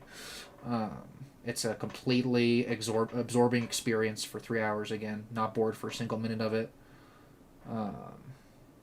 Just people today just want every movie to at least feel like it's complicated and complex and has a lot going on, and all the characters and have to have performances that are completely naturalistic and that feel completely like real people, quote unquote, or they need a writing that's got all this nuance and needs to sound really like clean and clever and whatever. And it's just like, you just don't need those things for a good movie. And you definitely do not need those things for a movie like Avatar, where all the writing is somewhat bare bones because the movie is so huge.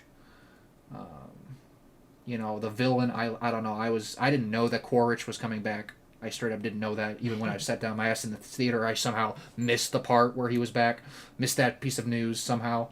And was very excited when I realized, like, genuinely the excitement built inside of me when I realized what was happening, that Quaritch was coming back, because he's just like Stephen Lang's just so such much a good, better. He's so much good, better in this movie. badass, intimidating villain, who has clear, problems, but like drawbacks and setbacks, but is also very good at what he does. And I don't know, I'll keep it short, but just some of the things that I feel like I maybe didn't get to say on the podcast. It was a knockout of the park. I did see it twice in theaters as well, which you would think, oh, maybe it would be boring the second time. No. Nope. I just knew when to go to pee. That's all that changed. I just knew when to go to pee. Yeah. He did give you permission. He gave me, and he, just go pee. It's not a big deal. That's the way of water. Of course you gotta pee. Yeah, come on. There's water everywhere. It's in the name. But I mean, it's one of those movies where you can say, oh, if I rated movies, which I don't, you could be like, oh, it's a good movie, but the dialogue was a little cheesy and clunky, and the performances just weren't the greatest from the kids, and the story wasn't super new, and I'll give it a 3.5 or a 4 out of 5, and it's just like that's fucking nonsense. And it just is. It's nonsense. It's just like enjoy movies. I don't know. I'm not telling you to turn your brain off. I'm just saying go into a movie with maybe the expectation to enjoy it. And what happens. But I don't know what to tell you. I think there was too many people going into that movie that did not want to enjoy it. They sat down with one goal. Yes. To not like it, even if it was good. Even if you were like, oh, I think there's just, I don't know, somewhere along the line, people decided that James Cameron makes bad movies. He doesn't make hits. Certainly doesn't make good movies, even though that's all he's ever done his entire career. That's all he's ever done. It's all he's ever done. Jim wins. Jim's a winner. Deal with it. Literally cannot beat James Cameron. You cannot beat He's James Cameron. unstoppable. It's like when we watched Titanic after its re-release, a few months after Avatar. It's just like, Mm-hmm. he just knows what to do. Like you look at like Yes. Titanic, and I guess, and it's like, it's the same thing with Avatar. You break it down to its like constituent parts. None of them are all that special. If you just take Mhm. every individual piece, you're like, well, it doesn't do anything unique here. Yeah. But it's not about, bringing something like absolutely new to the table as far as like a story goes, or Yeah. When you anything watch a like movie, that. it's a holistic experience. You're not Exactly. staring at the characters and thinking about them, and then you're thinking about the plot, and then you're thinking about the music, and you're thinking about the visual. You take it all in at once. So it's like you're saying, it's not really fair to like pick it apart, or not really even like meaningful to do so. Yeah, and James Cameron's just one of the masters of really putting together a sprawling, giant production, and really actually making you feel that in the final film. Like Yes. Titanic. I think notably Titanic was expected to sort of be a bomb because They did not want to give James Cameron Titanic. yeah, because he was making Titanic, and then he wanted to do things a certain way, this way, and the budget like ballooned, and Imagine that. talk of the town was like, even if it's decent, it's gonna be a flop because they're spending too much money, and of course it's Yeah. most crazy box office run ever. So much money, Yes. everyone loves it. It's classic. Nobody thought that James Cameron should be doing a movie that doesn't involve the military or explosions or something, and then he just didn't have any of those things. But again, it's a spectacle movie,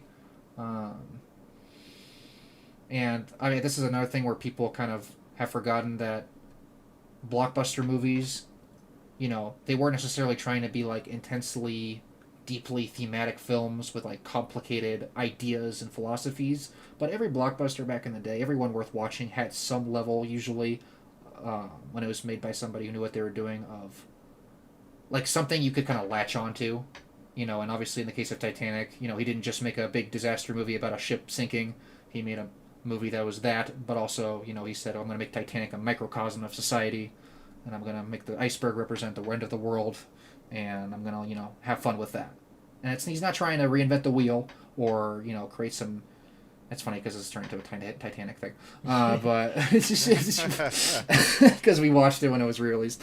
But he has something in there, some meat, something that is at least somewhat interesting, not necessarily mind-blowing, but interesting, that you can latch onto. Jaws was the same way, where Jaws had all this like commentary in it on what was happening in the world, that you probably would miss if you didn't live at the time that Jaws came out.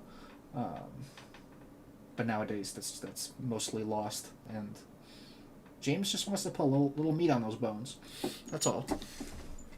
It's just a fully formed, meaty. It's not dragged out, or it's not overstuffed, and it's not like undercooked. It's like exactly how it needs to be, just to make something you can get lost in for 3 hours. Exactly. Just get That's something. the He master. finds ways to pull you in. That's what he's good at. Anybody else? Avatar / James Cameron thoughts before we move on. I'll be at the next one. I'll be at the next one. I will be at the next one. And the one after that. No doubt. And the one after that. More than likely. No, the fifth one's gonna suck. We all know that already. Oh, yeah, you're right. That's what they're gonna say. Yeah, this is gonna be the one where he fails, and that's gonna be the one. But so I have a correction to make. Avatar is not ranked number 7. It's tied for number 6. Oh. And it's tied with the Northman. I Which, see. if you can believe it, I had it at number 1. Sam had it at 14, Andrew at 8, Zach at 9, and my brother at 10. So I'll say. Of course, I already talked about it a lot because we talked about the I gave halfway that pod. shit all my awards. It's, I remember I kept using the word alien sort of to refer to the, the sort of morality of the characters, but it's not so much that it's alien, so much that it's like primal, and really locked up. Yes. And the reason it's so like it was so engaging for me was there are like moments where you have that sort of impulse to just, man, I wish I was just a berserker. I want to get out there and crack skulls. My review of it when I saw it was, I don't know why, but this movie for some reason makes me want to smoke cigarettes, which I think is what you're alluding to. Yeah, it's like he fully sort of understands that hyper violent, irrational, animalistic impulse that just hides under the surface because you are an animal. And so many action movies, all action movies play to that impulse. Yeah, revenge is still one of, if not the most common, thing at the heart of every action movie these days, especially, so. Everyone would tell you, you can't just go seek vengeance or get revenge. You gotta go through the proper channels, and that, of course, that is literally true. Having a structured form of that is a huge part of civilization. We believe in the ideal of justice to some extent. And so for the Northman, it just takes that sort of action movie impulse where you, as a member of civil society, are not going out committing violence. You're not being a violent person, but action movies give you that outlet. Not to say that people want to go out and commit violence, but it gives you that outlet to see stuff explode, to see people get beat up, see heads explode, all this blood, and it gives you that outlet that a lot of people who are sedentary lives with not much action really like. And the Northman takes that and just goes all the way with it, in that sort of primal way, and not the gratuitous violence way, but in the really sort of taking you down to the core of why do we like violence so much? How do we, how have we moved on from previous violent civilizations? I think the allusion to Christianity, or the direct reference to Christianity, I think was probably more intentional than just like a little historical blip. Right? Yeah, because they call them savages. Of course, nowadays you would definitely not. You would take Christian morality as significantly less savage than, the brutishness of the Vikings. As much as I don't think Eggers was trying to quote unquote say something about our society, like obviously it's Christian morality has been the major influence in the West, at least especially just in general, and so there's I don't think that blip in there was just like a passing reference. It was probably very pointed to some extent. Yeah, it's very much like he's not putting it in there to like preach, like maybe more of like a, what's the word? He's alluding to something that's about to happen, right? Or going to happen in the future, right? Like he's saying like, hey, this is a change that is coming that colors what you're watching right now. Um, yeah, and it's interesting that you know, revenge movies today, like all the revenge movies, there's always like a moral usually at the end in some sense. Like either the person chooses not to commit revenge ultimately, and you learn the revenge is bad, or you know, they do revenge and they still kind of come to that conclusion that it wasn't the best thing to do. But like you're saying, this movie's much more primal. I think the violence is as much a commentary here as almost like oath keeping and family. It's obviously also a major part of it. Like one of the classic questions about like morality is like, is it moral or is it immoral? You know, to break a promise, and then most people will say, well, it's immoral, and then you ask them why, and it's like, well, I don't know. You just know that breaking a promise is wrong, and so you know that oath that Amlet takes, you know, to his dad at the start of the movie to avenge him. Remember for whom you shed your last tear. Like that's kind of again another element that's primal that exists today. Yeah, and like it very much like takes the sort of it just sort of lays bare, you know, your morality, because vast majority of people do not really press their morality at all, or really try and challenge it when they think about it. They go along with, you know, how they've been taught, how they've been raised. It's socially constructed, yeah. And so like you take the Northman, which is, you know, the primal, much more primitive morality of these guys, and you just, while watching it, it's just you have that contrast between your own, you know, assumptions, and I think so many people, you know, if you were to like press them morally on like revenge or whatever, most people you could probably convince them of like anything, because they probably never tried to convince themselves of their own beliefs. And it just has that, you know, the tension is why it's so entertaining.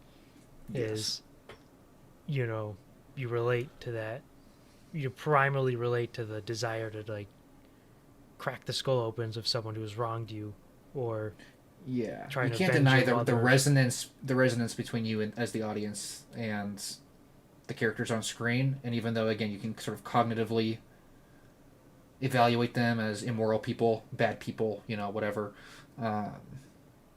you still understand that you're evaluating something that exists within you to some extent. Yeah, and the movie itself, which is why I like it so much, is why I have it as one, is it challenges you in that, but it's not the movie challenging you. Yes. The movie's just presenting it, and the challenge comes from, you know, if you think about it, you know, what's so different from like them and you,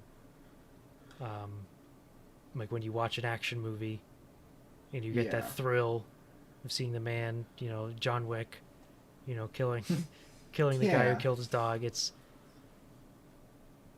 just great to sort of see that play out as sort of a moral history that people don't very often don't have. It's like why is, you know, all the stuff that I've mentioned already, why is it here now and it wasn't then? Like, why didn't they just know not to go out and seek revenge and kill people and die and go to Valhalla? Like, yeah, it's a movie that almost demands moral evaluation from the audience when you watch it. Like it's daring you to do it. It's taunting you to do it. And I mean, I know a lot of my friends that saw it. You know, one of the things that all of them had to bring up when they talk about the movie is, well, they're all horrible people. That movie is just filled with like violence and like shitty human beings, and not necessarily again in like an entirely like obnoxious way, just in like the reality. Like, yeah, they killed people and raped people and pillaged and, you know, all that shit. Yeah, it's good. It didn't make enough money at the box office.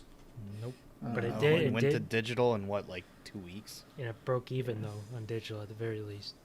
Oh, nice. So Huge, it's not going to huge, tank his huge, career. huge. It's possible he's going to get a nice big budget at some point.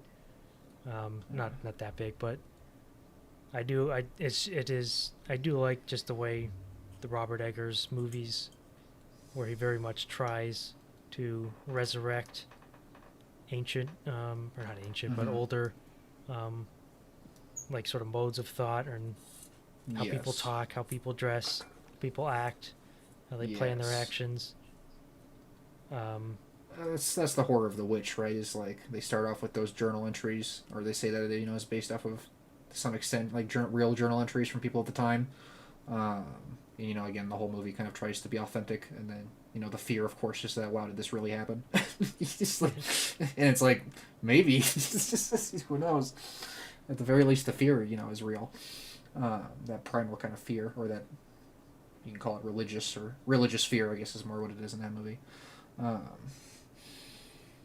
yeah, no, I'm excited for Nosferatu and all that jazz. Yeah, it's. So I just want to talk just a very brief moment on Nosferatu, because to me the Nosferatu and Dracula story is so engaging. If he's gonna bring to the table that, what we've been talking about to the vampire story, shout outs to Star Trek Nemesis, Oh my god. which is, of course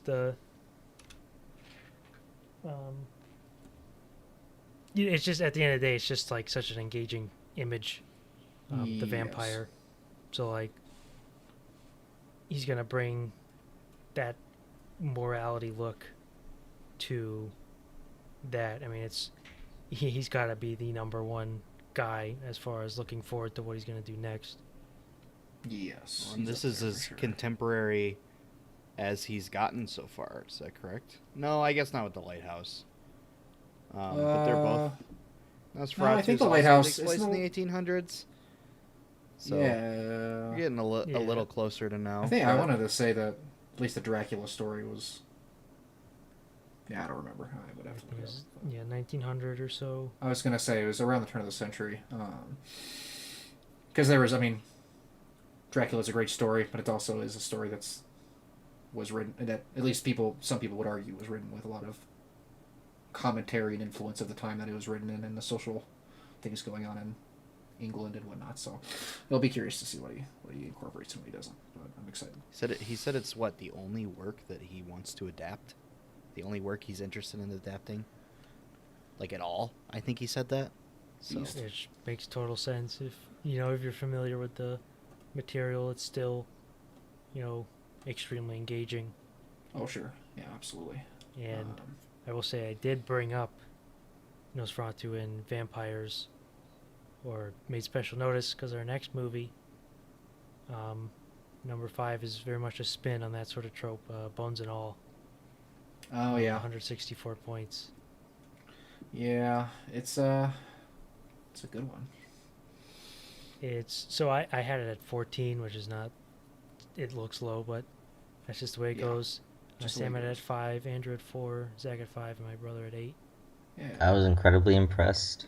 I thought it was a beautiful romance about a pair of outcasts, and just in a broad sense easy to connect to anyone who's experienced any kind of social ostracization or stigmatization for something that may, actually be obtrusive to their life but isn't within your control. Mm-hmm. I thought it was gorgeous. I thought the visuals matched the mood of the whole thing perfectly. Just always just, no matter how off-putting or scary the subject matter may be, the whole time the film's just tender. Yes. so it tender. is. I mean, sweet. Taylor Russell and Timothy Chalamet is one of the best romances on the screen this year. Yep. You buy it through and through. It's also, like you said, I think it's one of the best looking movies of the year. It looks so real, and it's such an interesting thing for a guy like Luca Guadagnino. Apologies if I mispronounced that, but Guadagnino. he's shooting the rural Midwest, and really is just showing, not all the Midwest, but most of it is, and he's really like doing it with such care and beauty, in a way that I feel like you just don't see in many movies. Especially since a lot of us live in or are from the Midwest, especially considering some of the places we talked about it earlier where this movie actually literally takes place. Very cool to see that on real film. Yeah. Looks amazing. And he just, I don't know, like, I think the atmosphere he was able to create in this movie, like, I mean, there's like there's some things in the movie that are like gross explicitly, and like you're gonna be like, ugh. But like as far as like one of the most like atmospheric, like tense, scary scenes in the whole movie for me was just when she's listening to the recordings from her dad, and her dad is just describing things from when she was a kid, and you're just like, this is like, I mean, it's disturbing. It is like just straight up, like it's you get it. Um, yeah, I don't know. It's just a very very disturbing. I mean, it's legitimately disturbing what they do, and this compulsion that they have. Again, they don't have any control over it. As Timothy Chalamet says, they have to do it. They have to.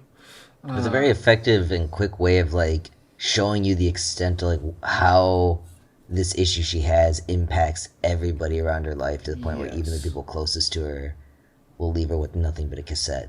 And there's even just a horror element to the thought of like if you imagine your dad is the only person you have in this world, and he's just like, yeah, I gotta get out of here. You're on your own. Here's some money. Here's a tape. Figure it out. And like, yeah, she's supposed to be 18 in the movie, but it's like, and it's impressive what she's able to manage on her own. But it's like, you tell me to do that at 18? Like, I'm just like, go. An 18-year-old is a child. Yeah, please don't leave me alone. But yeah, it's and that's it's kind of the rock bottom that then Taylor Russell's character is fighting to build back up with Timothy Chalamet, and yeah, it's very creepy. Much thanks to Mark Rylance, his performance, as well as the guy whose name I can never remember, who's in everything. Michael Stuhlbarg. Yeah, that guy. He's great in it as well. Yeah, it's. And I agree. Great score too. Oh, Another, yeah, Reznor Ross slammer. Yes. As we're used to these days. Yes. Yeah. It's a good movie. I think the thing Very is, good. it's a relatively simple movie, but it's another, instance we talk about. Like Maverick. I think it it's benefits a simple from story. that. Exactly, Mm-hmm. it benefits very much from it. It's does only when it needs to, and it does it so well. Yes. You don't like Sully. So that's Bones and All. So at 4, with only 1 point higher, we had the Banshees of Inisherin, 165 points. I had it at 5, Sam at 4, Andrew at 14, Zach at 10, and my brother at 2. Like to preface by saying it's a great movie. That's just how it goes. It is. It's a great movie. And wow, I was talking to my buddy Jacob that I mentioned earlier about this movie, and we both kind of agreed where it was like, wow, that was a great movie, and I've never seen anybody, approach something quite that way before. And I think we both kind of felt like, I don't know if I liked the movie though. I don't know if I enjoyed watching it, and not in like a Gaspar way where it's like fuck you, more in like this is just like. Maybe it's because I saw like maybe much of myself in the characters, and at least some of the characters, and then I didn't like what I saw. Like I think that's definitely part of it. But also, yeah, just like not pleasant, a pleasant movie. I mean, it's funny at times, but a very unpleasant film as far as its subject matter and its story. Yeah. Yeah, it's very much like a classic depressing movie about Ireland from Classic. starring Brendan Gleeson and Colin Farrell. But one thing that is great about it is that made me like it so much was just sort of Brendan Gleeson's his character's sort of perspective. Like he doesn't want to talk with Pollock anymore because he's so simple, and like he wants to focus on his music, his higher things. He wants to focus on all this, whereas Pollock is he's just so simple. He doesn't have those interests. He just wants to like talk about everyday bullshit and drink. His pony shape. It's so. I mean, so many people interpreting it. So much discussion. Very little people seem to sympathize with Brendan Gleeson's character. Yes, but he is very sympathetic because he was to me sort of the more relatable one, because so much of like I look at like what I do all day and like all the activities we have, and I'm just like, what the fuck is the point of this shit? Like, shouldn't I be focused on something like more important that's like goes higher than just, you know, kicking Yeah. rocks around in the dirt? And it's very easy and for his character, for people to want to say like, oh, I'm gonna kick away my friends because they're not interested in these high lofty ideals. They don't want to talk about the real shit, and so I'm gonna kick them away and focus on, you know, my educated, my intelligent, my intellectual peers, Yeah. or like, you know, and there's a lot of people say like, oh, these guys just aren't very similar, right? Like, why would they be talking in the first place? They're just not similar. But you know, I mean, that's just how it is because they're on an island. Not very many people on the island. Um, it's very, very, very common, especially like growing up. You know, like, who are you friends with? Oh, guy who lives next to me, guy who lives to the other side of me. Yeah. You know, you're not picking those guys because Yeah, you go down to the pub. yeah, You see- like, you you're not go picking see who's these there. guys because we've like decided based on interest that you're gonna group with these people. There's just so many people in Yeah. your life, you know, who you're friends with just out of pure circumstance and geographic Yes. location. Sounds like Yeah. most high school friendships. Exactly, Yeah, The like, fracture true, once you go to yeah. university. Yeah. and you We know, also you grow didn't up know. and, Yeah. yeah, you go Go ahead.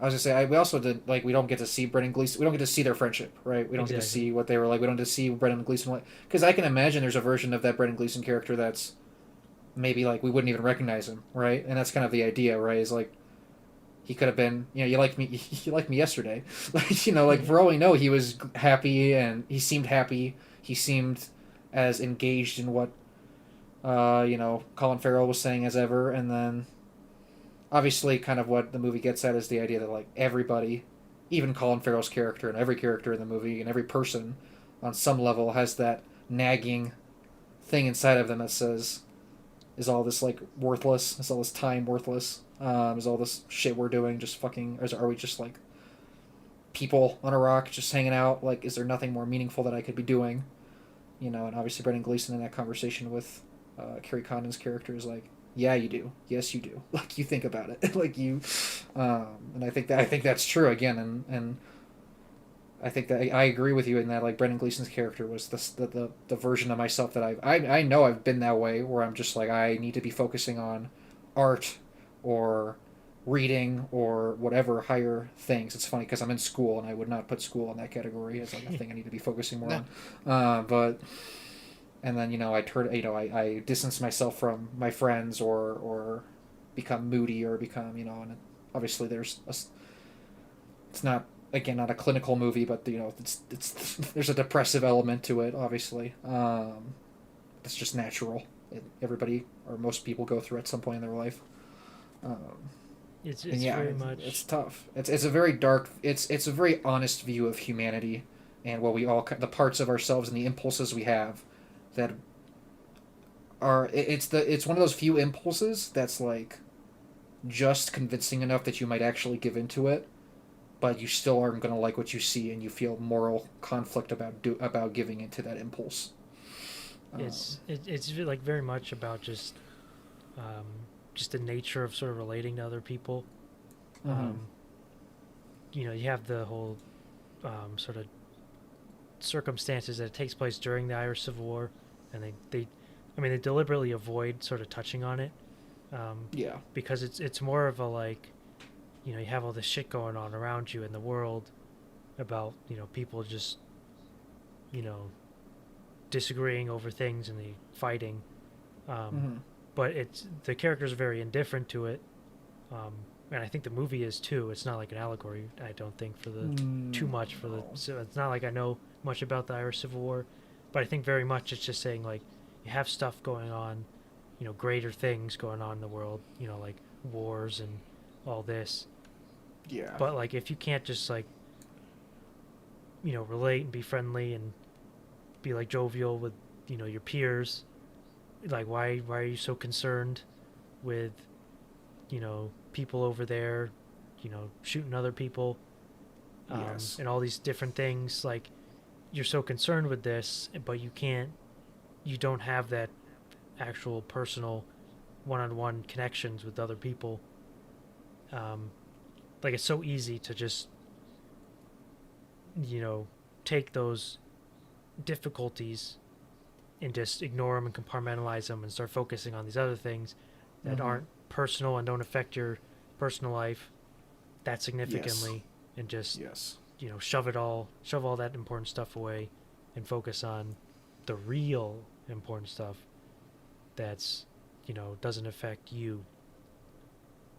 Yeah. And it's that sort of thing of people just having difficulty relating. That's a very common thing in like modern art, is just the alienation people have just with each other. Is even people who are like from the same background, they're all on the same tiny ass island where there's very little people, and out of the billions of people in the world, there's only like a few thousand or whatever it is on this island, or a few hundred, and like that's something that you have in common with them that you don't have in common with so many other people, but you still can't relate to them. You think like Barry Keoghan, his character, like trying to ask out Carrie Condon's, and like she just don't hang with people like me, I guess. There goes that dream. It's even something as similar and where you should be relating to people and you don't, and you're just sort of cast out. Reminds me of the characters in like Bones and All, where by all means they should, you should be able to just relate to other people, but you just have that, those screws loose, in your head where you just can't, and you're just, for whatever reason, just sort of an outcast or an outsider, for what seems just like nonsense. It just seems like there's no reason for this, and it's just like a sort of a tragic reality of human nature. You just, especially, nowadays more so than in the past, is much more of a focus of like art now. Right, and I talked about that impulse earlier, that nagging impulse, to give into kind of that desire to create something meaningful or something, kind of separate and isolate yourself for the sake of whatever individualized goal you have for yourself. But there's also that element, I think, you're touching on, which is that nagging feeling, even when you are in good, like, happy friendships with people or in a community, that feeling inside of yourself that says that I don't belong, I am different, I feel different. And I mean, that's the stuff I feel like so oftentimes that leads people to make art, right? Is, and he wants to compose his song that, sucks. But he's like, he feels like he has something to say that nobody else has to say. And he talks about having his name be remembered for the music he writes, not for being nice. And you just kind of get to see that play out, this thing that we've probably seen a million times and probably many of us have experienced. I don't know. And it's funny because by the end of the movie, the relationship between them is, you can argue whether or not it's deteriorated or simply been rebuilt transformed into a different form. But it's interesting how ultimately people try to relate to each other like through hate if they can't relate to each other otherwise. There's a Tarkovsky quote. I don't think I've actually seen the quote, so I'm just gonna like paraphrase. But he said something about being fundamentally unable to like experience or enjoy mirth. Like he said that like when he sees people just being jovial and just like talking about nothing, just being happy with each other, it was something he didn't really feel, because he's always thinking about death, and he's like, one day he's gonna die, what's the purpose, what's the whole meaning of this? And so when he sees, when you see someone just shooting the shit with someone and having a blast, not talking about that stuff, it's just always on his mind. And it's like it's something very like relatable, because very large extent, I always think like what's the point of messing around with this stuff, like I said earlier. But also to bring up Solaris, it that leans into this, because when he goes into the around Solaris, and his old wife materializes because of the ocean. Yeah. There's very much the feeling of like, so this is the woman he loved and all that, but it's not recreating her, it's recreating his image of her. Yes. And at the end, you can't know who that person really is. It's always something Mm-hmm. that just exists in your head. Yeah. There's the person. There's the version of the person that lives within the person themselves. There's the version of the person that lives inside of another person, and then yada yada yada. And the person, unless you're, I mean, again, even you construct the version of yourself. Identity is constructed, but like you're saying, there's that distance, that inevitable, unbreachable ocean, the uncrossable ocean between you and another human being, regardless of your intimacy of your relationship in life. Yeah, and that's just the tragedy of the characters in Banshees of Inisherin. Yes. Is people fundamentally are just not going to be able to completely see eye to eye, so that you just have this conflict and this disconnect, which isn't always like bombastic, like leading to war. You just get people who just can't relate, and there's always just that sneaking suspicion that it's just you. Yeah. It's just gonna be you. And that's what all the characters are pretty much struggling with. This self-torture. Yeah. Yes, the torture and the agony of not being able to relate to other people. Yes, and the Banshees just sit back and watch. Yep. Another good donkey movie. Another good donkey movie. Amen. And that's another like Until it wasn't. He's he's like only able to really connect and feel connected Yeah. to someone who he's a donkey. Somebody could just talk at. He just does Walk around not. with. He like is not returning the favor, or like you're not returning the favor to them because they don't even comprehend the favor. Listening. He's Yeah. just a donkey, and that's that whole like sort of connection that he has with his donkey, and which makes him so sad. Is of course it's kind of like fake. It's contrived because the donkey doesn't understand his feelings or have that sort of kinship with him. It's just imagined, and it's just tragic that such a thing when they killed his donkey. That's just like tragic. He lost that outlet, like that so-called connection to another person, but it is just fake, and it's just sad. Yes. So true. Well, that's Banshees. Banshees. Now we're into the top 3 finally, and we've got so all of the ranks. Leave your guesses in the comments below. all the ranks, everyone ranked all these movies in their top 3 or top third.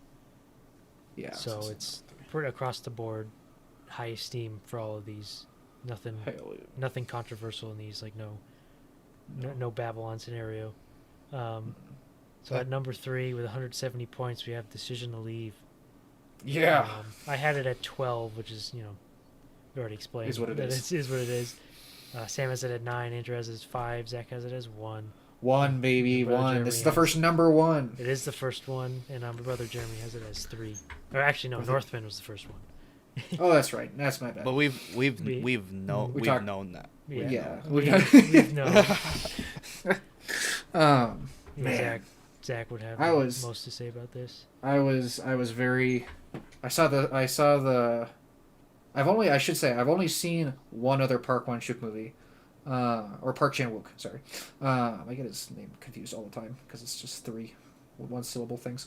But it's I've only seen Handmaiden, and I saw Handmaiden late, and I loved Handmaiden.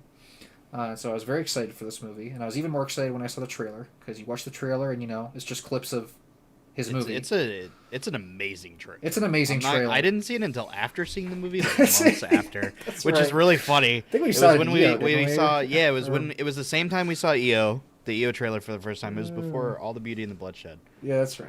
And we were sitting there, and I think I literally leaned over to you, and I was like, "Wow, I would have been more You- hype than you I've ever understood. been hyped for a single movie in my life. You I've understood seen a why trailer I was so before. excited for the movie before I saw it, because I saw the trailer, and yeah, I mean, it obviously, like, that kind of excitement and hype builds, and when it delivers, it's going to make the movie all the more enjoyable than a movie you weren't excited for or hyped for. So there's that element, but man, it's just like flawless editing, flawless cinematography, like nothing like it, just completely visually stunning. It's just like innovative too, just stuff you haven't seen before. We talked about like the texting in the movie, And and how great It's the best visual phones display have that. ever yes, looked in a yeah, movie. just like he just puts so much thought and intentionality and creativity into every visual element of the film. Like nothing feels generic or like slacked or like you just okay, we just got to shoot the scene. It's everything has his flavor added to it. Everything has his kind of mark. Um, and then I mean on top of that, you just get what I think is just like a really great story, which was kind of primed for me because I got a little intro for it before the movie, which I think probably maybe everybody did. I don't know, where he talks about it a little bit, but just kind of this overlap that he was trying to hit on between the role of a detective, the role of the detective trying to find the person that did whatever, and that kind of cat and mouse game with like the dynamics of romance and what makes romance work, and romance not being the same thing as love, right? Like, but being something that comes and goes. Desire that has been shown. It's shown even just in like psychological studies, like in attachment studies, that like you need to have like habits of like distancing, and then so that you can desire your significant other again, and then you come back, and then you go for it again. And I think this is just like a really intriguing, like there is a mystery, but also you kind of stop caring about the mystery after a certain point because it's not really the point anymore. The point is this kind of self-propelling, intoxicating cycle and back and forth. My love started the moment that yours ended. That kind of, and it's just, again, I think it's with bones and all one of the most romantic movies of the year, despite how bizarre the romance is. Heartbreaking ending, just iconic shots. The poster is obviously a representation of the iconic ending of the movie, and iconic locations, iconic scenes, like moments, lines. It all just like hits so well, and I just found it so effective. Yeah, I don't know. I could probably go on, but the performances are excellent. Obviously, he's just very good at building a mystery or like mysteries within mysteries, where like characters will note something odd or strange. You don't understand why it's odd or strange until later on in the movie. Like obviously, like a famous example of this is like the when he's interrogating her for the first time, and they bring in the sushi or the food, and it's like really nice food, and they're like, "Why are you bringing in really nice food?" And you're like, "I don't know, why not bring in really nice food, I guess." And then later on, brings in regular ass food, and you're like, "Oh, so he did really go way above and beyond in that previous scene," and it just colors the whole movie differently. In hindsight, he does that again and again in the movie, with different reveals that just make the whole movie interesting and builds and builds and builds, until obviously it comes to it all comes crashing down to some extent, because it's inherently, what they're doing is inherently kind of not, you can't maintain that back and forth. Not really. It's not a way to live your life, and it's inherently kind of self-destructive as it ends up being. Where you can't live without the back and forth. You can't live without the cat and mouse game. Yeah, but What everybody, the, what everybody else think? so like one thing that I like a lot about it is the of course, because they're both because he's a detective, and he's trying to piece together the case, and he's also trying to piece together her personality, what's her story, like why is he so attracted to her, and it's very interesting the way that he's like sort of surveilling her, and the main purpose, at least from his motivation, is sort of to pry into peek into her private life, into her Yes, more it's like intrusive. her more personal space, um, and then the way that she starts to recognize it and starts to do it to him, Mm-hmm. and there's like that tension where the neither of them have made the move yet, and they're Yes. both like at this distance, snooping and Yeah. like And you don't just know if she did it investigating. yet. Is the Exactly. genius of it, because it's still it's still, again, that there's overlap. You're not actually entirely sure if he's doing it to solve the mystery or because he's interested in her, and you kind of can't tell when he's doing one or the other. The same way you can't tell if she's just interested in him or if she's trying to get him out of the picture, right? Like they constantly build that tension all the way up until the scene on top of the mountain at night, where they kind of it all comes to a head to some extent. But yeah. And Well, it's just so refreshing, to get any sort of a murder mystery story like this where you're so gripped and moved by the mystery, and I feel like you really don't know. Like, it could have gone either way until you realize which way it's going. Especially compared to, I think about another movie that we very, very briefly, as in I think we said it was good, that came out this year, which was See How They Run, Oh which yeah. is also a good movie, but it's a murder mystery that spells it out in the first 25 or 30 minutes. Yeah. It literally shows you how it's going to end. Like it's unbelievable, and it's just too common with any sort of a movie with like a murder mystery like that. I feel like it just happens all the time, and it's not happening here. It's such a breath of fresh air. I mean, to some extent, and I don't know if this is really, I wouldn't die on this hill, but it is to some extent a deconstruction of mystery. Looks at it from like a very human perspective, of like maybe one of the most. I mean, obviously, human beings are just inquisitive creatures, right? But romance is kind of this very like pointed, clear like version of that inquisitiveness that is kind of that next level, that almost primal desire that mystery kind of evokes inside of us. Um, and I feel like he's very much exploring that in various ways in this movie.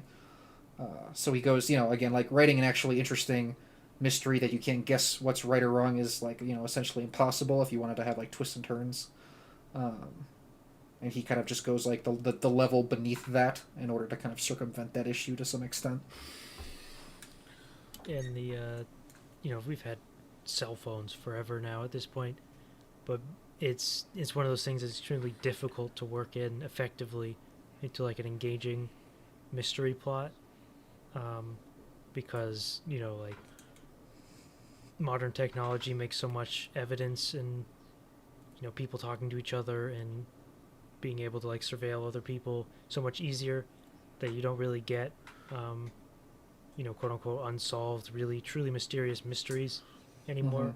Mm-hmm. It just becomes, because it's so much more difficult in real life, it's also a lot more difficult in a movie to do it, because it's so Yes. easy to just say like, why wasn't there a camera, or why wasn't there GPS, or Mm-hmm. and it does like such a great job with obviously through like the editing and the to implement those sort of like text conversations, and Yeah. sort of weaving in like who is sending the text messages, or like who's going to when she's when they have the like camera footage Mm-hmm. and like sending it and revealing it, it very much effectively uses these modern technologies that have often not been given justice, Yeah. and used effectively in a plot, and they've been around for so long. It's extremely difficult to work all that in to Yes. keep it interesting, which Decision to Leave is able to just seamlessly do Mm-hmm. that, where you're not even like, oh, that's a little like goofy, they just did that to make the plot a Yeah. little more engaging so you can stretch this out. It's like it all just flows together perfectly. Yeah, yeah, and it's interesting. Obviously, there's also the element in the movie of language and the way they don't perfectly understand each other, and the way that he'll say something or somebody else will say something and she'll ask what did you say, what did you mean when you said this, what does this mean, which again is it's mystery, and it builds desire, and it builds that tension. And again, I think one of the most, it's also a movie that is almost a magic trick of misdirection, and ultimately the movie gets you more distracted and invested in the second half in their relationship than in the mystery anymore. And it's not to say that the mystery doesn't matter, because to some extent you still don't really know. This is, it's not like the mystery is so much resolved to a full extent by a certain point, but that yeah, you're more invested in the dynamic of their relationship that was built off of the mystery than you are the mystery itself anymore. Because the mystery itself, the relationship itself is dangerous. The relationship itself has an edge and a mystery and a drive to it that gets you hooked in. So the lead actress Tang Wei. Yes. Was interesting because she's in Michael Mann's Black Hat, which is it's got sort of similar elements where you're dealing with modern technology, in a thriller film, but you're also dealing with sort of the increasing connectiveness of the globe, where you have two lead actors from different cultures, and how they sort of butt heads and bounce off of it. So it's pretty cool because she's good in Black Hat as well, where she where she also plays the romantic interest in Black Hat. So it's kind of funny that you have these similar themes, that is very much like sort of a new development with the internet and all of that, which is kind of interesting and funny. So I thought I would bring it up. Yes.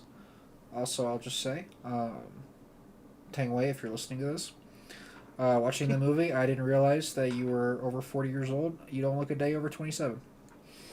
It shocked me. Well done. It shocked me to my not core. Not that 40, 42, 43 is, crazy old or anything. I'm sure, but golly, you're well done. All I gotta say. So I want to take one more opportunity to bash the movie Men before we move on. This is the polar opposite of Men, where Men made me want to bash my head in every time I saw an Apple product.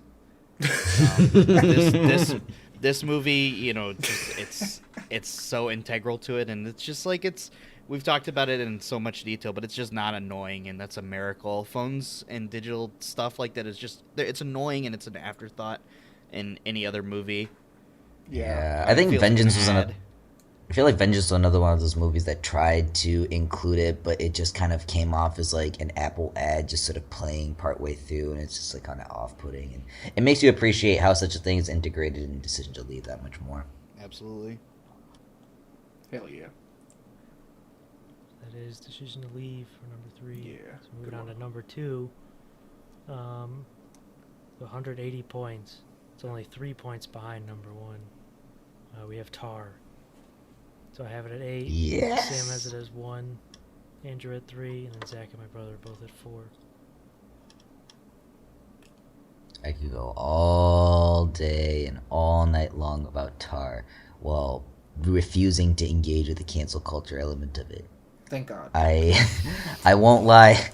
That I've seen more than one review of this thing claiming that the cancel culture element of it is the weakest part, and I don't think that's necessarily true, but I do kind of agree with the idea that the audience's fixation on the topic, and perhaps even the creators, I don't really care if it is or not, like their fixation with the topic sometimes overshadows like what could instead be looked at as just a fascinating portrait of this incredibly well written, well performed, complicated, destructive, but also just powerful, incredible, indomitable force that is Lydia Tarr. Yeah. I just think that she as a character and as a person is so much more interesting than any of the discourse that has resulted from who and what she depicts, and I'm just really happy she exists.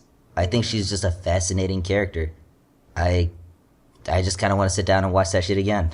Yeah, I did get to see it twice, and it was a treat, to say the least.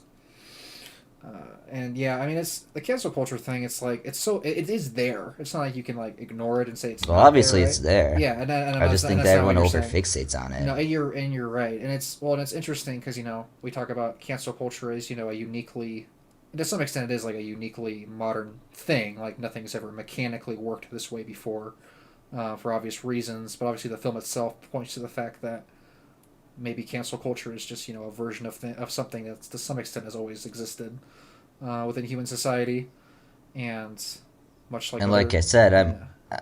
Go ahead. yeah, and like I said, I'm only willing to look at that so long before I start to question myself. It's like, why is that what I care about? Yes. Like, why is that the private? It's like, it's just not it for me anyway. It was not the guiding thing that made me interested in the film. Like, it's there, it's engaged with, and I think it's cool how it is.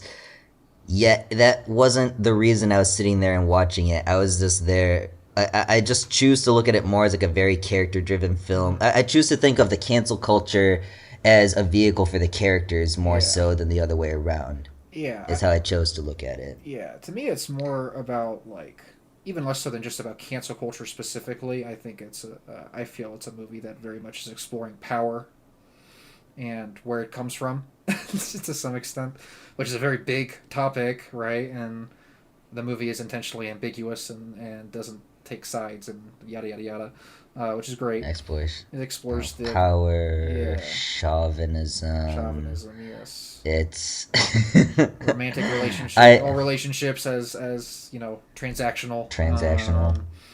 Yeah. Yeah, and I mean it's a very very interesting exploration of those things because I think we don't question enough where these people get the power from in the first place, as if they just like something they like took, not and I watching it the second time I was very much struck by the scenes between Lydia Tarr and her daughter, right, and the warmth and the kindness and obviously the care that she has for her. It's some of the only tenderness you see in the entire film Yes. is either between Lydia Tarr and her daughter or Lydia Tarr and a music score. Yeah, exactly. And you see, it's just, I mean, I very much, both times I watched the movie, felt very sorry for the Lydia Tarr character, which I know that there are people out there that are going to say that I, shouldn't or whatever.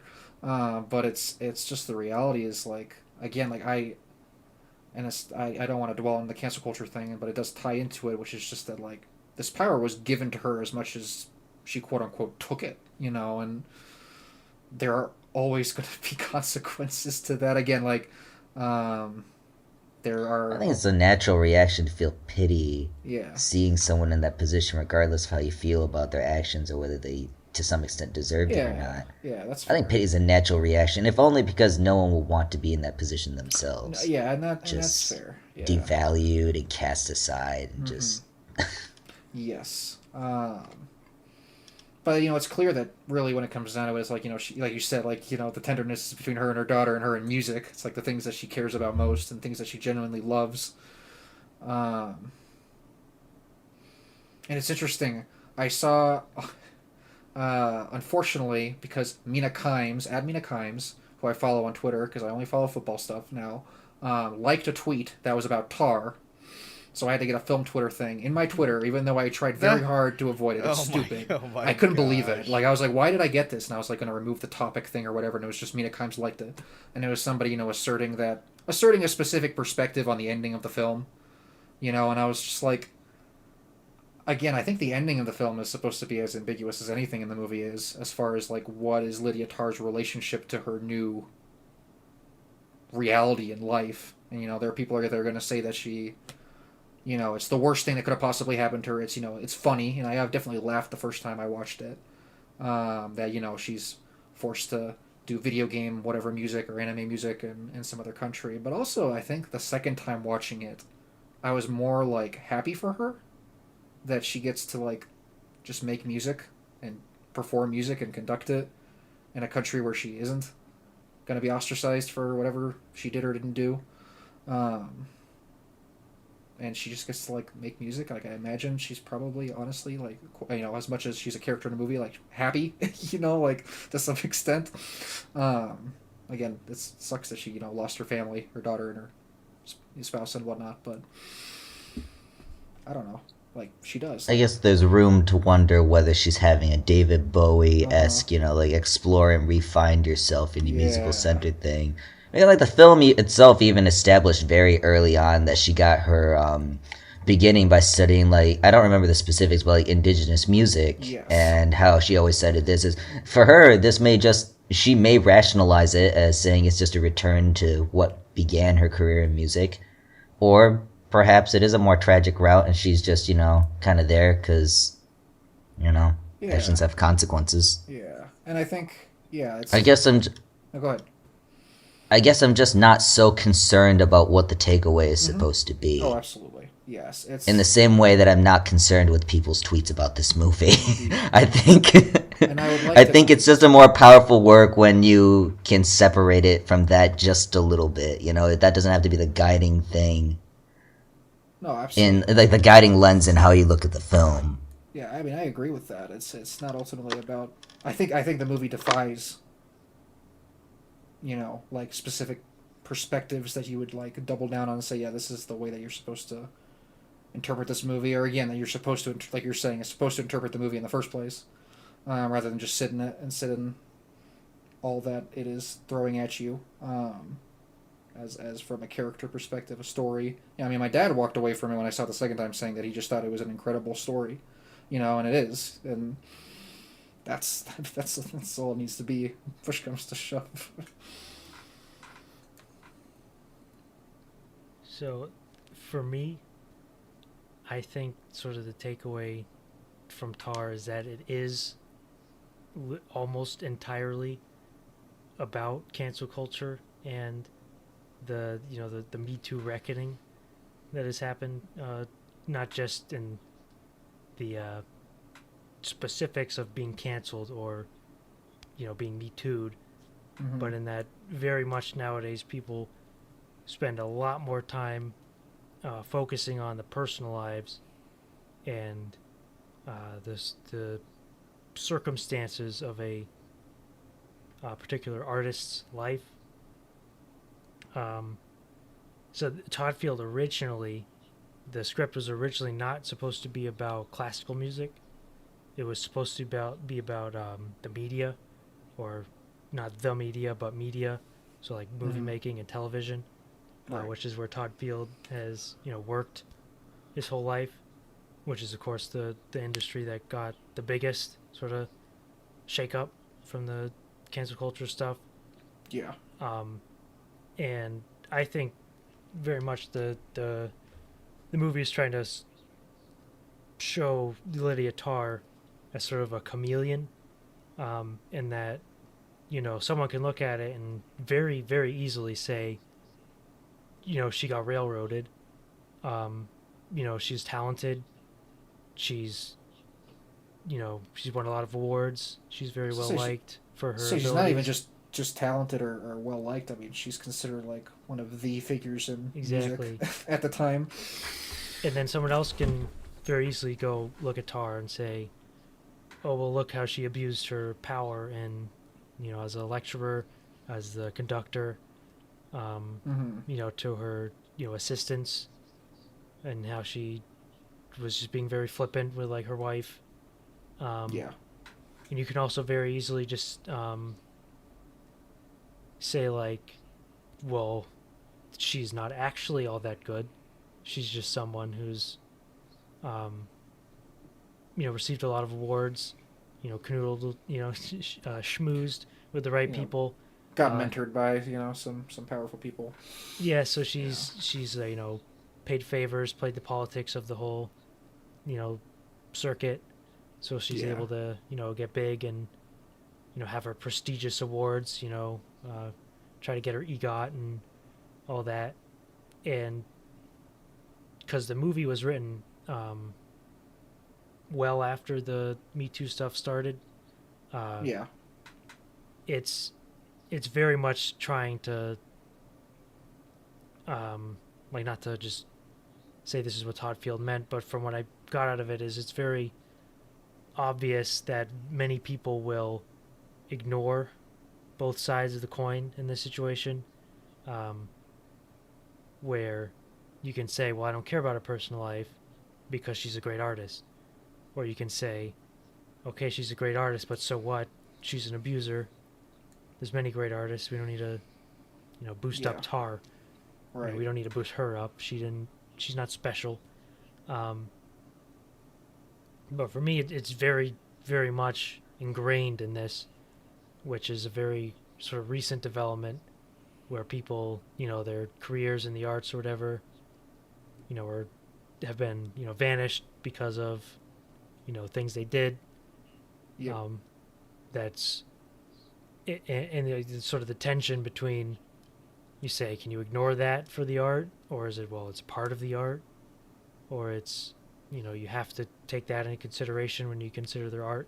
If you like watch a Roman Polanski movie and it's Right. it's really good, it's Roman Polanski, or a Woody Allen movie or something like that. Woody Allen, yeah. So to me, just the fact that it was originally supposed to be about, a Hollywood type figure, think like Justin Long's character in Barbarian. I think it was intended originally to be much more of a deliberate commentary on that, which it moves on to classical music, because I think he was specifically trying to avoid being able to put in a box, which is because if you keep it about Hollywood, it's going to be so painfully obvious. Yeah, He's it's gonna- commenting on way. this. So Yeah. he moves it and puts it into classical music, which is something that basically nobody watching Tar knows anything about. Pretty much nobody knows how that world works. Nope. So you're taking those power dynamics, and everyone knows classical music, of course, and like conducting and that. But when it comes to the nitty gritty of the politics that take place in that award, we don't know. Which chair do you get? And I have read, it is funny, it is one of those movies where so Todd Field isn't a guy who worked in classical music, definitely working in film and being a studied guy, you would know how that works. But people who are in that world have said it's like, it's not an accurate representation of how how this works, or like someone like that would just never be at the top. Or there are moments like when where Tar like explains her like maybe if she's like describing the music or like conducting or like in like rehearsals, say like, oh, do this or do this, that. People who have worked in like who are classical musicians have commented and said, oh, this is very basic. She's not saying anything very interesting. Mm-hmm. Which I think the whole thing just adds to the chameleon aspect of her character, where you genuinely can read it absolutely any way you want. It's Right. very easy to take your own impulses and your own notions, your preconceived notions, and just slap it on the Tar, and you would come away from the movie just be very convinced by your own reading. Yes. And that's the way it's deliberately been designed. And Mm-hmm. it's kind of hard to word, but it is, in my opinion, specifically In conversation with it? it's very much like about that It's about a specific gaze at art that is, exists today, or at artists, a way that we try to, like you're saying at the start, dissecting their lives, trying to, that question, do you separate the art from the Letterboxd review, separate the tar from the TARDIS, so to It's speak. so interesting. It's so interesting how that works with Lydia Tarr, both, like you say, Josh, being this very like chameleon figure who you can really kind of project your own perspective on, the debate on her, but also being a very distinct person. Like, she's not someone you could just replace with anybody else. Like, she leaves an impression for a reason. I feel like maybe that's maybe just like how well she's written, like the way that she's written, the fact that people can find themselves engrossed with her is part of why they may be open to giving that debate a chance with her that they may not have. And I don't know if that makes sense. Yeah. But I feel like The fact that people be willing to have that conversation at all when it is, the dicey, social political hand grenade that you never want to touch.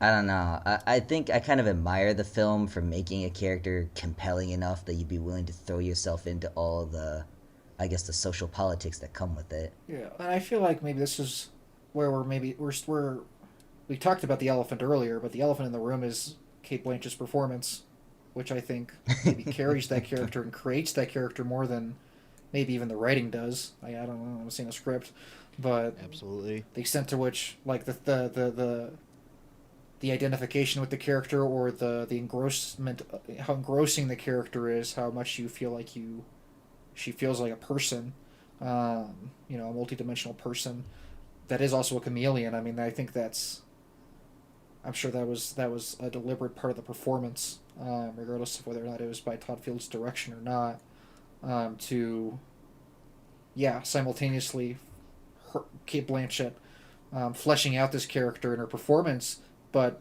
you don't necessarily get to see what she's fleshing out or how she got to where she did in the performance, and that's where so much is withheld, is left kind of ambiguous or hidden about her. But yet, nonetheless, she feels real and fleshed out. I think a lot of the credit needs to go to Kate Blanchett. Yeah, because it's extremely difficult to do in any sort of story, to try and genuinely like create a new person, which is pretty much the goal of some of like the finest actors, like Daniel Day-Lewis. Mm-hmm. They're really trying to create like a person where you're not looking at it and seeing an actor act out the representation of this, or act out like try to represent something on film, where you're really trying to say, can I create entirely like new persona or new like personage,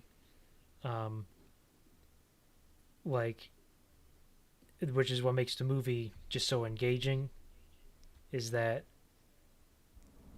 it's because of course Tar herself, Lydia Tar, is not her real name. It's the character herself is also doing this, is really Linda. trying to present a new, or a different, like because the Tar herself, Lydia compared to Linda, is itself, it's Kate Blanchett playing Linda, playing Lydia. Yes. And then Lydia herself is playing all these different possibilities in the heads of the audience. Yeah, the performance itself is, again, it's two steps. Kate Blanchett is juggling all these different things and these multiple levels of disguise. Yeah, So there's moments where something is revealed, like you're saying, the next layer is revealed, but maybe not the inner layer. And I feel like the closest we get to seeing the quote unquote inner layer of Lydia, obviously we get to see her alone a lot, so you get pieces of it, but a lot of times when we see her alone, we see more the effects this is all having on her and her psychology than anything, um, rather than feeling like we're necessarily even actually learning anything about her. It's just... Yeah, it's very much like it's you learn about like Tar, you get a glimpse into her life, but then you find out that this glimpse into her life was already constructed. Was when she's the opening scene with the interview, whoever was in the audience was like nodding her head to the words because she had already prepared this statement. Yeah, her assistant basically knows the whole thing, word for word. Like, so all this stuff is already like constructed. So if you're trying to, like, just for example, if you're trying to cancel somebody, like cancel an actor, how do you know how much of what like their performance or their like real life, performance is authentically them? It's just like people are like putting on airs and acting as different people, lying, and it's very difficult sort of pin down who are they, what are they really like, You know, it's very easy to act as somebody else, you know, to pretend to be somebody else, and just literally just convince everybody. It's very easy to do that, Yes. especially if you've never shown, you know, a hint of who you really are. So like you have, it's just, you know, I keep saying chameleon, but it's really much what it is. Is it's so difficult to pin down like what is the actual color of the chameleon? You know, you think it's green, but you never see it as green. So, how can you really know? It could be blue. Who knows? She's usually blue, or you know, sometimes she's red. Um, it's very much, you know, playing into that. Um, you know, the aspect of movies and acting, and being a performer, and working as a public figure. You know, you could be a politician. You can't just go out there and, you know, just be yourself. You are very much playing a character, and any sort of public discussion of, you know, their real self and uh, their real behavior, who they really are, could very much just be another act, just on another level. They're putting on some other show for a different audience. And it just, you know, very interesting and difficult to really convey that in a film, which Kate Blanchett does so well. Is you can't get to the bottom of Tar, because you can, you know, like I said, you can come away with your own idea and be convinced of it thoroughly, then watch it again with a different preconception and walk away completely different. It's such a like display of acting, a true display of acting, that like deserves praise for being extremely self-aware of what the actual art of acting really is, and how it really manifests itself in, you know, the 21st century, unending tsunami wave of people lying and putting on performances on social media and movies and all that. Yes. She better win. It's like I hope so. it is kind I of hope funny she where like wins. where I'm like it should be Kate Blanchett. Why shouldn't she win? But also like it's who cares? You know, like it's all that stuff is the same performance, right? Like who wins is based on who's campaigning and who's Sure. doing all that shit. Of course. But we're still like she should win. And then like and if we go up there and she wins, I'll be like, yes, she won. I But guess it just feels like if she doesn't win, like, what's the even point of the Oscars? It's kind of how it feels every single year. It's like, okay, well, if we're not going to give it to her. Like, what are we even giving any awards to anybody for? exactly, it's like It's just, this is who like a deserves it more than genuine, she does, you know? possibly the best performance ever of, you know, a performer in showing what performing is. And if it doesn't Especially get in a awarded, modern it's like- sense. exactly. Yeah. But that was a short discussion on Tar. Yeah, it was okay. You know, I If- everyone knows that she deserved it. That witch Tar, she Yes. deserved it. Obviously, if you watch the movie, that's what Todd Field meant, that she deserved it. Of course. And then I watch it obviously. No again. nuance It's whatsoever. clearly. There's no point in all this debate. Like, give me a break. But that Well, is and not, obviously, you know, why would Kate Blanchett, you know, play that character unless, you know, she admired her? So that's why we can't give her the Yeah, award. maybe we should be having that discussion. Yeah, like, Yeah. why Yeah, it's a even little create such a weird. vile, evil character? a little suspicious. I don't know. I'm any further Kate Blanchett performance. I'm like, you know what? Little weird. She's tapping into some weird stuff with this. Yeah, tough. That's our number 2 film, Tar. Coming in Yeah. at our number 1 film. Just 3 points above it. A great, entertaining Jackass Forever. Let's go. Let's go. There it is. So number Yeah. 1 on everybody's GG. list except for mine. It was. It's everyone who saw it loved it. Even if you didn't see it, you loved it because it's Jackass. That's all we need to say about it. Yeah, true. I'd say we're done here. That was a good podcast. But Alright, GG, good talk I to you will all. have to give an honorable mention. I think we all know it deserves it. Some may say it's the true number one of the year. Interesting. To RRR, the number one film. I put it at 6, Sam at 2, Andrew at 1, Zach at 7, and my brother at 1. And surprisingly, we haven't talked about it too much throughout this whole thing. Yeah, I think with RR, It's so interesting. it's kind of hard to talk about because, like, at the end of the day, we put it up there mainly because it's so entertaining. yes. You compare, like, the ones after it, like Tar, Decision League, Banshees, Bones and All. These are not, spectacle Crowd movies. pleasers. They're not crowd Snooze pleasers. fest. They're fucking boring. Literally, nothing fucking happens. But in RRR, you have just it's like you can talk about technically, on a technical level why it's so fun. Yeah. At the end of the day, all you can say is it's just a fun movie with fun Yes. characters, crazy action, fun plot. But really, it just comes down to the ultimate bromance of eternity between Ever. Ram and Beam. Put on the silver screen. Yep. We got maybe the best buddies ever in a movie.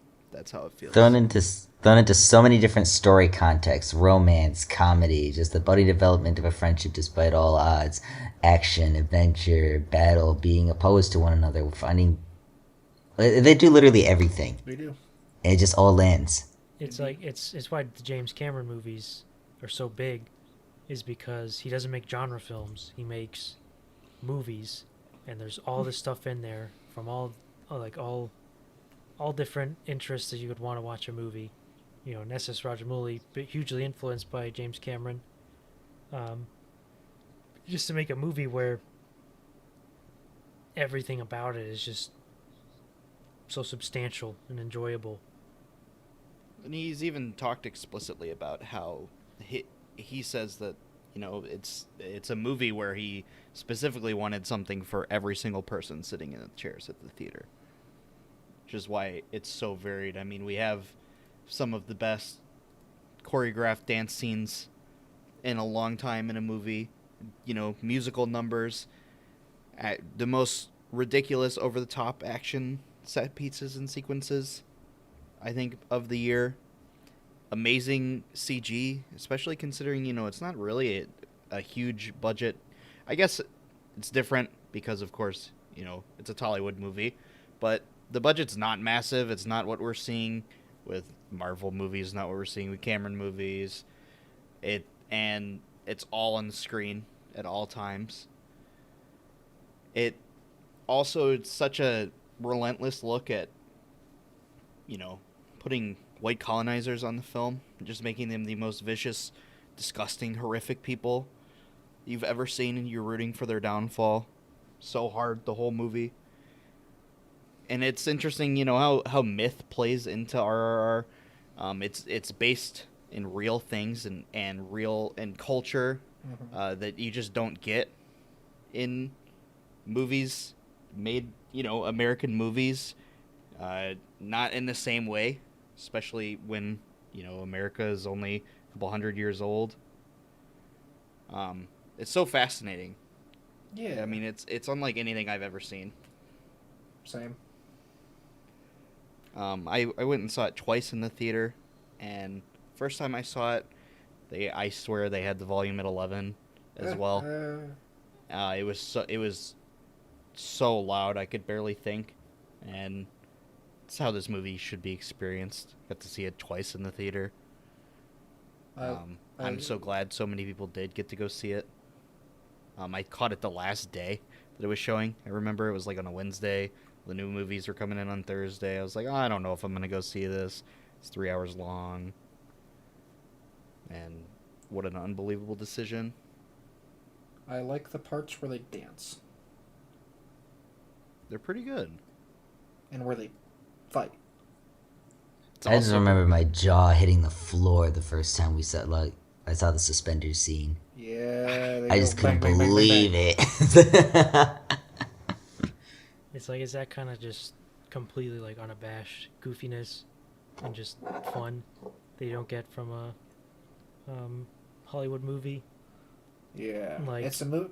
Had a real sense of It's a humor. movie that doesn't like quote unquote break the fourth wall, but it is, and similar to ways that like other musicals are, kind of inherently like there's a like you have to like acknowledge that the audience is there and watching, and you are trying to make them entertained. Like it is a integral part of the experience of the film, and obviously we talked about that earlier. But like they're not just dancing because it's the story. They're dancing because dancing is cool, and the audience is going to clap, and I did. Um, and all you like you said, the whole movie is constructed with that in mind, and you can feel it. It's like, hey, let's all just have some fun for 3 hours. yeah, and the great thing that are new to do that so many movies do not is that it uses the action not as just, this is a cool scene, this is what you're here for, you're here to watch the scene, but Time for the cool action scene. it like serves the plot, or it serves the characters, where the characters progress during a scene of action. It's not just going through the motions where you have to have a action scene. You do have, think the fight, after Beam unleashes all of the animals Yep. in the courtyard, Bone chilling music plays.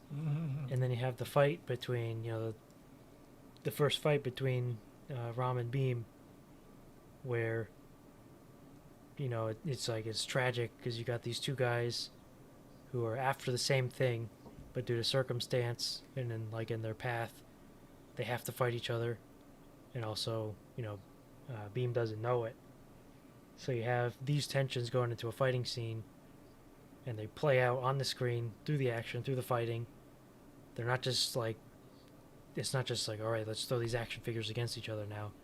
It's very much in service of the plot and the story and the characters that a Marvel movie wouldn't have, or just some generic action movie. Correct. They wouldn't go through that effort of trying to piece together an engaging, like the movie that also came out or re-released recently, Crouching Tiger, Hidden Dragon.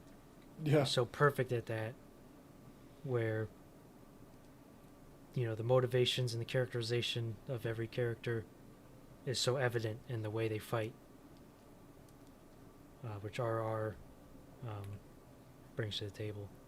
But one thing I will say about the action RR, because I have to criticize it here, is I think it overuses the slow-mo. Obviously, We haven't you're talked enough about Zack Snyder's influence on this movie. It's not about So, James like, Cameron. you do like using slow-mo for money shots, when all the animals jump out, you gotta go slow-mo there so you can really soak that in.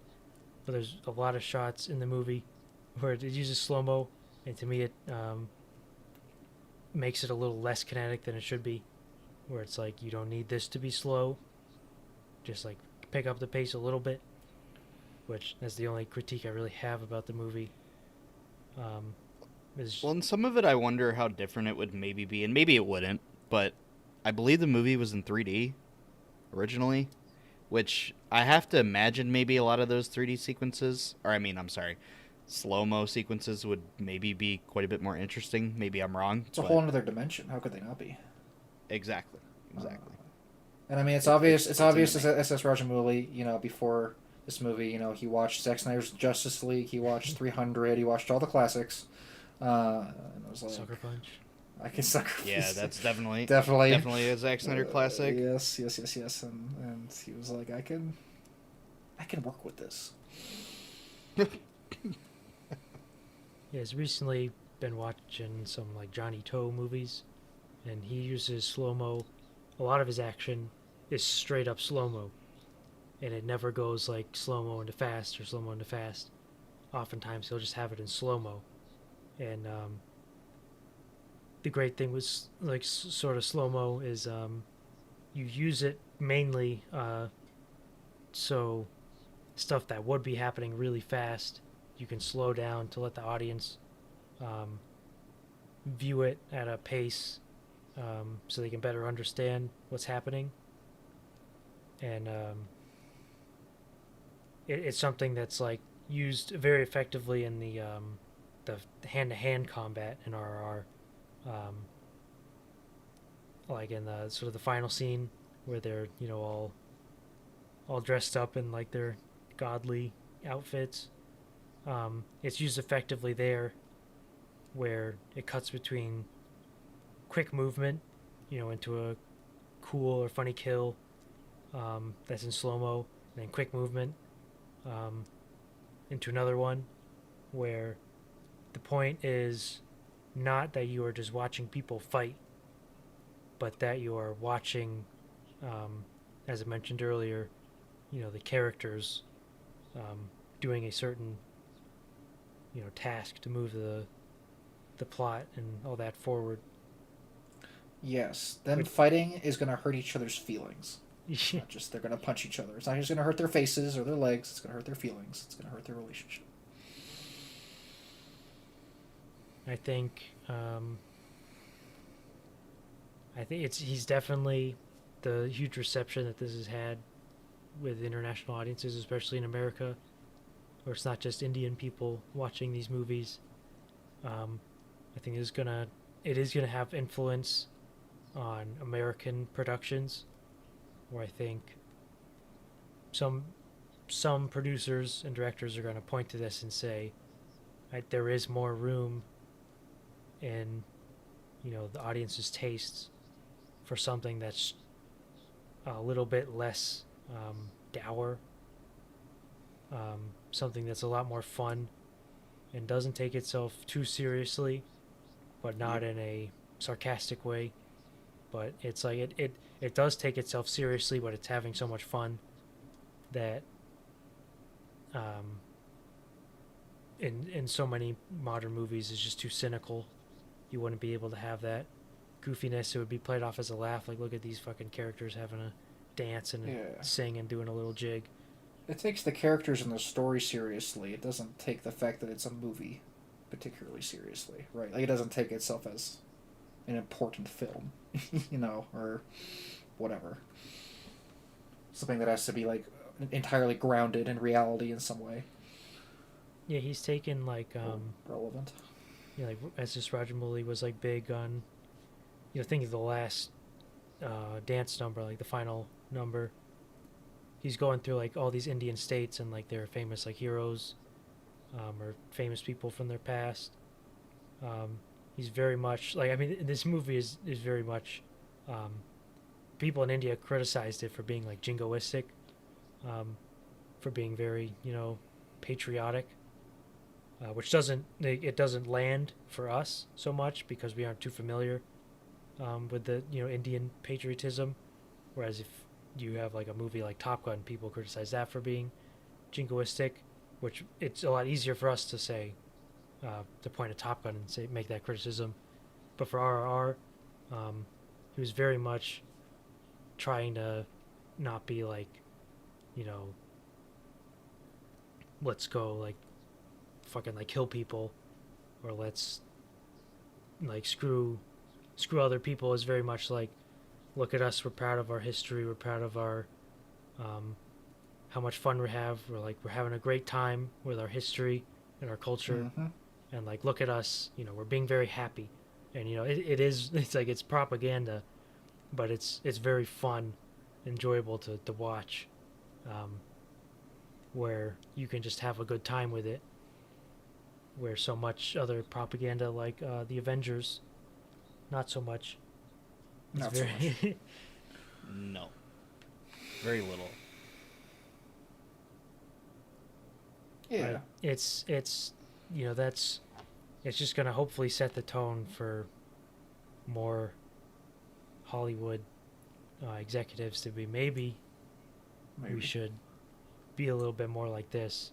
But of course, it's also sort of driven by audiences because, what we talked about in Babylon, that goofiness just doesn't quite land on a lot of American audiences, where it's goofy, but it's like, oh, that's just so stupid.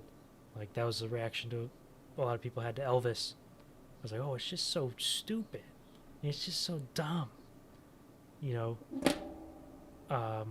hopefully, you know, with Elvis and like RRR and all these movies, hopefully we start taking a turn more towards that just goofiness, lack of cynicism, just have a fun time at the movies type thing, which RRR is like just the best example of in just the past like decades. Agreed. Indubitably. It's unbelievable. It's an unbelievable flick. Yeah, go watch it. Unbelievable You year. person listening right now, go watch it. What are you doing? What are you doing He's here? doing- The podcast's over. This episode Go of watch podcast, RRR. almost as long as RRR itself. Yeah, you could have just finished it by now. What are you doing? Yeah, come on. Instead of listen to four boneheads talk. Congrats, this was a test and you failed.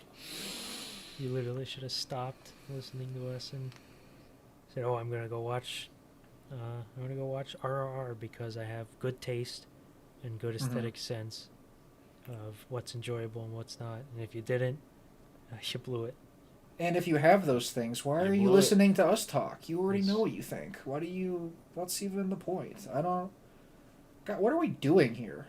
What are we even doing? This was a waste of time. This was a waste of time. What are we? Are we even gonna release this?